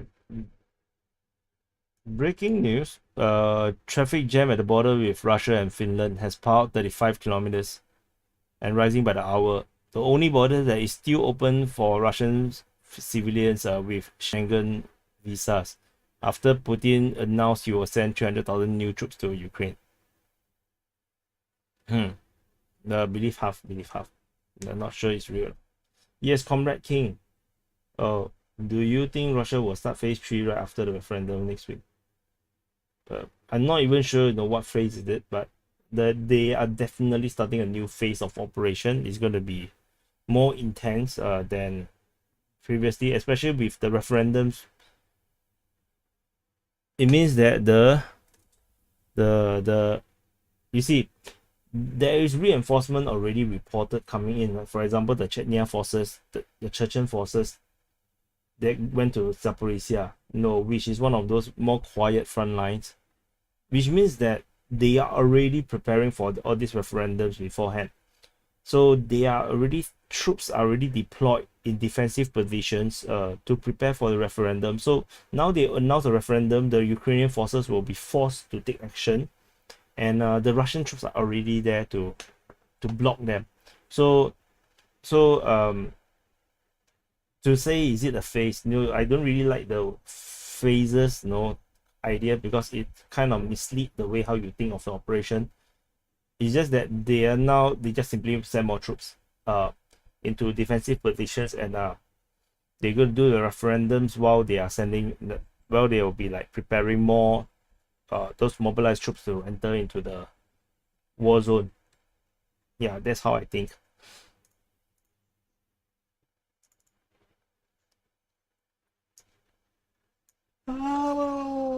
So getting tired already. How long has been the stream? Is almost 5 hours, but I don't think I will be able to reach 6 hours. I'm not going to beat the last stream. And Comrade King said, after the new large-scale offensive, how long will it take to end this in your opinion? You say 1 to 2 weeks. I have no idea, man. The Ukrainians have been a lot more resilient than I think they will be. And ultimately, Ukraine is a very, very, very, very, very big place. Imagine this. You can see, you can zoom in so much. And you are not even in the human size. And you zoom out, zoom out, zoom out, zoom out, zoom out, zoom out. This is freaking Ukraine. It's massive. From north to south is like 600 kilometers. You have to, if you drive in a straight line at 60 kilometers per hour, you will still take 10 hours. So it's that kind of massive country. I do not think, I don't think that much. I don't think 1 to 2 weeks will be enough, unless Ukraine surrender.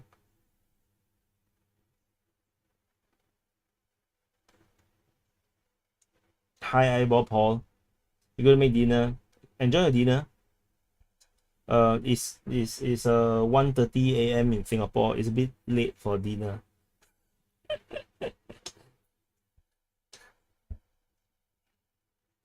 What the hell is this chit chat about? Inbreeding. Oh my god. Uh,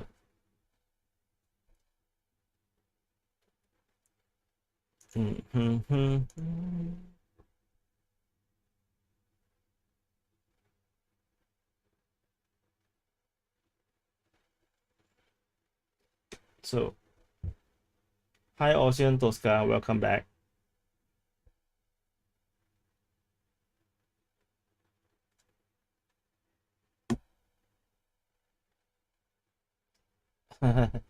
My eyeball Paul. So yeah, the imagine I'm a pretty girl. I think my viewership would be like 10 times or 100 times more. Uh, so sometimes I see some of these all these pretty girl YouTubers or whatever. It's like have it so easy sometimes. God man. But I still got you guys. I'm very proud. I'm very, very happy that I have you guys. Still got 170 of you guys around. That's amazing. That's actually amazing.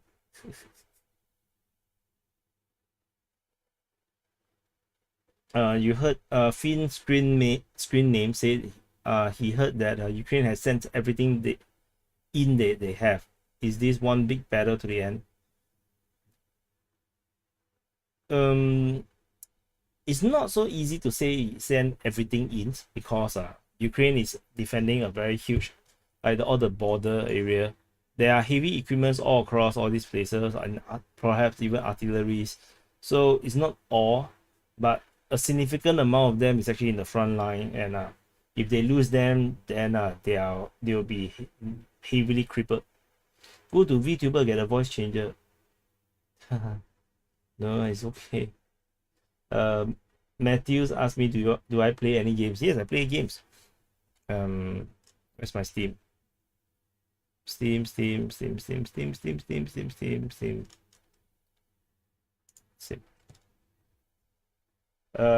Just to thank me for the work I do for the slackers. Yeah, I'm a slacker too. Actually, I'm very slack, but I just can't. I just can't. I just have no choice. I have to do this. Kazi Ahad say have exam tomorrow and he's watching me. Don't watch me. Go and read. Go and study. Do well in your exam. You can still watch me tomorrow. Don't worry. World War III is not here yet. Go and study for your exam. Really, really like for real. The most of the work for today for the DPA side, I think the 2 videos are already done. So it's now just waiting for people to watch. There's only 160 of you guys here, so there will hopefully there will be a bigger population. Maybe one of these videos is gonna go viral. Hopefully, I don't know. So that I can get more revenues. So but unfortunately I don't think so. So some of my games, you can see this list of games here. Yeah, so I like the war game series because they are the closest thing to real tactical warfare in a game. The closest thing to it, I think, other than first person shooter. I mean, for RTS, they are the closest thing. Real-time strategy, these are real-time strategy. And then I like Arma 3. I played quite a bit. Probably not as big as most of you guys. So I played 232 hours, as you can see. Yeah, I have Dota 2, but I really suck at it. I don't really like to play Dota 2 because I'm just food. I just die. So I played 232 hours on Arma 3. That's quite a bit, I think. Then I play Age of Empire 2, 199 hours. Also, actually still lesser than Arma 3. I still play more Arma 3 than Age of Empire. And I like Europa Universalis. It's very good a game for learning about geopolitics, to be honest. If you play enough Europa Universalis, you will learn to realize that Ukraine is doomed. Heart of Iron 4, I haven't really played it. I haven't even bought it yet. You can see, Europa Universalis, I got 237 hours in. I played a lot. Command unit super chatted, say he recommend Heart of Iron 4. Hearts of Iron 4.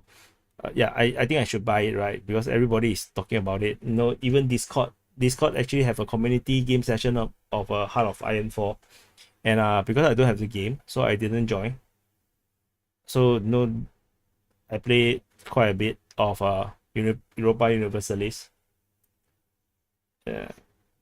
Hours on War Game. Okay, let's see. Red Dragon, I played 10.6 hours. Because it's pretty new. I just bought it not too long ago. European escalation is longer. It's 21.7 hours. European escalation is actually very hard to play. Like, it's really difficult. So Airland Battle, I haven't even played it before yet. So yeah. So these are pretty new games to me. So it's still, you know, only 21 hours. This one is only 10 hours. In fact, okay, I can show you guys my Red Dragon, right?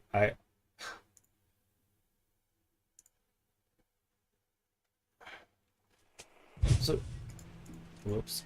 So Red Dragon is very funny. I have created a lot of decks that is very funny. So I have a World War II Soviet deck, which is like, you know, it's just T-34s, like all the T-34s I can find, and then all the you know, very old you know, stuff, and then I have all the, you know, Katyushas, all the Katyushas, and then all the oldest aircraft I can find, and I make this into a force. Then I also did this a UN Special Force group. So this UN Special Force group, right, is all special forces. Like, they are all special forces. There's almost no tank. This is the only armor. Then it's all Rangers, Bedouin, Marine Jaeger, SBS Ranger. Then SEAL group, SEAL, Mariner, Delta Force. You know, it's like all special force. It's very funny. So this game is War Thunder. I haven't played before. I heard a lot about it, but I didn't play War Thunder. So in fact, you know, since I'm already here,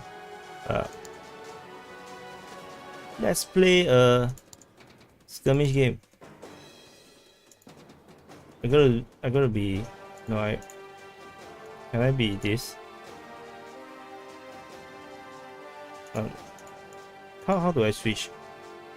Oh, wait, how do I switch? I too long never play already. Close.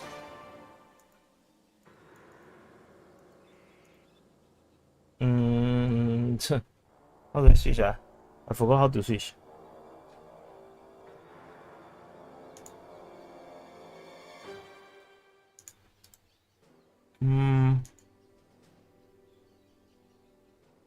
Hell in a very small place.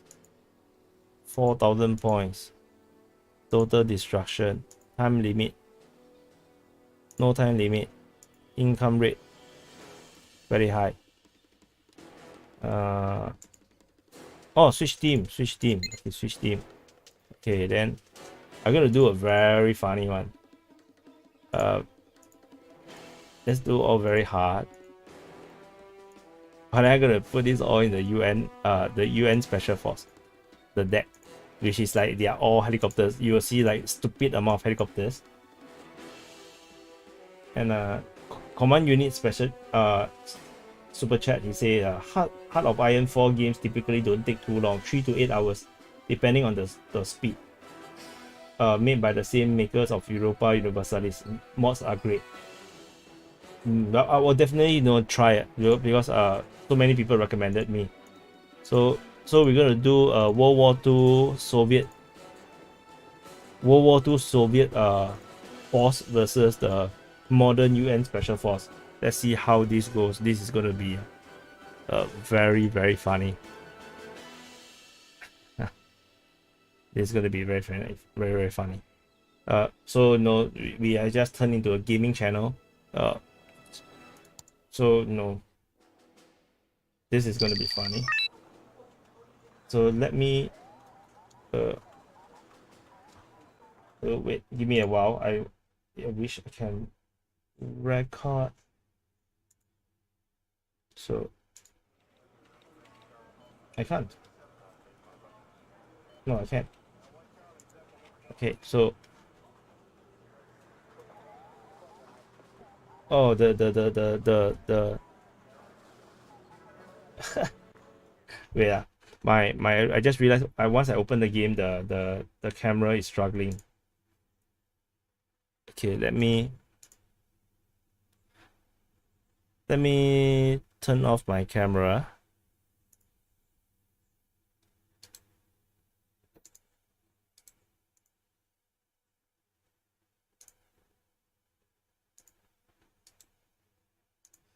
Let me switch camera. Yeah, so this is a standard camera. So welcome to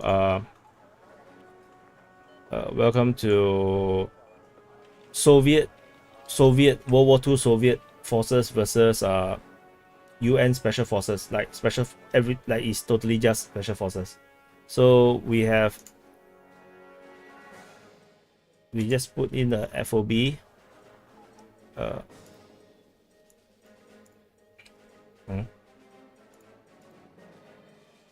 It's not enough.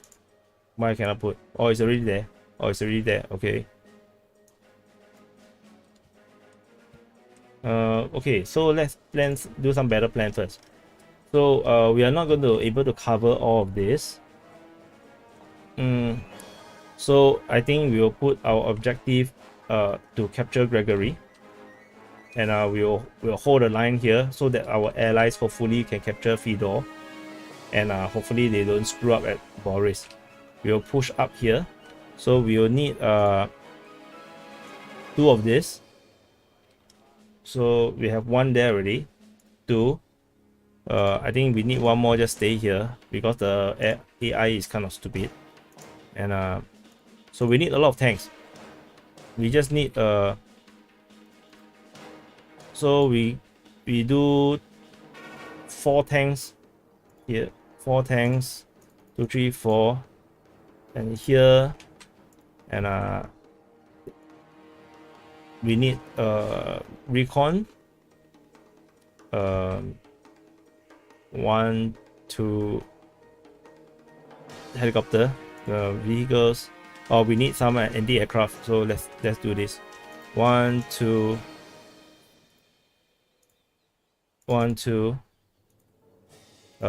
We can still put in so much more troops because this is all like super old stuff, so it's fantastic. We need some support against infantry. 1, 2, 3, 4. 1, 2, 3, 4. And let's do more tanks. Let's do the Su-100. 1, 2, 3, 4. As a reserve force. So 1, 2, 3, 4. We'll use them as a reserve force. And wow, we still can put more. We need logistics. Okay, we need 1, 2, 3, 4. Logistic will follow behind. And then we'll need Katyushas. We can only recruit 3. Let's just do tanks better. 1, 2, 3, 4. Build another frontline force. 1, 2, 3, 4. And we will just take 1 helicopter. Just 1 helicopter. Okay, let's launch the operation. So this is going to be speedy. You look at the number of tanks.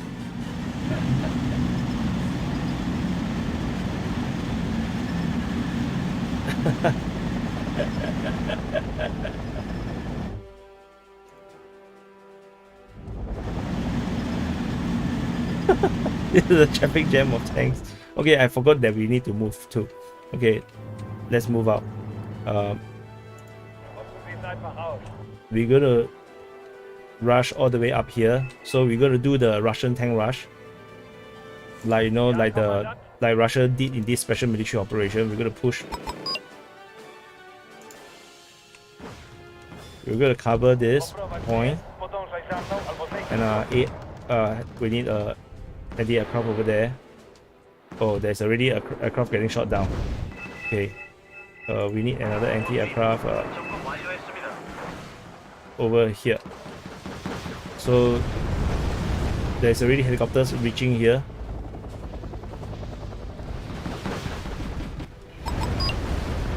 So our tanks are moving now. So we need to send this force. So they already sent one there. Okay, we need to move into the here first. So there's a lot of grads. The Caduceus are firing now. We're gonna send this in here.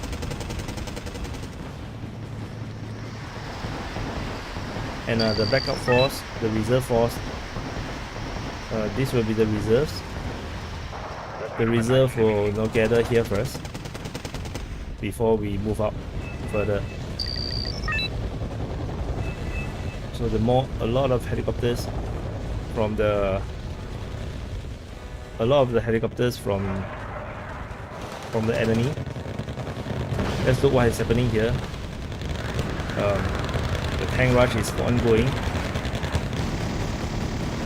and a lot of missiles flying everywhere. Oh, there's a lot of Cobras. Will they survive? Oh, there's a lot of dropping helicopters as well. So let's focus on our side. Our tanks are still moving. Okay, we need to move our logistic up first. So logistic need to move up to this. Let's move up to here. So our T-34s are here now, and so that's good. We have a good number of tanks. The enemy got ejected, so they are not there already. So we're gonna move this into the forested area here, and we're gonna send. So these are my reserve force.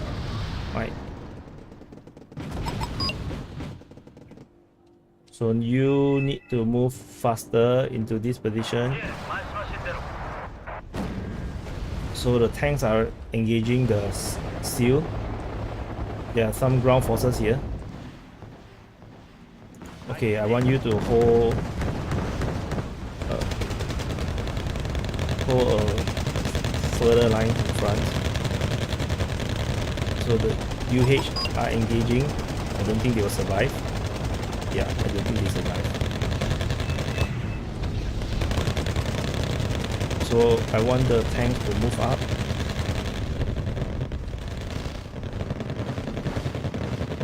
I think we can call in more armored vehicles. Let's call in all these helicopters. So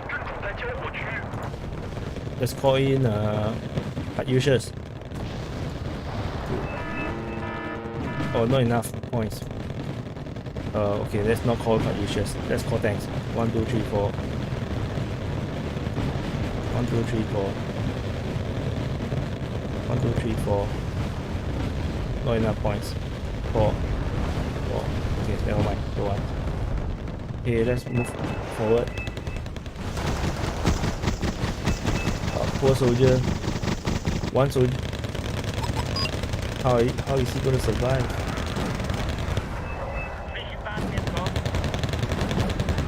Okay, tank move up.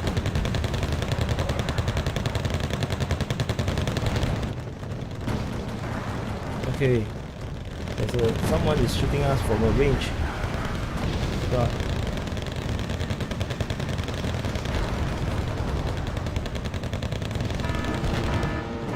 Go back. Oh no, where's my commander? My command unit is gone. Okay, we need a command unit here. Oh, the Cobra is here. Oh my god. Oh no.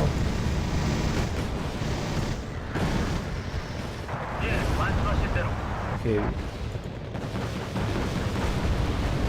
still out of range. Oh my god, he's so far range.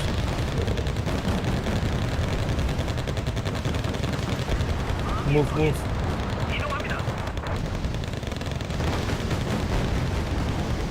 We need reinforcement.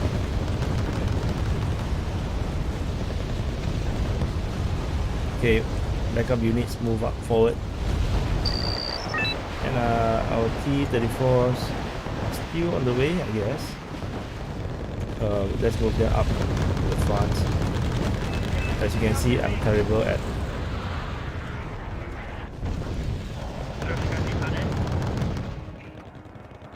so the tanks. So tanks rushing infantry is never a good idea in this way. As you can see, it's not working out. Too many anti-tank missiles. At least they still worked out, but there's still more infantry. We need to keep moving. Oh, that's good. We got artillery support from our friends. If there's artillery support, we need to push. Push.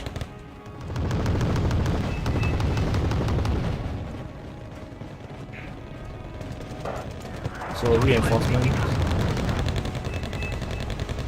So all this reinforcement, we're gonna push forward. We're gonna rush them. Yes, rush them.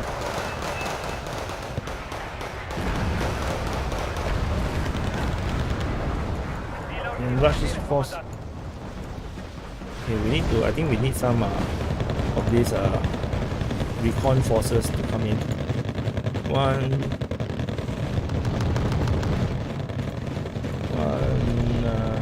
2.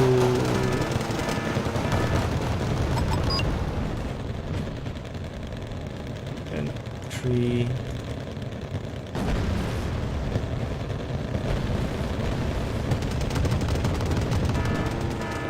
And we need more anti-aircraft. 1, 2. Coming to here. 1, 2, 3, 4. Reinforcement. And we need tanks. 1, 2, 3. There's no more tanks. Okay. Bye-bye. Come in here. Okay, we have captured this area. The logistic can move up. Tanks. Oh, there's this position that we can capture. Okay, we need the tanks to move in here. Okay, good. All the tanks are gathering here, so we can prepare to tank rush that area. Let's go on to. Let's take more of this, and I'll place this here. Okay, someone is coming.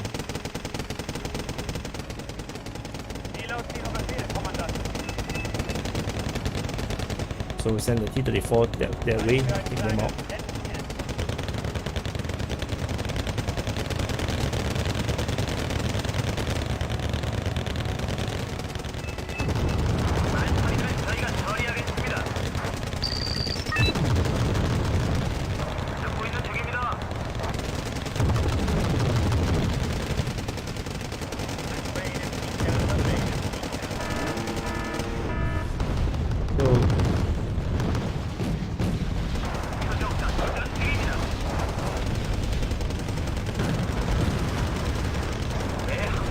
Oh no, they are here.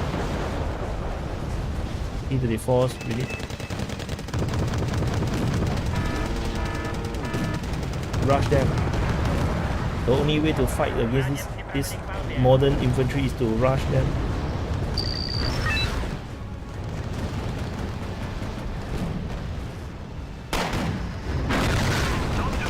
Yes, there's only left 20 sails.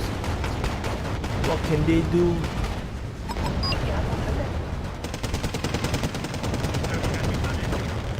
Very malfunctioning.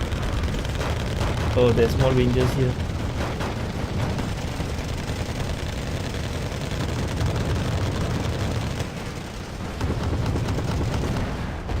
So we can bring in more Sioux.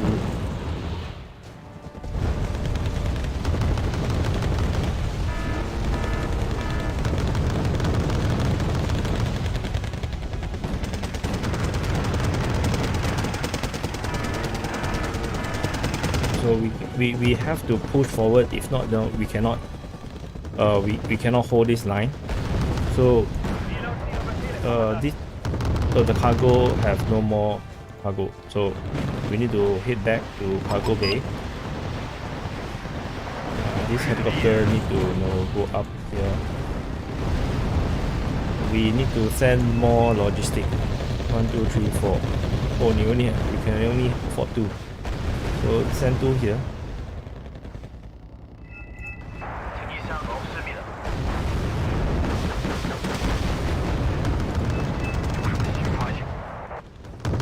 Unload.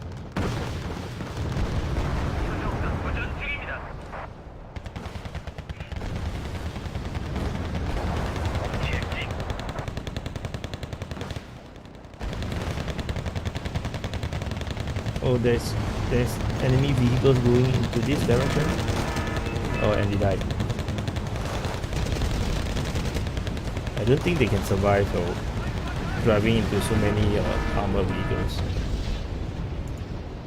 We need to rush them. Go, rush them. P-34.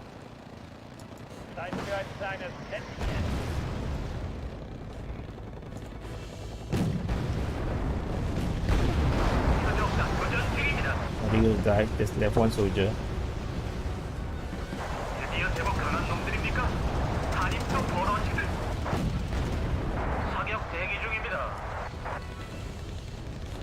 Okay, this 334, we're gonna rush this area here. Okay, we're gonna mass enough forces that we can rush in. The infantry here will have to do. They will not survive this if we send them in too early.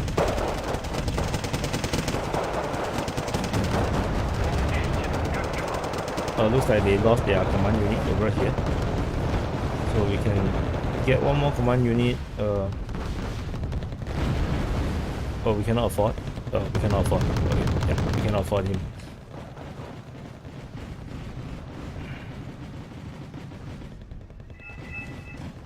So what shall we do now? They are in the mess now. So let's just rush them. This infantry, I want you to go into the dense forest there, and you guys will rush in here, and we will actually have do a fire control over this road. Make sure that no one can use this road anymore. We have our allies holding the lines outside, engaging the enemy forces, infantry around here. So this enemy, these UN special forces, they don't really have much tanks. So it's basically a helicopter infantry versus special force versus World War II or tank rush.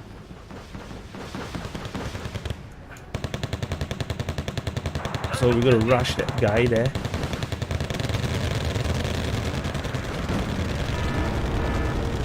So he died already. So a lot of helicopters everywhere. So there's some guys over there. Here, our helicopter need to run.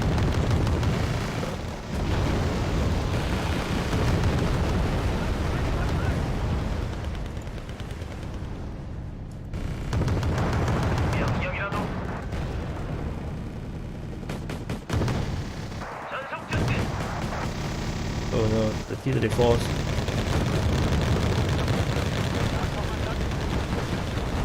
They are not surviving. They are definitely not surviving this. There are just too many enemy helicopters. And now where's all my allies? Just now I thought they were fighting them. They all died. Look at the carnage. Oh my god. Look at all this carnage.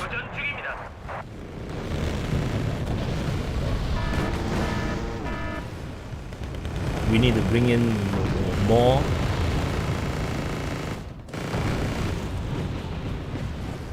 Hey, what happened to my logistic? Yeah, my logistic. I need you to go back. And we need to bring in one Okay, we lost all our forces. Okay, that's no good. Let's launch a new offensive. Oh, we need to capture Elena too. We lost the command vehicle there. God, what is happening? Okay. The command vehicle, need you to go inside there. Okay, 1, 2, 3, 4. We need to hold this position. 1, 2, 3, 4. 1, 2, 3. Okay, no choice. We can only command 3. Let's go. Oh no, the cargos are under attack. Go back, go back. Go back, go back. Oh no, that's like disaster. Oh, we are not holding on the line. Okay, you need to push forward. Go, go.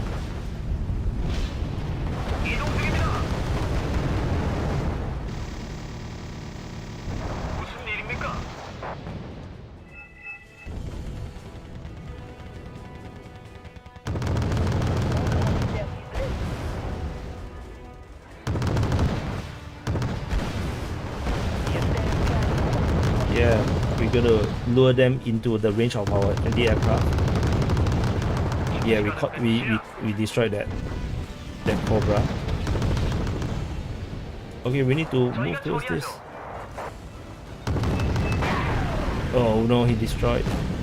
Uh-oh.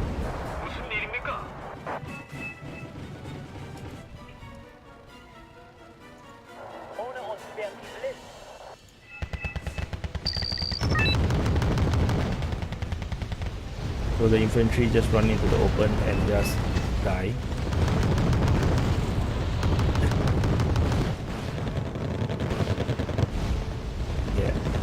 Yeah, I'm affecting the real life battle. DPA, do you play Wano? I said Wano is like the latest version of this war game. I haven't bought it yet.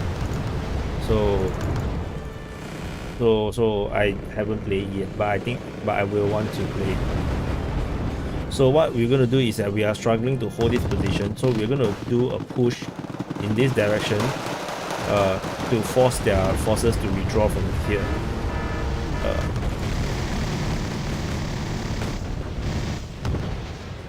We are running out of ammo over there. Goodness, it's calamitous.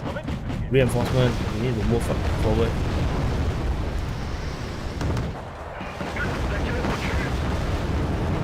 Push there. Cargo, I need you to go home.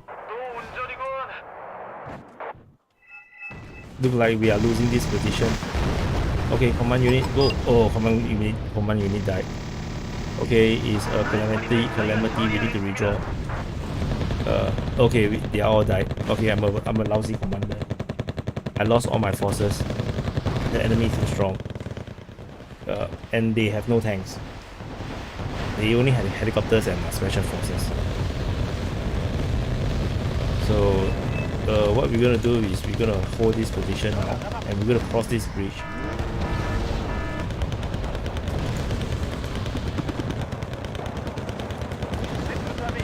And we're gonna send more armor vehicles in this direction.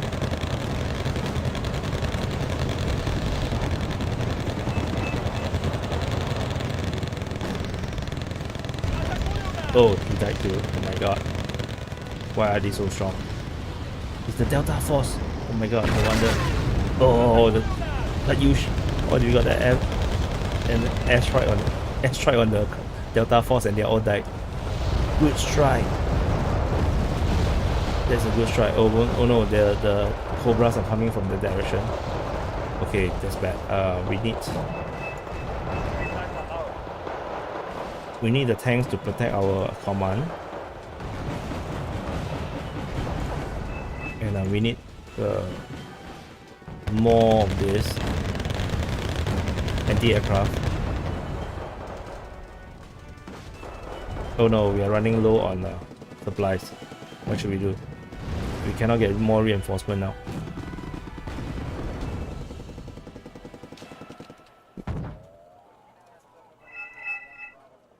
What should we do? We cannot win.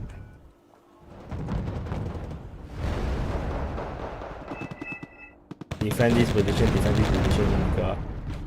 Okay, we are holding fire control over this bridge, so this will help us to hold them up for some time. So we need to move this T-34s through the forest because it's safer. And we got more T-34s coming. We'll reinforce this spot.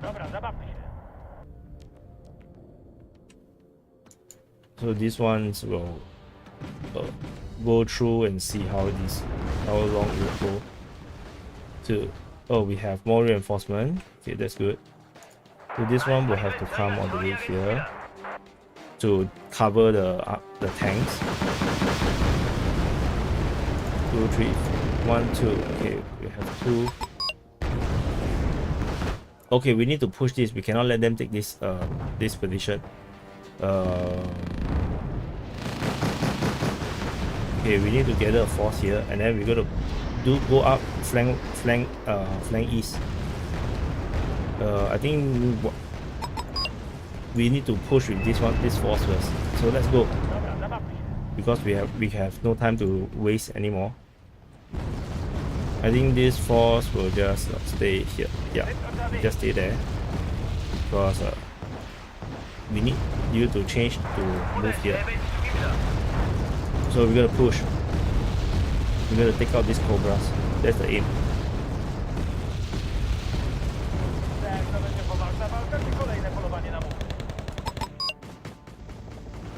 So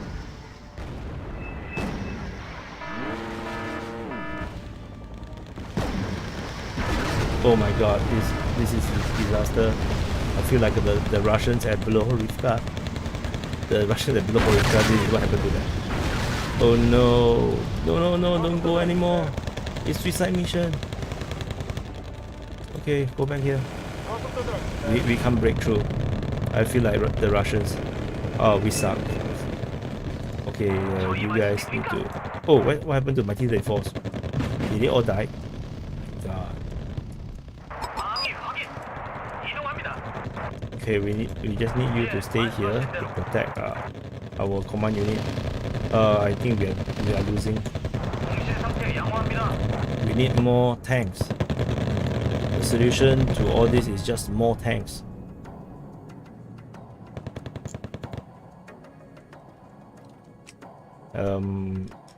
So all kind of strategy also no use. We cannot even hold the position because our units are too rubbish.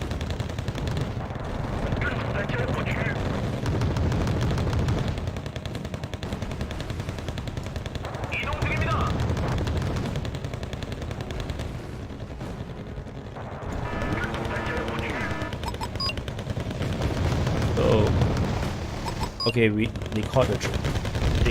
They fell into the trap. They flew into my AA.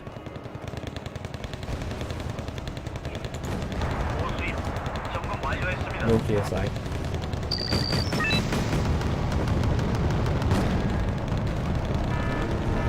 Who are these? Ground forces? Oh no, there's some ground forces over there that we are not seeing. Oh no, the special forces. Oh no, I think we are losing. Like we are just not pushing. We are unable to push forward. The special forces are too strong. The only solution now is to send more tanks. So let's. We can't even hold this ground. Oh my god.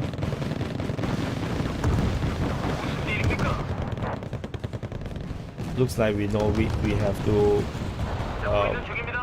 redraw. We have to redraw. Come back. Like Su 100, you're gonna die there. Yeah, he almost, you see, he got hunted by them. Oh, he died. So no use. I feel like this is feeling just like the Kharkiv Oblast. The Balaklia offensive is happening, and then we just cannot hold our positions, and I do not know what to do now. Okay, the support. Why the artilleries are also expensive. Igla. Okay. Good. I can only send one. Okay, we just send.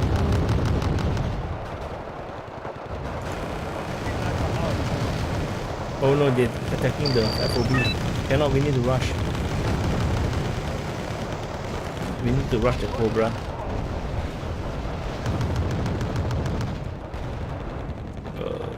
This is disastrous. We are losing. You scout the whole fire hidden in the forest and let the houses let you. Yeah, because I suck. My this is a lousy deck. Anyway, command unit have a super chat. He said that there's an expansion coming for HOI 4 in a week's time. Anyway, it'll be fun. I think I will maybe get Wano soon. If you guys, maybe you can play together some days. Alright, we took out that. So let's withdraw. We took out that Cobra. There's a lot of special forces around here.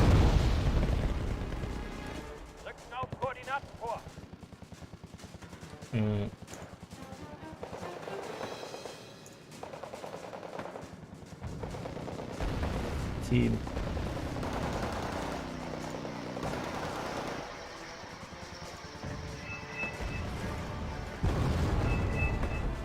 Whoa, what the hell is this?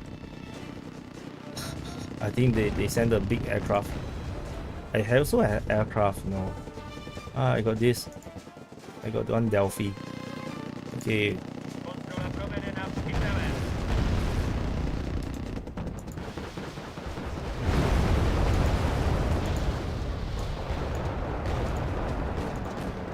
How do I use it?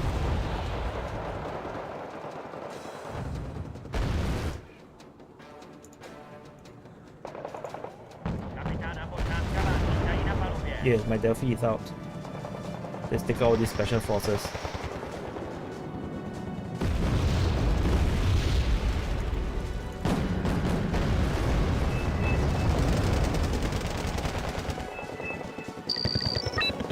Bro, in this game they are good against copters. Why? Because helicopters are very weak. In real life they are also very weak. Blow up the bridge at the Oscar River. No, the bridge cannot be blown up, unfortunately. If not, the game will not be playable. But we are really low on vehicles. I think we need more anti-aircraft, which I cannot afford also. I can only bring in one tank. I can bring in this though, which is not very long range. So my allies are still, you know, sending their P-34s randomly. At least we took out the command unit over at Boris.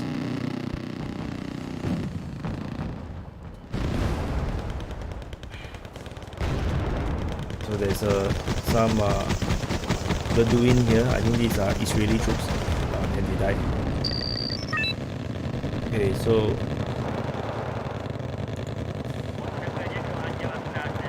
I'm gonna send my aircraft to attack that wrecky vehicles there. Let's go.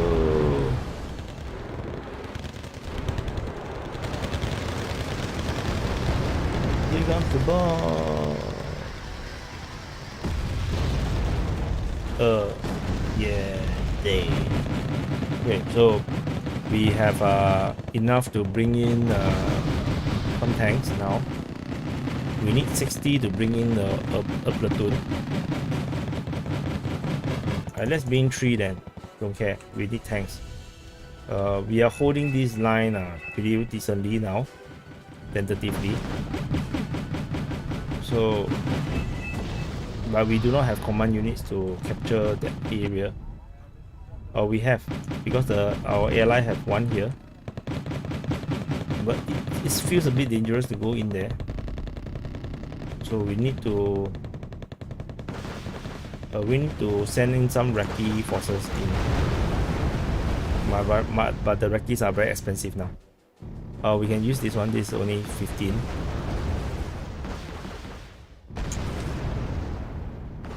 So let's wait for the money to come in. Meanwhile, we are still in deep shit. They got 2 more points than us.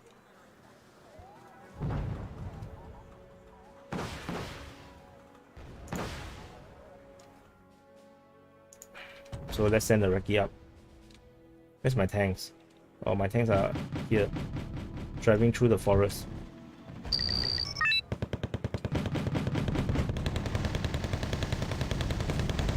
Oh no, the cobras are here.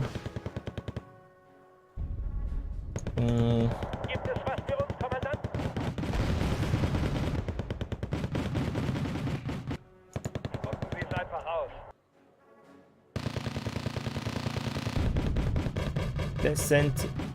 Do we have an anti-air? Oh, we don't have. Can we send the aircraft against the Cobra? No, we can't.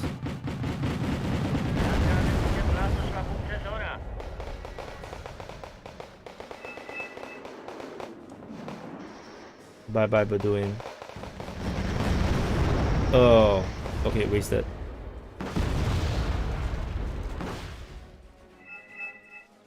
Okay, so move into the forest. Quick.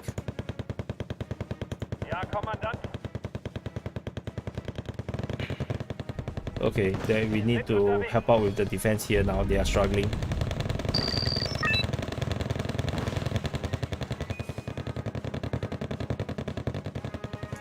Okay, we're gonna send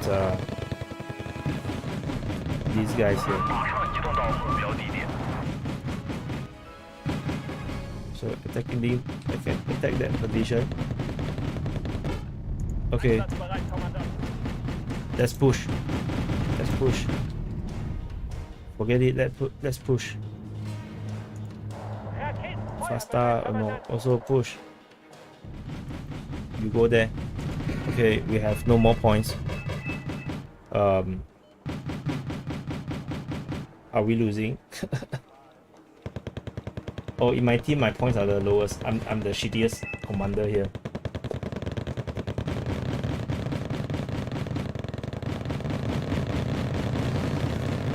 Does this game have bombers? Yes, it has bombers. But not like there's a small bombers, not big ones. Okay, I need to.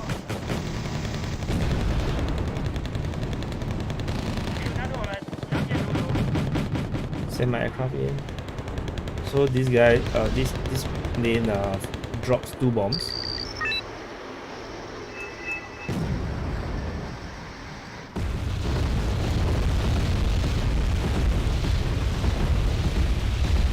And then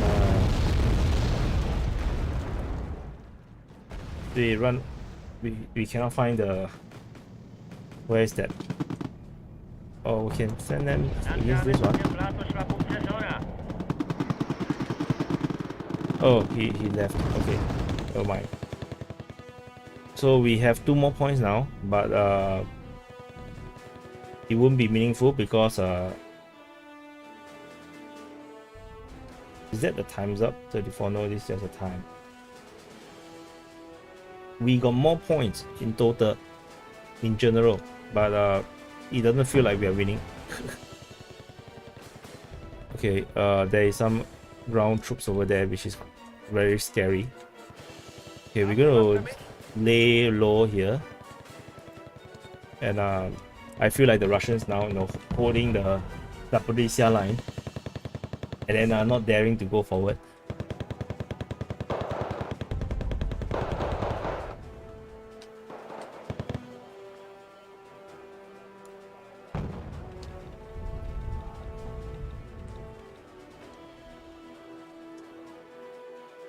So there is nothing much I can do now. The points are, I don't have. I can't really use my points anymore.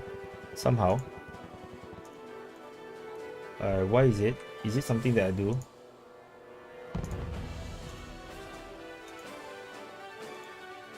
Oops. Continue.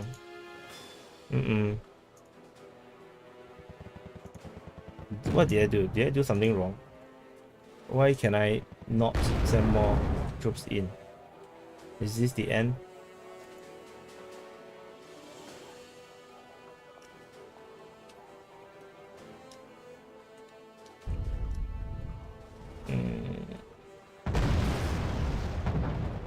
Oh, there's... My aircraft is dead too. I have points that I cannot use.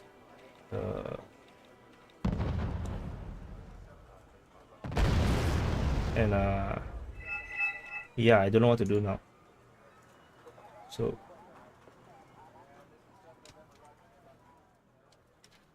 yeah, so this is a game that I play sometimes, very sometimes. No command unit in the spawn, that's why. Oh, okay. Oh, then it's back, it's back. You're so smart. I didn't realize. You can see how noob I am in this game. So I'm gonna need to bring in some things that will change the game. We need this one. Something that can kill the helicopters. The E-glass.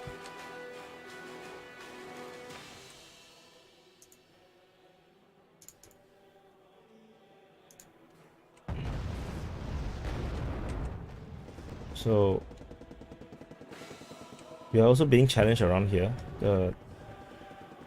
Oh yeah, because we lose this one, then we don't have an entry point for our reinforcements. Okay, I got it. So where is the... So he have to go back here now, right? Because there's no command unit here.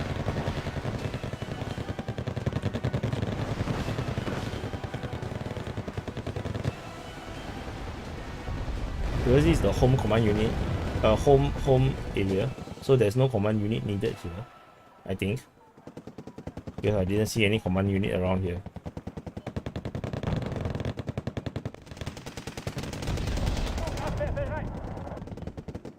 Okay, you need to run.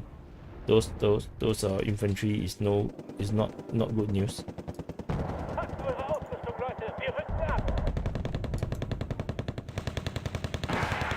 Eagle.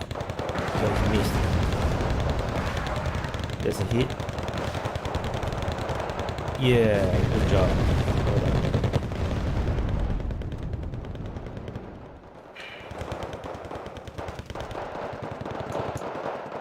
So we're gonna leave one here. The two will go forward. We will need to push.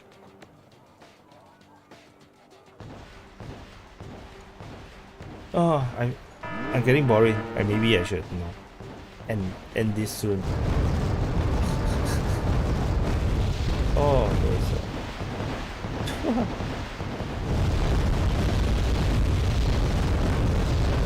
so it's amazing, right? You just by helicopters and special forces, right? You know, they still able to push a heavily armored World War II force back. I need air units, but I don't have enough money.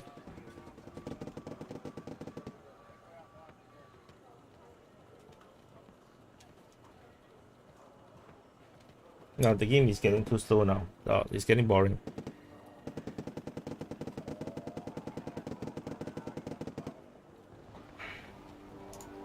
Yes. So we got two helicopters. Where are the enemy infantries? We don't have intel on them.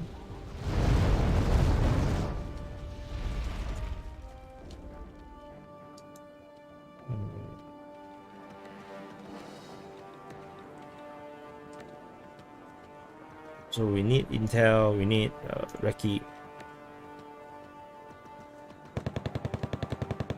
We will need a helicopter.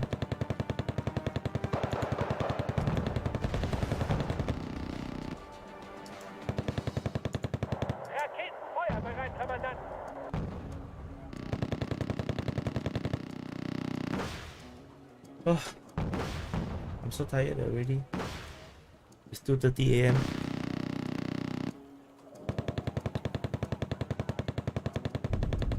Buy stuff now. I have no money to buy. Get more recon, get a new command. This income. I also think so.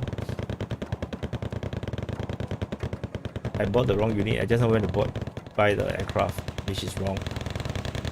I'm doomed. I'm doomed. I just want to look at the carnage. Oh god, this looks like Bucha. See, this look like Bucha. Look at Bucha. And Irpin. No, this is Irpin. Oh, so much death and carnage. For what? For this kind of land. Useless land. Everybody died here for nothing.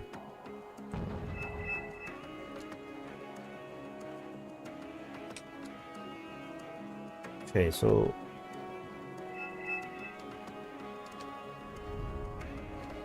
I think they are also stuck. You see, they can only capture this ground. So what I'm going to do is I'm going to send my helicopters and kill their command unit. Send helicopters and then send an airstrike and kill the command unit. So we need the chopper. So let's fly directly. Let's fly here first. Where's my chopper?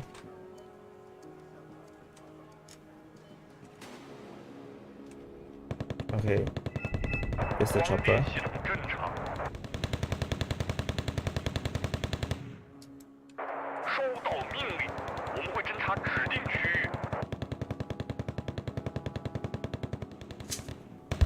I wonder if anything will happen if we fly directly towards where I want to go.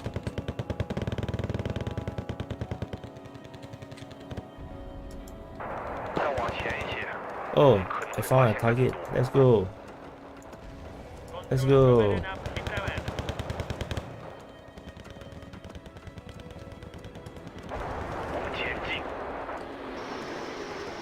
Bye bye. Oh, looks like they missed quite badly. Yes, we hit one at least.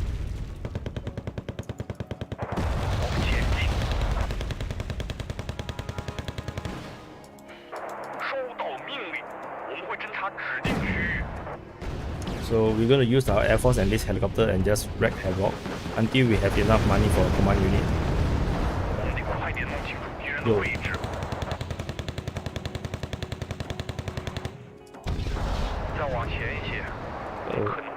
Delta force is coming.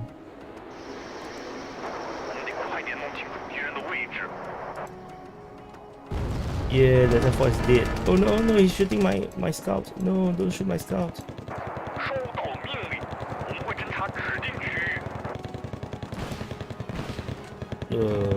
Repair here. Come on, come on. You can survive. Okay, we need a command unit to capture this, but it's just too expensive for now.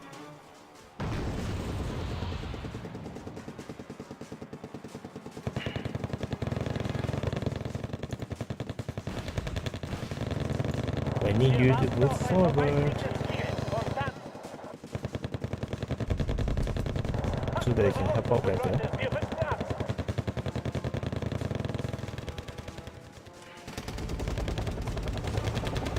All these helicopters are just so irritating.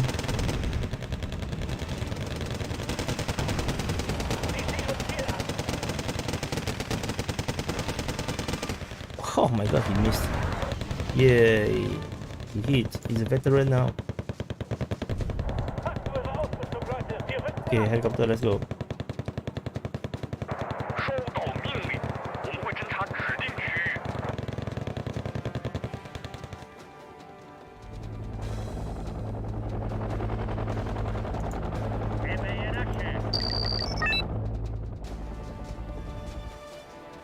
Okay.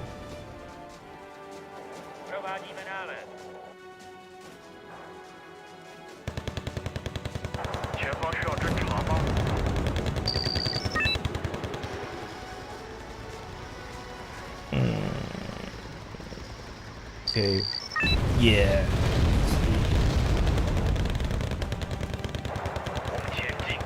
So they are sending infantry charge towards our position, which is not gonna work. I'll send my recce here. Bomb those low flying cannot. They don't let me bomb the helicopters. Not that I don't want to.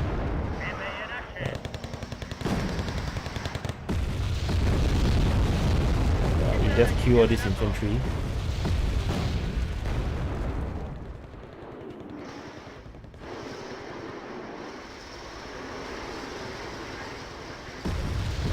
So I feel like the Russians now, like the Russians in the Ukraine war now, like all we do is hold a position and then send in airstrikes and artillery strikes.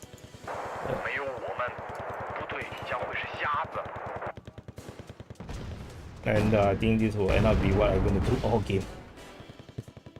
Oh no, there's an anti-aircraft. Whoa, that was, oh, that's not an anti-aircraft. So let's take them out.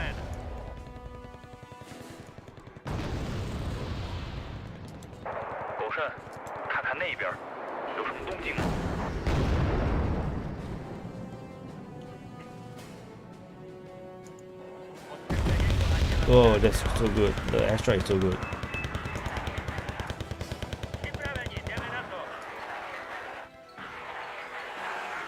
Yeah, we saw some infantry there.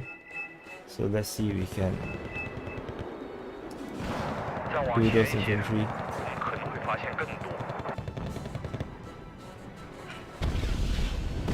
Yay! Because they also shut off air defense, so there's nothing much they can do against my aircraft. Oh, you see, they rush this position and they're all dead now.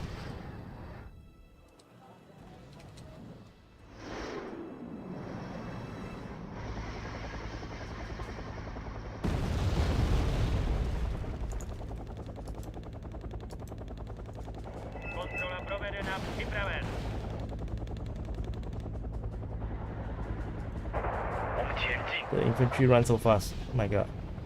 They are so fit.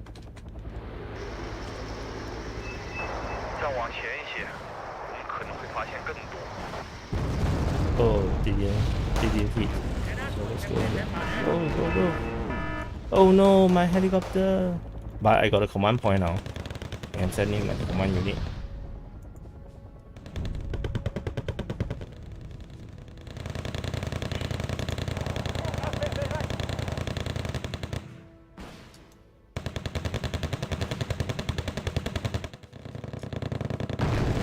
Then we need to save up for helicopter again, so that we can use airstrike.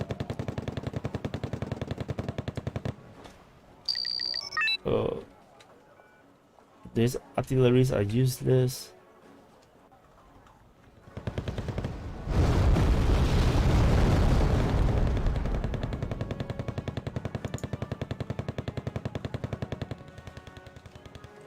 Everyone is stuck. There's nothing much we can do.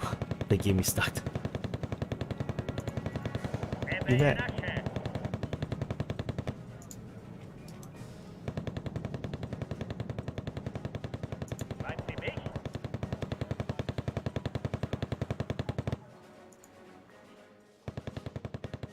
We need to send no lah, just never mind, forget it. Don't feel safe to send my tanks up. Oh my god, the Cobras still have rockets.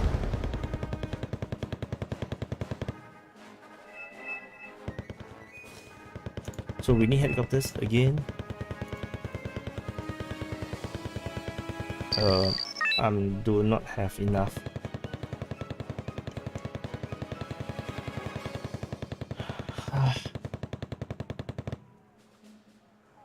There's some enemy infantry here. So my allies are sending more tanks in.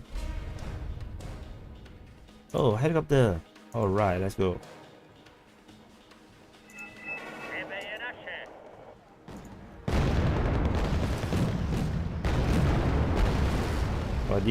My aircraft don't even need to do anything. The targets are all dead. Okay.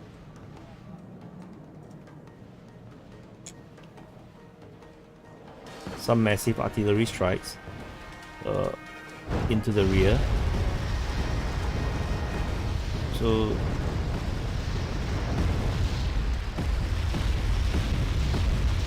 scary. So the target is still this one. We're gonna take out that command unit. Let's go.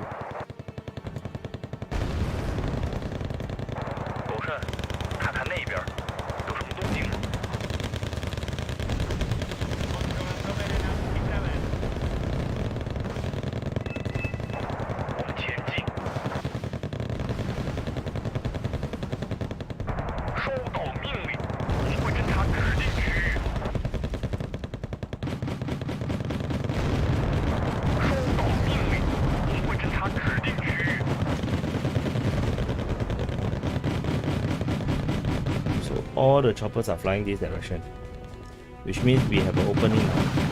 Let's fly through.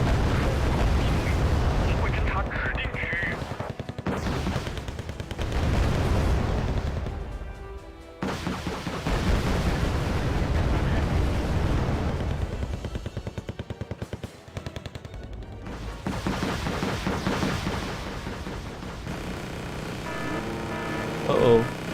Will he go through in time? No.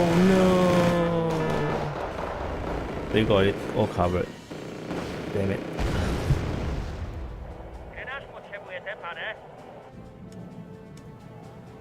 Nope.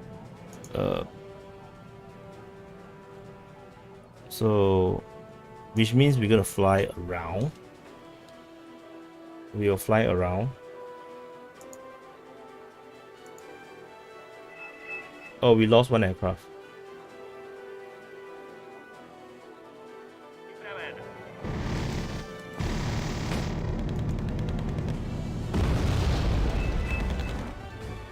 We lost one aircraft.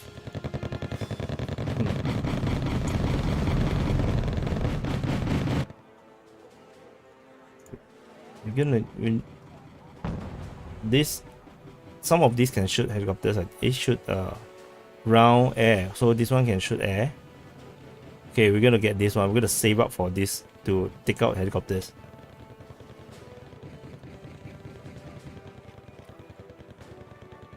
Meanwhile, will depend on this guy to kill the command unit here.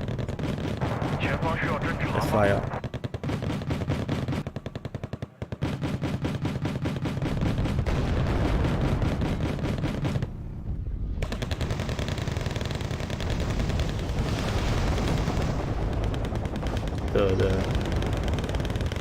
This is disastrous.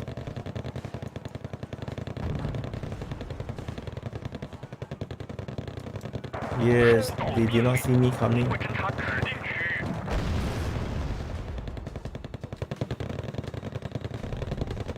gonna fly to their rear and launch airstrike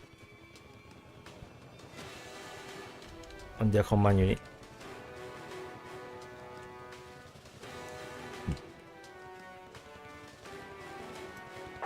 Okay, this looks dangerous. There are some weird things here. Let's go a bit nearer. Oh, there's a command unit. Let's go, do it. Let's kill it. Okay, let's stay here. Okay, stay here. We can see both command units.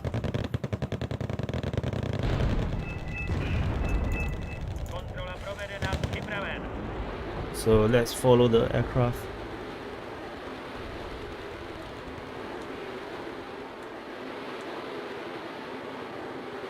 We'll take the one at the rear because this will cut off their reinforcement.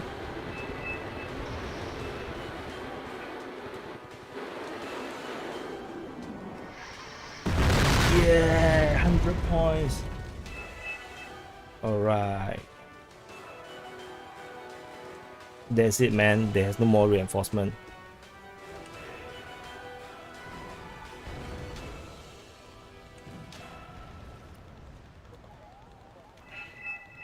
Now we're gonna take out this one. Let's go. There's some rangers, running around. Very cool. But not as cool as this.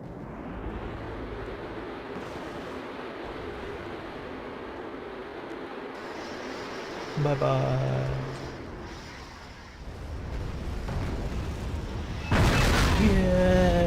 are gonna win. Oh, the Rangers are looking for my scouts. Okay, let's run away.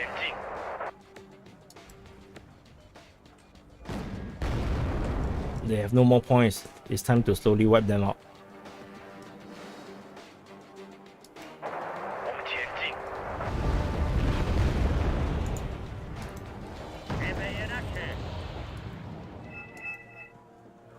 With the helicopters, we'll have to redraw backwards. And then I want to save up for this aircraft because this aircraft can take out helicopters.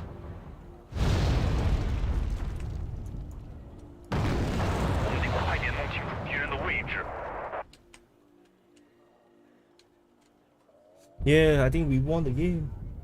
You are rich, commander. You have enough points to do something. No, I want to buy an aircraft. I want to buy a very expensive aircraft. They're operationally encircled. Yeah. This is like, you know, like we always watch in the reports, right? Operationally encircled.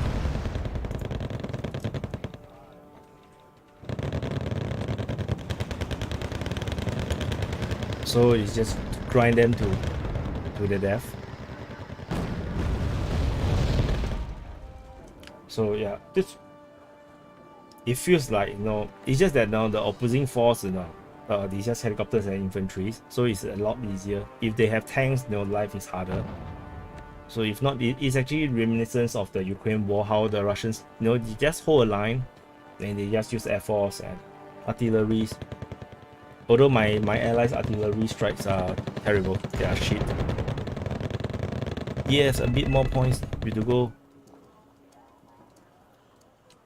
And we can take out all this you know, disturbing units that are flying around here.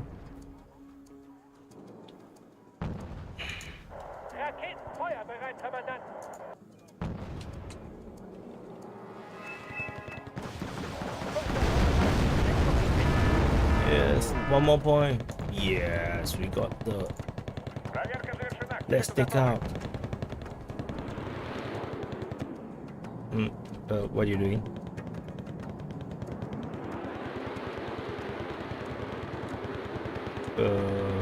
He seems to be circling. Okay, then might change target.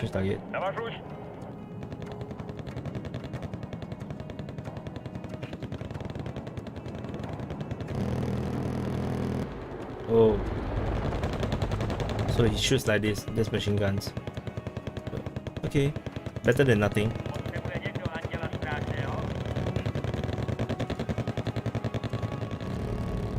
Yay!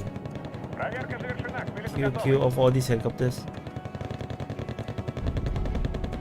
So the next we'll save up for command units so that we can capture more points.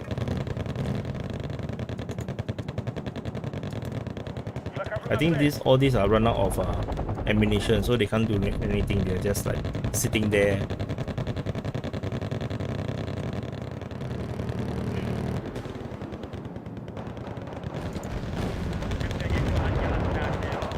There's nothing much they can do now. They're doomed now.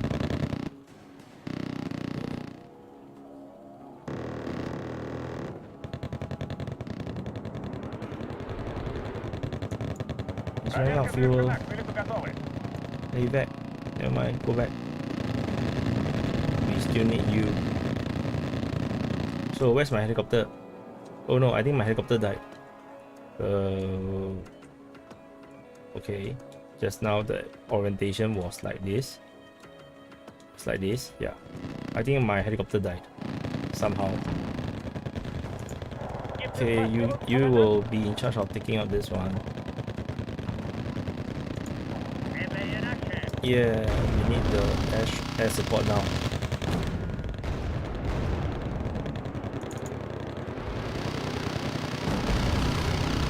Oh, we turn away because the target is destroyed.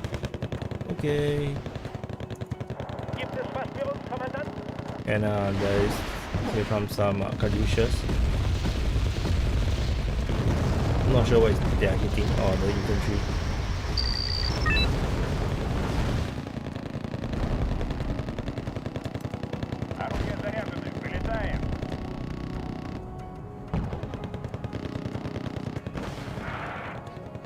Yay, take them out, destroy them.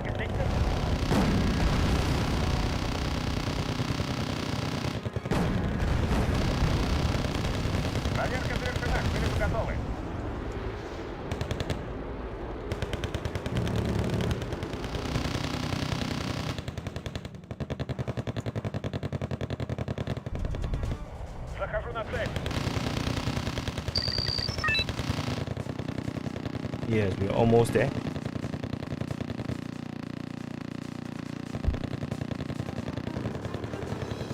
Command military operation. Play CMO. What is that? Never heard of that before.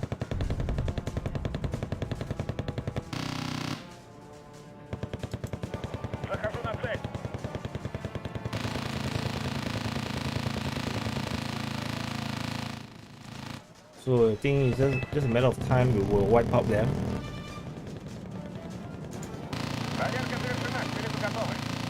Okay, command unit. Okay, let's go. Command unit. This is the last command unit I have. So we're gonna move them here, since the T-34 is here, seems safe. We're gonna send these T-34s here to protect it. And these two will go up as well.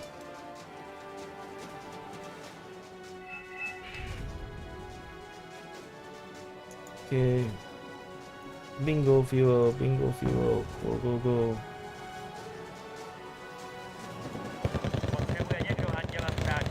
So my allies have sent T-34 this way.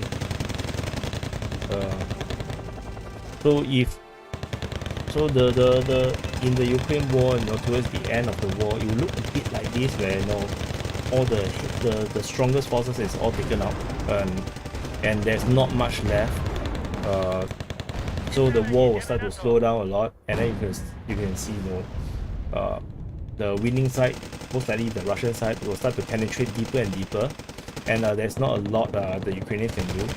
So the Russian side could be like this, they have massive amount of troops in their lines, and they're just not moving forward, and but there isn't really much on the Ukrainian side, because they have already pushed everything upwards to gain that final victory, and which they cannot get. Then the Russian will slowly push forward, sending out recon forces to see if there's any more troops, any more randoms or defense petitions. Then it can slowly spread out.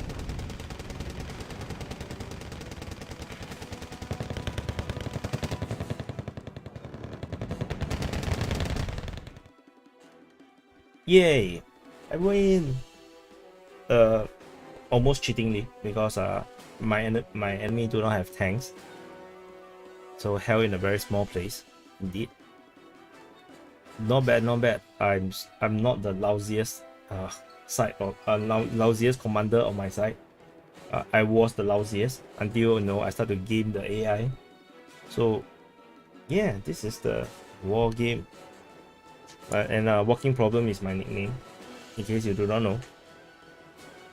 So the chat is always very funny. The old Wagner group, you got the Churchen club. Yeah.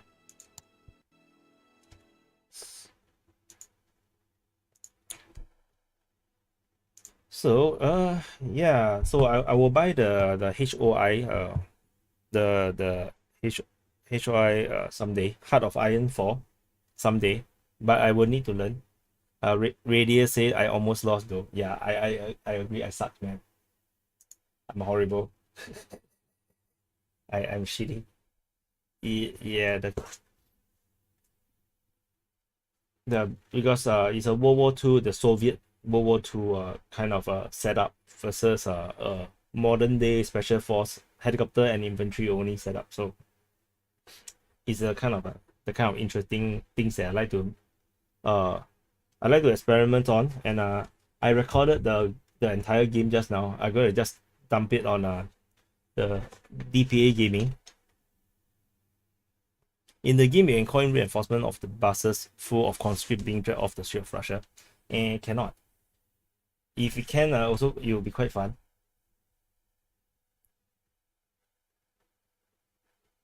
Yeah, so anyway, thank you for all 80 of you are still around watching me play this game. In a very boring game. Oh, we have a report. Okay, and then hide this user.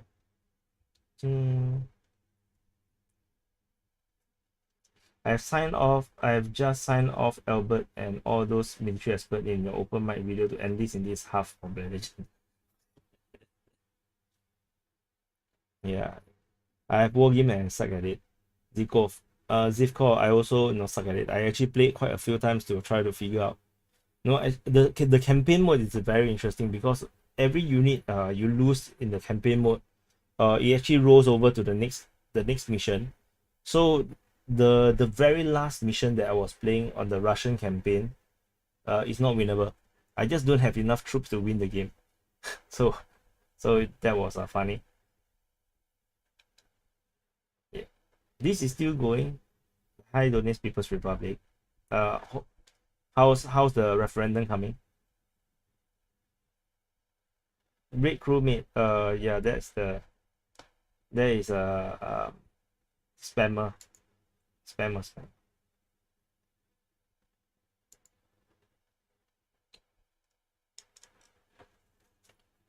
So I just want to highlight again. Command unit just now do a super chat saying that there's an expansion coming out for Heart of Iron 4 in a week. Yeah, so hopefully that's interesting for you guys. I haven't buy it. So I also need to learn. It looks like there's a steep learning curve. Heart of Iron. We make the 6 hour mark. Oh yeah, 6 hours 50 minutes. Crazy. It's crazy. Okay. Yeah, I'm very sleepy now. So thank you guys. So what's your favorite video games? My favorite video game, long time ago, my favorite is really Command and Conquer Red Alert. That's my favorite game of all time. Then I like Total Annihilation. I like Warcraft 3. These are all the olden games. In modern day, I just play a lot of FIFA. I love Europa Universalis because it just teaches you geopolitics that much. Like you just know that there are certain things you can and you cannot do, and the limitations of being a big power and limitation of being a small power. Do you think they will hold them off still till the? Let me put in the live chat so that you all know that what I'm actually seeing. Do you think they'll hold them off till the referendum plays out, or will they break? The referendum is only 1 week. It's going to be finished within a week. So the Russian forces has already reinforced the lines, the defensive lines. The Ukrainian forces is likely to try to push to disrupt the referendum as much as they can. And I suspect we're going to see a lot of HIMARS missile strikes all over the place. And it's going to look pretty ugly this week, I feel. And do you watch anime? I watch anime. I like Naruto, Dragon Ball, and Bleach. I love Bleach until Bleach become unwatchable. By the deep. Russian Air Force is going to be very busy during this week, which is also the reason why the Russian Air Force have deployed 800 over aviation units all around Ukraine. So they are ready for this. They are really preparing for this. That's why this referendum, this Kharkiv withdrawal seems to be all very planned. So yeah, it's gonna be interesting to see what's gonna unfold. I haven't seen the latest information, so I don't know what happened over the past 12 hours.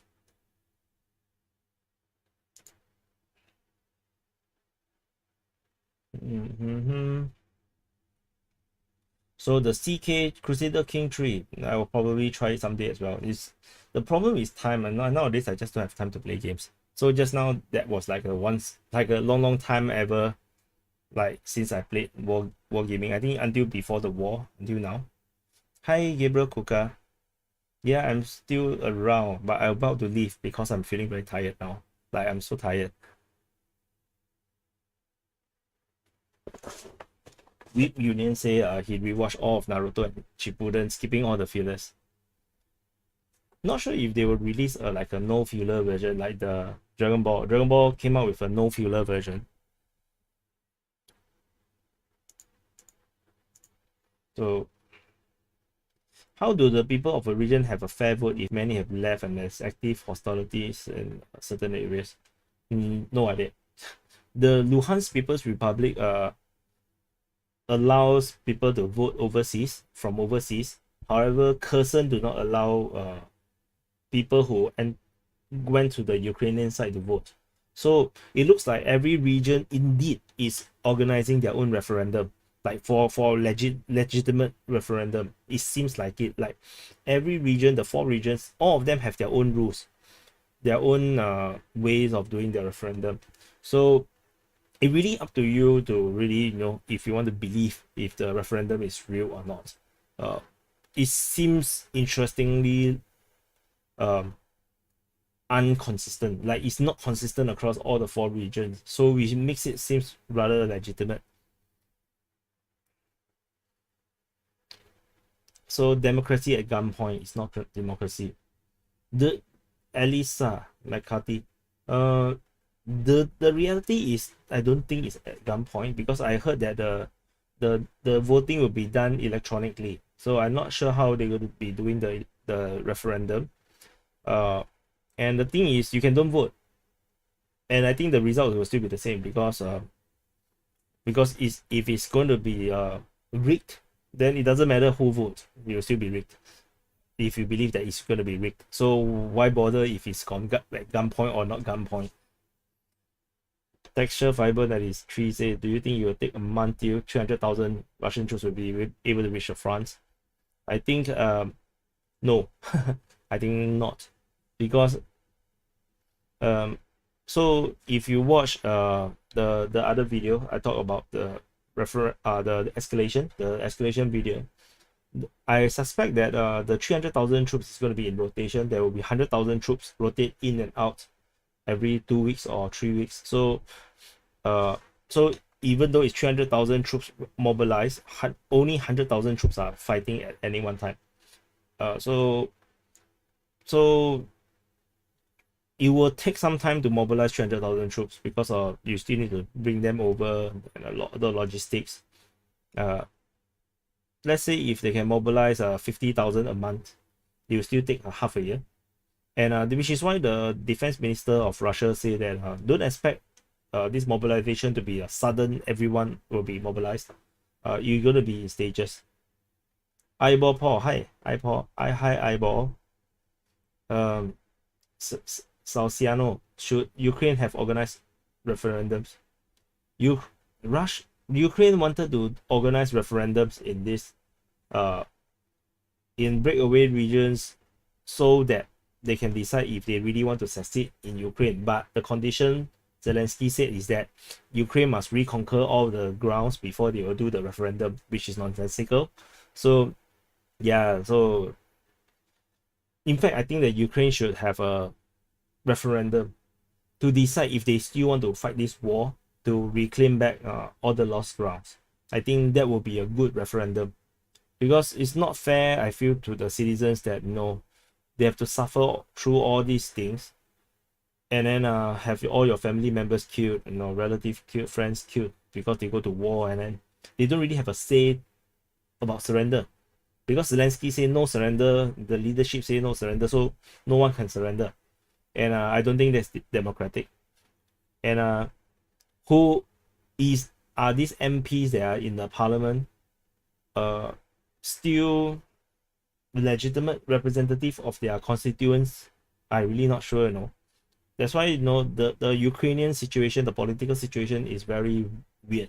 It doesn't feel legitimate anymore. The people, don't have any say. No, they just get mobilized and sent to the front, and the people don't really have a say to say, "Oh, okay, can we just give up Donbass? Like, we just don't want Donbass so that we can move on, and we can join EU and have a good life." They don't have this choice. So this war is terrible in that sense. Yeah. So Gabriel Kuka say, on which side is Singapore on? Singapore is on the western side, but it's not pro-Ukrainian either. We are only against the invasion. Officially, we are only against the invasion because it's against the principle of uh, sovereignty. Singapore do not support any form of invasion, which is why we sanctioned Russia. However, we also did not support Ukraine. We didn't send anything to Ukraine. So that is the position of Singapore. What do you think Russia's next major step on the battlefield? They're going to send more missile strikes. Then they're going to do more. They're going to make use of that air force and do massive airstrikes. Any place that there is no surface-to-air missiles, oh no, that place is going to be doomed. Because once you have no major surface-to-air missiles, the fighter jets don't even need to fly low. They will just fly high. There's nothing your Eagle and your Stinger can do. They just drop massive bombs over you, and then you're dead. So but there is surface-to-air missiles, major ones, but not in huge quantity. So I'm not sure. All this is quite secretive from the Ukrainian side. And then we still see Sukhoi 25 getting shot down according to the Ukraine Defense Ministry. So not sure if they got shot down by Stingers or or is it by surface-to-air missiles. So, but all this increased number of shot downs of Russian planes also suggests that the Russian Air Force seems to have ramped up their operations. So that could be the case. They gave up Crimea in 2014. They will give up Donbass in 2022. What will they give up next? They can get Kiev in 2025 and give up Lviv in 2028. Yeah, exactly. That's just how it is. It's just a matter that you can give it up, but can they keep it? Can they hold it? So the Russians may not be able to hold Kiev because Kiev maybe perhaps very pro-Ukrainian, perhaps. But I know Kiev is mostly Russian speaking last time, but now maybe they are very pro-Ukraine, so very pro-West. So when the population is very anti-you and very pro your enemies, it's very hard to conquer those kind of places, unless you're going to do massacres and kill a lot of people, or torture them, or or just shoot them until they give up. But I don't think Russia wants that. DPA Ocean Tosca asked DPA, do you like Ottoman Empire history? I don't know what do you mean by like, but I don't know a lot about the Ottoman Empire history, except that I know that they have this system of getting sons from all the different colonies or subordinate regions to form this legion that they use, which is an elite legion. That's the Ottomans, right? I forgot what's the name for the legion. You are underestimating how unappealing the West will be when the economies collapse here. I'm not underestimating. It's going to be very ugly. There's going to be political revolutions in the West, and it's going to mess up a lot of countries. But Russia seems to be pushing now. So if Russia, you see, before winter, Russia annexed all 4 territories and make them officially Russian territory, and then say that if you touch this territory, we're going to use nuclear weapon. What are the Western European countries going to do? It's going to be very hard for the politicians to continue to push in a pro-Ukrainian, anti-Russian situation, plus all the energy crisis and falling economy. So it's going to be pretty hard. The word is Janissaries. Yeah, I just remember Janissaries. Thanks for the reminder. You see, that's why together we are more powerful. Just by me alone, it's horrible. BRICS is together stronger than NATO. No. BRICS military power combined is not necessarily stronger than NATO. Not necessarily. Because India military is just big, but it's not strong. China's military is untested. It's very hard to tell. Russia's military, we will know in the next few months or the next few weeks whether they are really what they are made of, because tentatively we have only see them fighting with one hand behind their back. And after partial mobilization, Ukraine will still outnumber Russia in our front. It just become a stalemate. I don't think so. I don't think it will be a stalemate.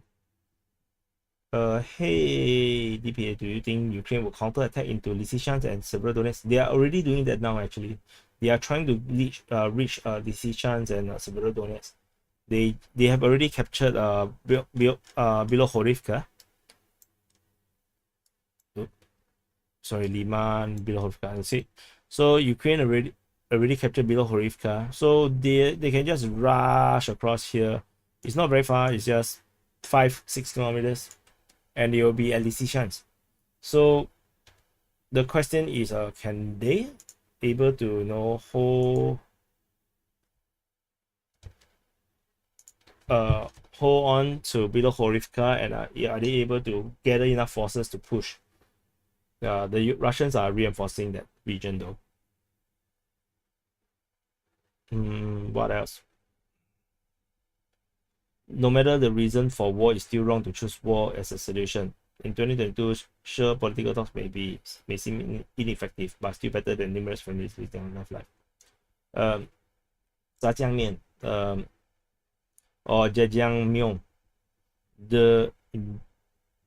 depends on where you stand. If you are just a civilian, if you are just normal people, innocent people, you will think this way.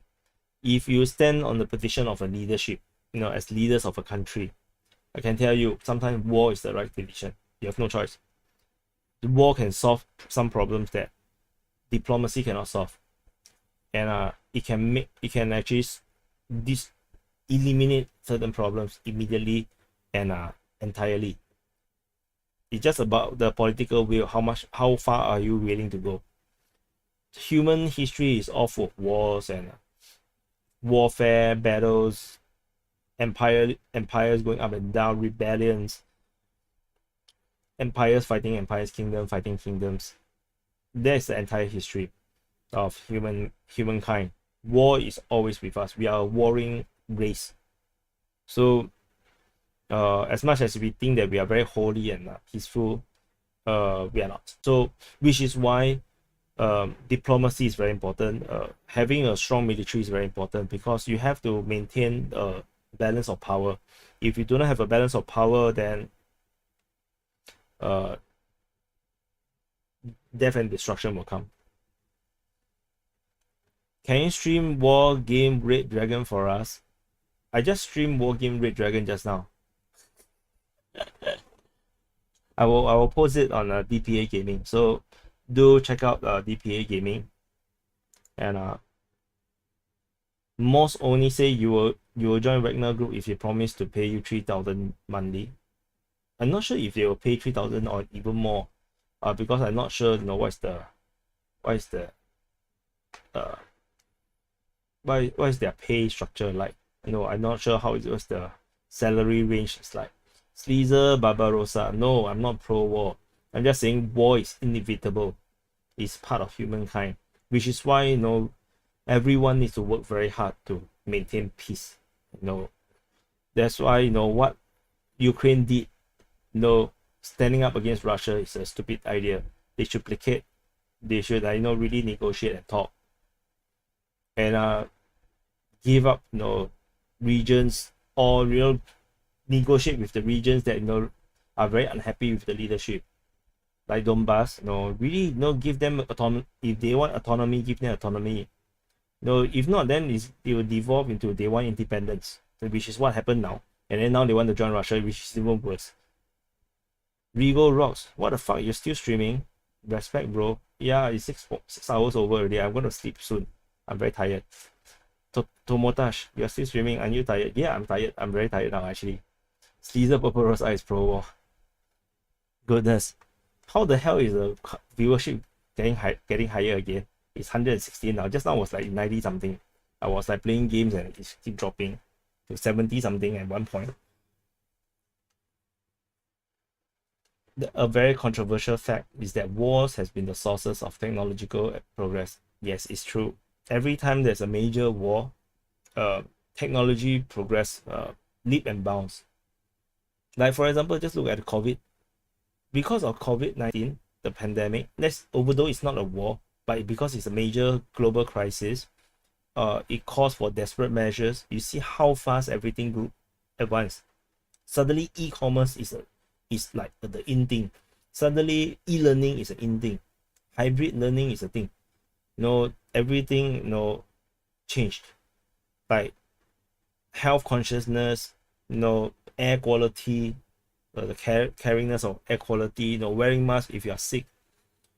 Everything changed. That's very fast. For 2 years, right? Suddenly, the entire economy go from brick and mortar mostly to now semi brick and mortar, because the other half, everyone is just going to buy things online. So we are not going back. So don't even talk about military technology and everything else. NGS do a super chat. He said, if we could go back in time, do you think Europe and USA would follow another path than military escalation and sanction? Yes. If you can go back in time, I think Europe and USA will not have encouraged Ukraine to go to war with Russia, because this war started because Ukraine literally asked for it.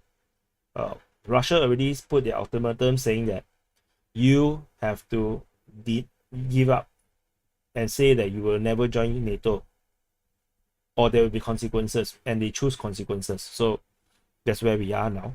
So if they can go back in time, I think they will give up. They will not go. They will just simply tell the world that, oh, NATO will never accept Ukraine into NATO, and that's the end. Russia will have no more excuse to invade, because Europe is suffering too much. They never expect they will suffer this much in the sanctioning of Russia. I'm quite sure they never expect that. And USA will realize that they are currently losing the dollar hegemony because of this Ukraine war. So it's not worth it. This entire Ukraine war is not worth it for USA or Europe. So that's that.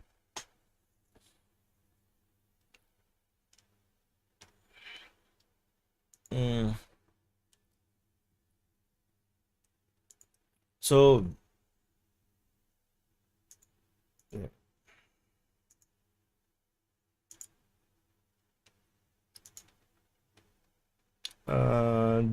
So local Rico 3 say, do you think that the end of war is near future? Yeah, maybe. I'm not sure what the West going to do. That's my fear. My fear is not Russia. Russia is so predictable. Everything that they are doing now, I have already said, Russia will never lose this war because they can just keep escalating and keep escalating. They ultimately, Russia as a whole country versus Ukraine is just going to be a trashing. It's always been this case. The problem, the question mark is what the West going to do. The West is not predictable. The West do not follow standard logical foreign diplomacy or foreign policies. Their foreign policy is all over the place. It's not predictable. That's the problem with the West, because they have so many other interests. Russia is very simple. It's only national interest. But Europe is not. They got the military industrial complex interest, economic interest, corporate interest, banking interest, then even the infightings between the different countries, between the different European countries is very messy. So their foreign policy is very complicated. Like for example, why is Poland behaving so differently from Romania, behaving so differently from Bulgaria? It just doesn't make sense. It's not consistent because EU is not a proper country. So it's just a very loose grouping of countries. That's why things are very unpredictable. JN say, do I run on the nuclear reactor? No, I'm actually very tired. I'm already pretty much near my last 5% or 10% of energy. I'm feeling hungry now.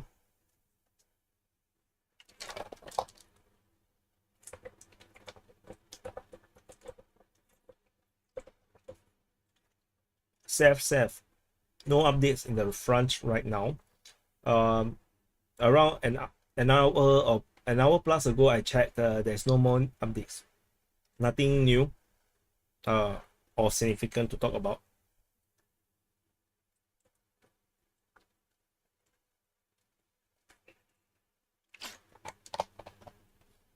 Most only say, when will we see a tactical nuke in Ukraine? After the referendum, all of the regions joining Russia, and then Ukraine went on to launch maybe a heavy HIMARS strike on Donetsk city or something. Then Russia decided to drop one tactical nuke as a warning, perhaps. Drink coffee. No.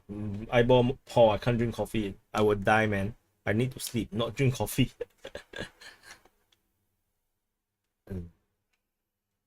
How bad is winter in your country?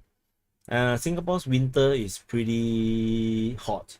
Like, it's hot and hot and moist and wet. Yeah. It's all hell gonna break. Yeah, again, it depends on what is the West gonna do. If the West stop helping Ukraine, then the hell is gonna be pretty short.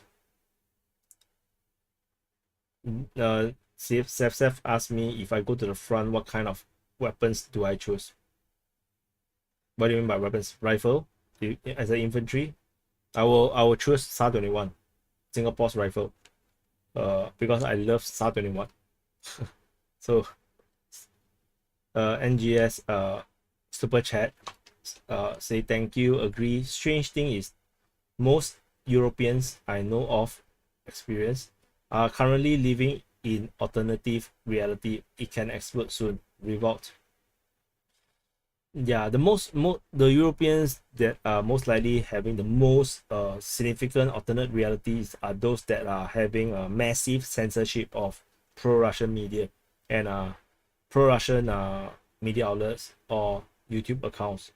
I think if the censorship will cause information gap, and this information gap will cause people to have misjudgment, because we can all do calculated judgment, calculated divisions, but if your calculation is all based on the wrong premise, then you're doomed.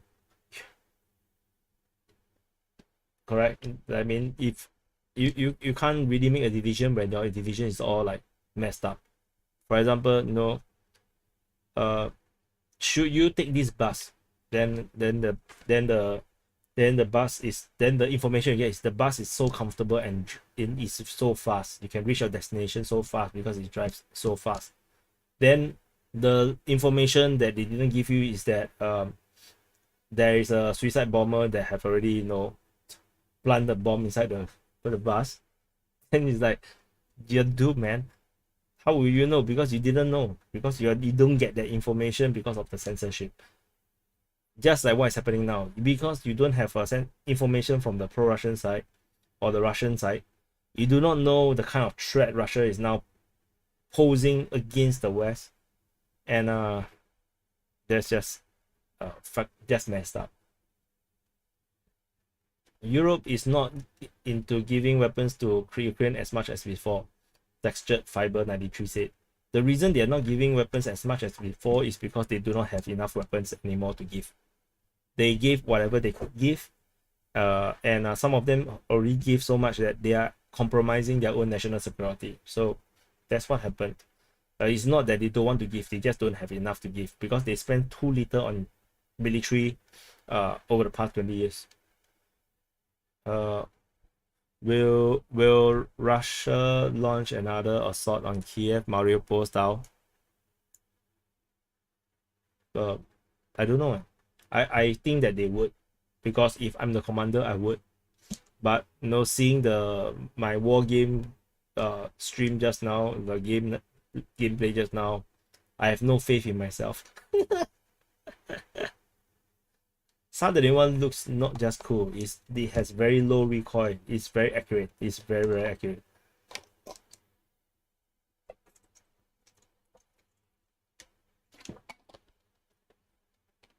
Russia didn't lock me down for the flu or take my liberties away. Yeah, the Russia is actually, you can actually have a lot of freedom in Russia. It's just like in Singapore. A lot of media will report Singapore as an authoritarian state, you know, they have no freedom. We are you know, all sort of negative, you know, they say we are not free, we don't have freedom of speech. It's all bullshit. They're just nonsensical. We have a lot of freedom in Singapore. Life is very good in Singapore. So that's why Western media is, you have to be very careful with Western media. Sometimes they are paid off by, you know, no good people. They are trying to stir up shit, and the Singapore government is very defensive, so they literally will sue media outlets for misinformation, and or they will just outright ban them from Singapore. So that's what the Singapore government do, because they are trying to protect Singaporeans. And so however, to the West, they feel this as a anti-free speech, anti-free media. But the thing is, the kind of free media that you get in USA, that is nonsensical. That is just all fake news. That's just how it is. The Novorossian say the collective West is going to regret pursuing a policy of endless war against Russia. Ukraine will be utterly destroyed economically, and many nations of the Western world will suffer huge losses also. Yeah.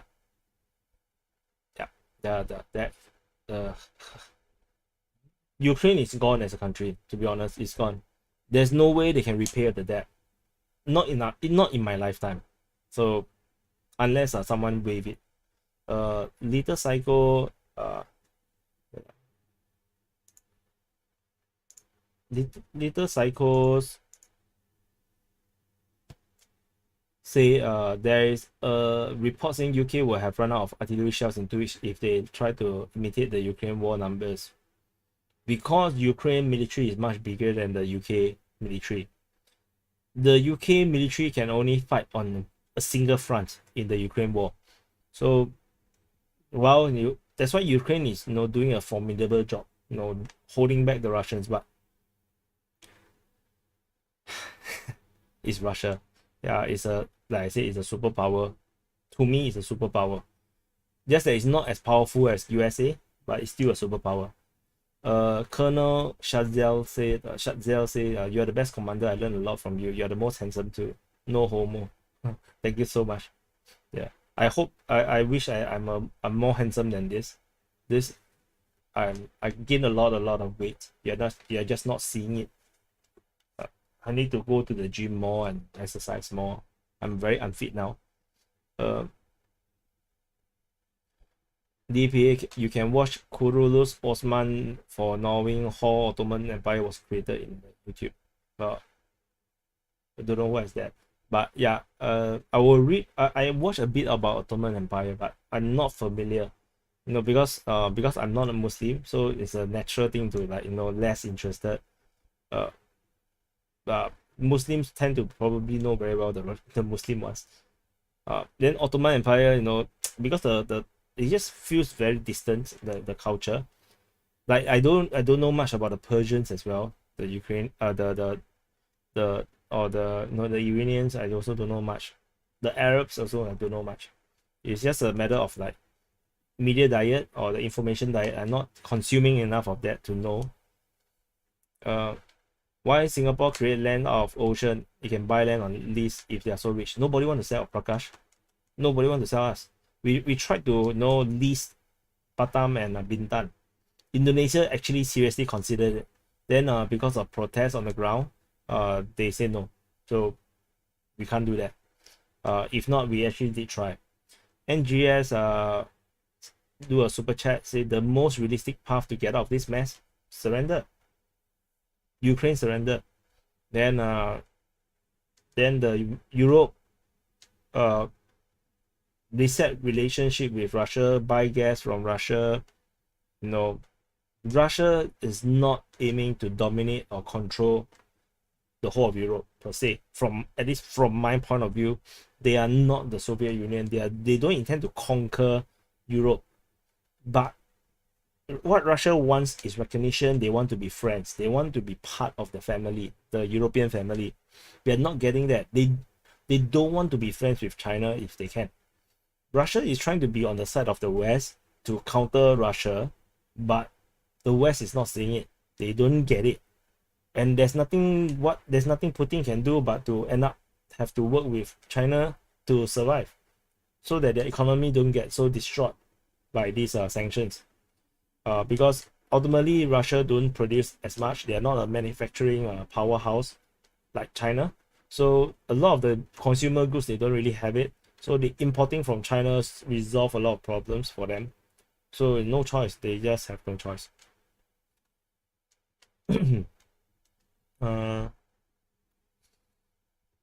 This war has set in motion the end of the EU. Yeah, this is something that I said before actually. I think that this war at the end, EU will collapse. It will fracture because it's just not tenable. EU is too fragile as a grouping. Everybody have their own interest, and it's just a matter of time, I think. Singapore bought some farming land in China. Not of I know of, because China land can never be bought for forever. It's always there's a lease. Just like in Singapore. Singapore still have some freehold land, but most of the land are 99 years or 999 years. Pratt, considering the loss in the Ukraine war of the Russians, how do you think they will equip their 300,000 units? I think it's the same. Don't believe the Western propaganda that Russia have no more weapons and no more heavy equipment, no more missiles, no more artillery.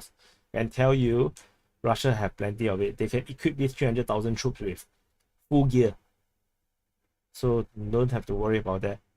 They will have full gear. They will be a proper regular army. So which is the scary part.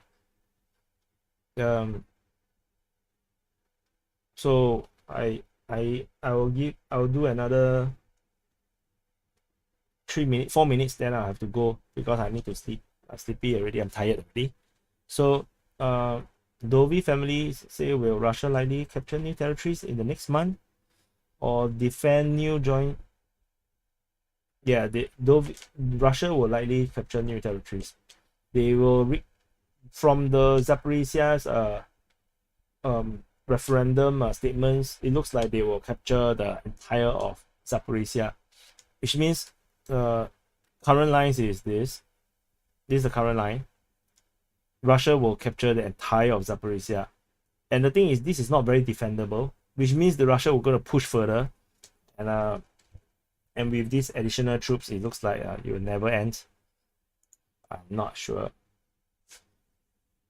Armenia, Azerbaijan. I think Azerbaijan will one day conquer the rest of Armenia.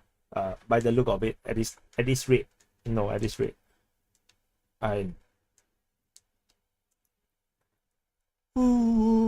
Sleepy. Do you think Moldova is next? Gabriel Kuka, no. Russia don't want Moldova. Russia may want Transnistria, but they don't want Moldova. So if they capture Odessa, they will actually combine Odessa with Transnistria, I think. I don't think they will want Moldova. Unless Moldova have a revolt, a revolution, and they say, oh, we want to join Federation of Russia, then all hell will break loose, I think. How does SG view China? Positive or negatively? Mostly neutral, but slightly negatively. Slightly. Yeah, who the F1 Moldova? Hello from Moscow. Hi Azad. You are still streaming? Buraku. No, this is actually Buraku, this is a recorded video. It's not a stream. Yeah, it's not a stream. And I'm not talking to you.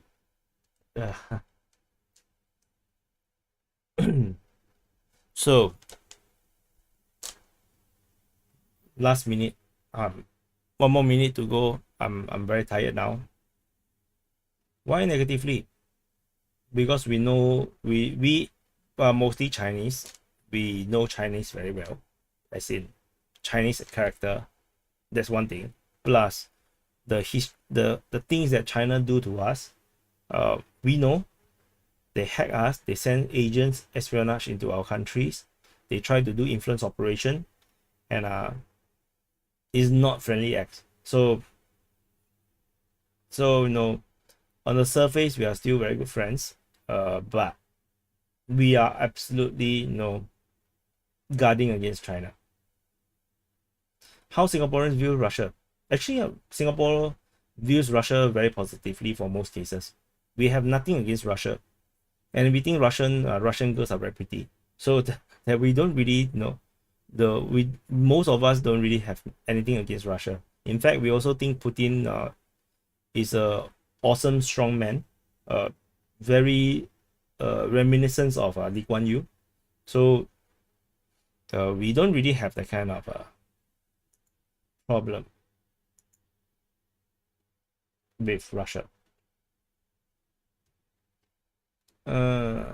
If Belarus go in, NATO will go in, but Belarus will not go in. Belarus is they will not go to war. It's always it's a scam. Belarus is just to, you know, be a distraction. They will never go to war. If they go to war, they can't achieve much, because they are like the Italy of World War II. They are just going to be a drag. Why do you advertise adult size? Dude, there's another there's a chat bot. That is a spammer.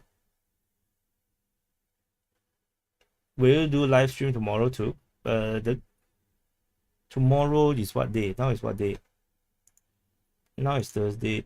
No, probably not. Probably not. But maybe Friday. Well, Friday I got football. After football, not sure if I got energy, because I want to do the open mic. So I will do one more open mic, either tomorrow or the day after. So I don't think it'll be tomorrow. Then it will be the day after, or it could be tomorrow. So I'm not sure. I haven't decided yet for open mic. Where do you go in Indonesia? I went to Jakarta before, Batam and Bandung before. I go to Bali before as well. Bintan maybe once, but I cannot remember about Bintan. We support Ukraine here in Albania, but I support Russia. I don't exactly support either side, to be honest. I just simply support the quick end of the war. And given the logic that Ukraine is not going to win a war against Russia, then I want a quick Russian victory. So that's what I think. So it's not that I pro-Russia, but, you know, by logical steps, I need Russia to quickly finish the war so that people can stop dying. Yeah. How long till the first deployment of Russian troops? No idea. I have no idea about that.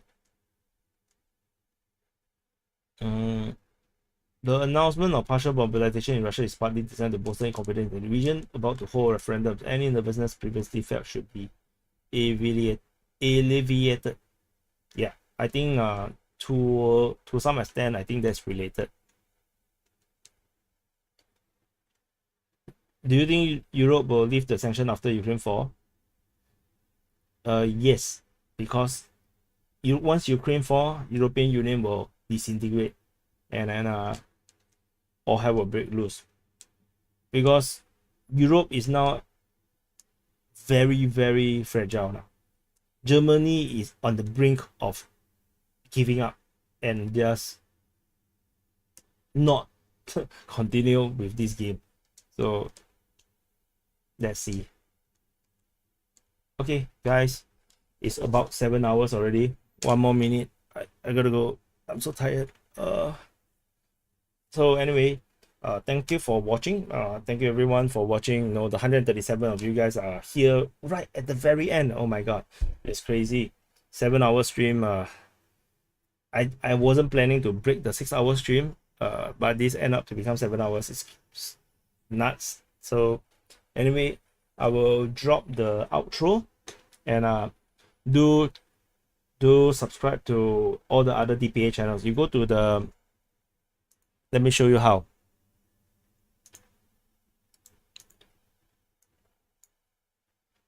You go to DPA, then you go to channels. You saw all these 5 channels. Subscribe to all of them. Yeah, subscribe to all of them. So yeah, so no, I need subscribers, I need support. It's still a long way to go to grow the DPA brand, so I need you guys to help me.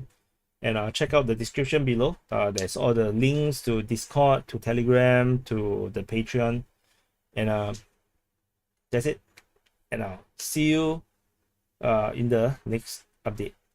Defense Politics Asia is a Singapore-based geopolitical and defense news media come think tank focusing on Asia from an Asian perspective. We try to provide insights on complicated issues and cast spotlights on underreported stories to give a voice to those that would otherwise not be heard. You can find out more geopolitical and military news, as well as in-depth opinions and analysis on www.defensepoliticsasia.com. To support our work, you can subscribe to our YouTube channel here, or you can become a patron on our Patreon at patreon.com/defensepoliticsasia and get access to exclusive content while be a part of the people that shapes the future of this unique platform.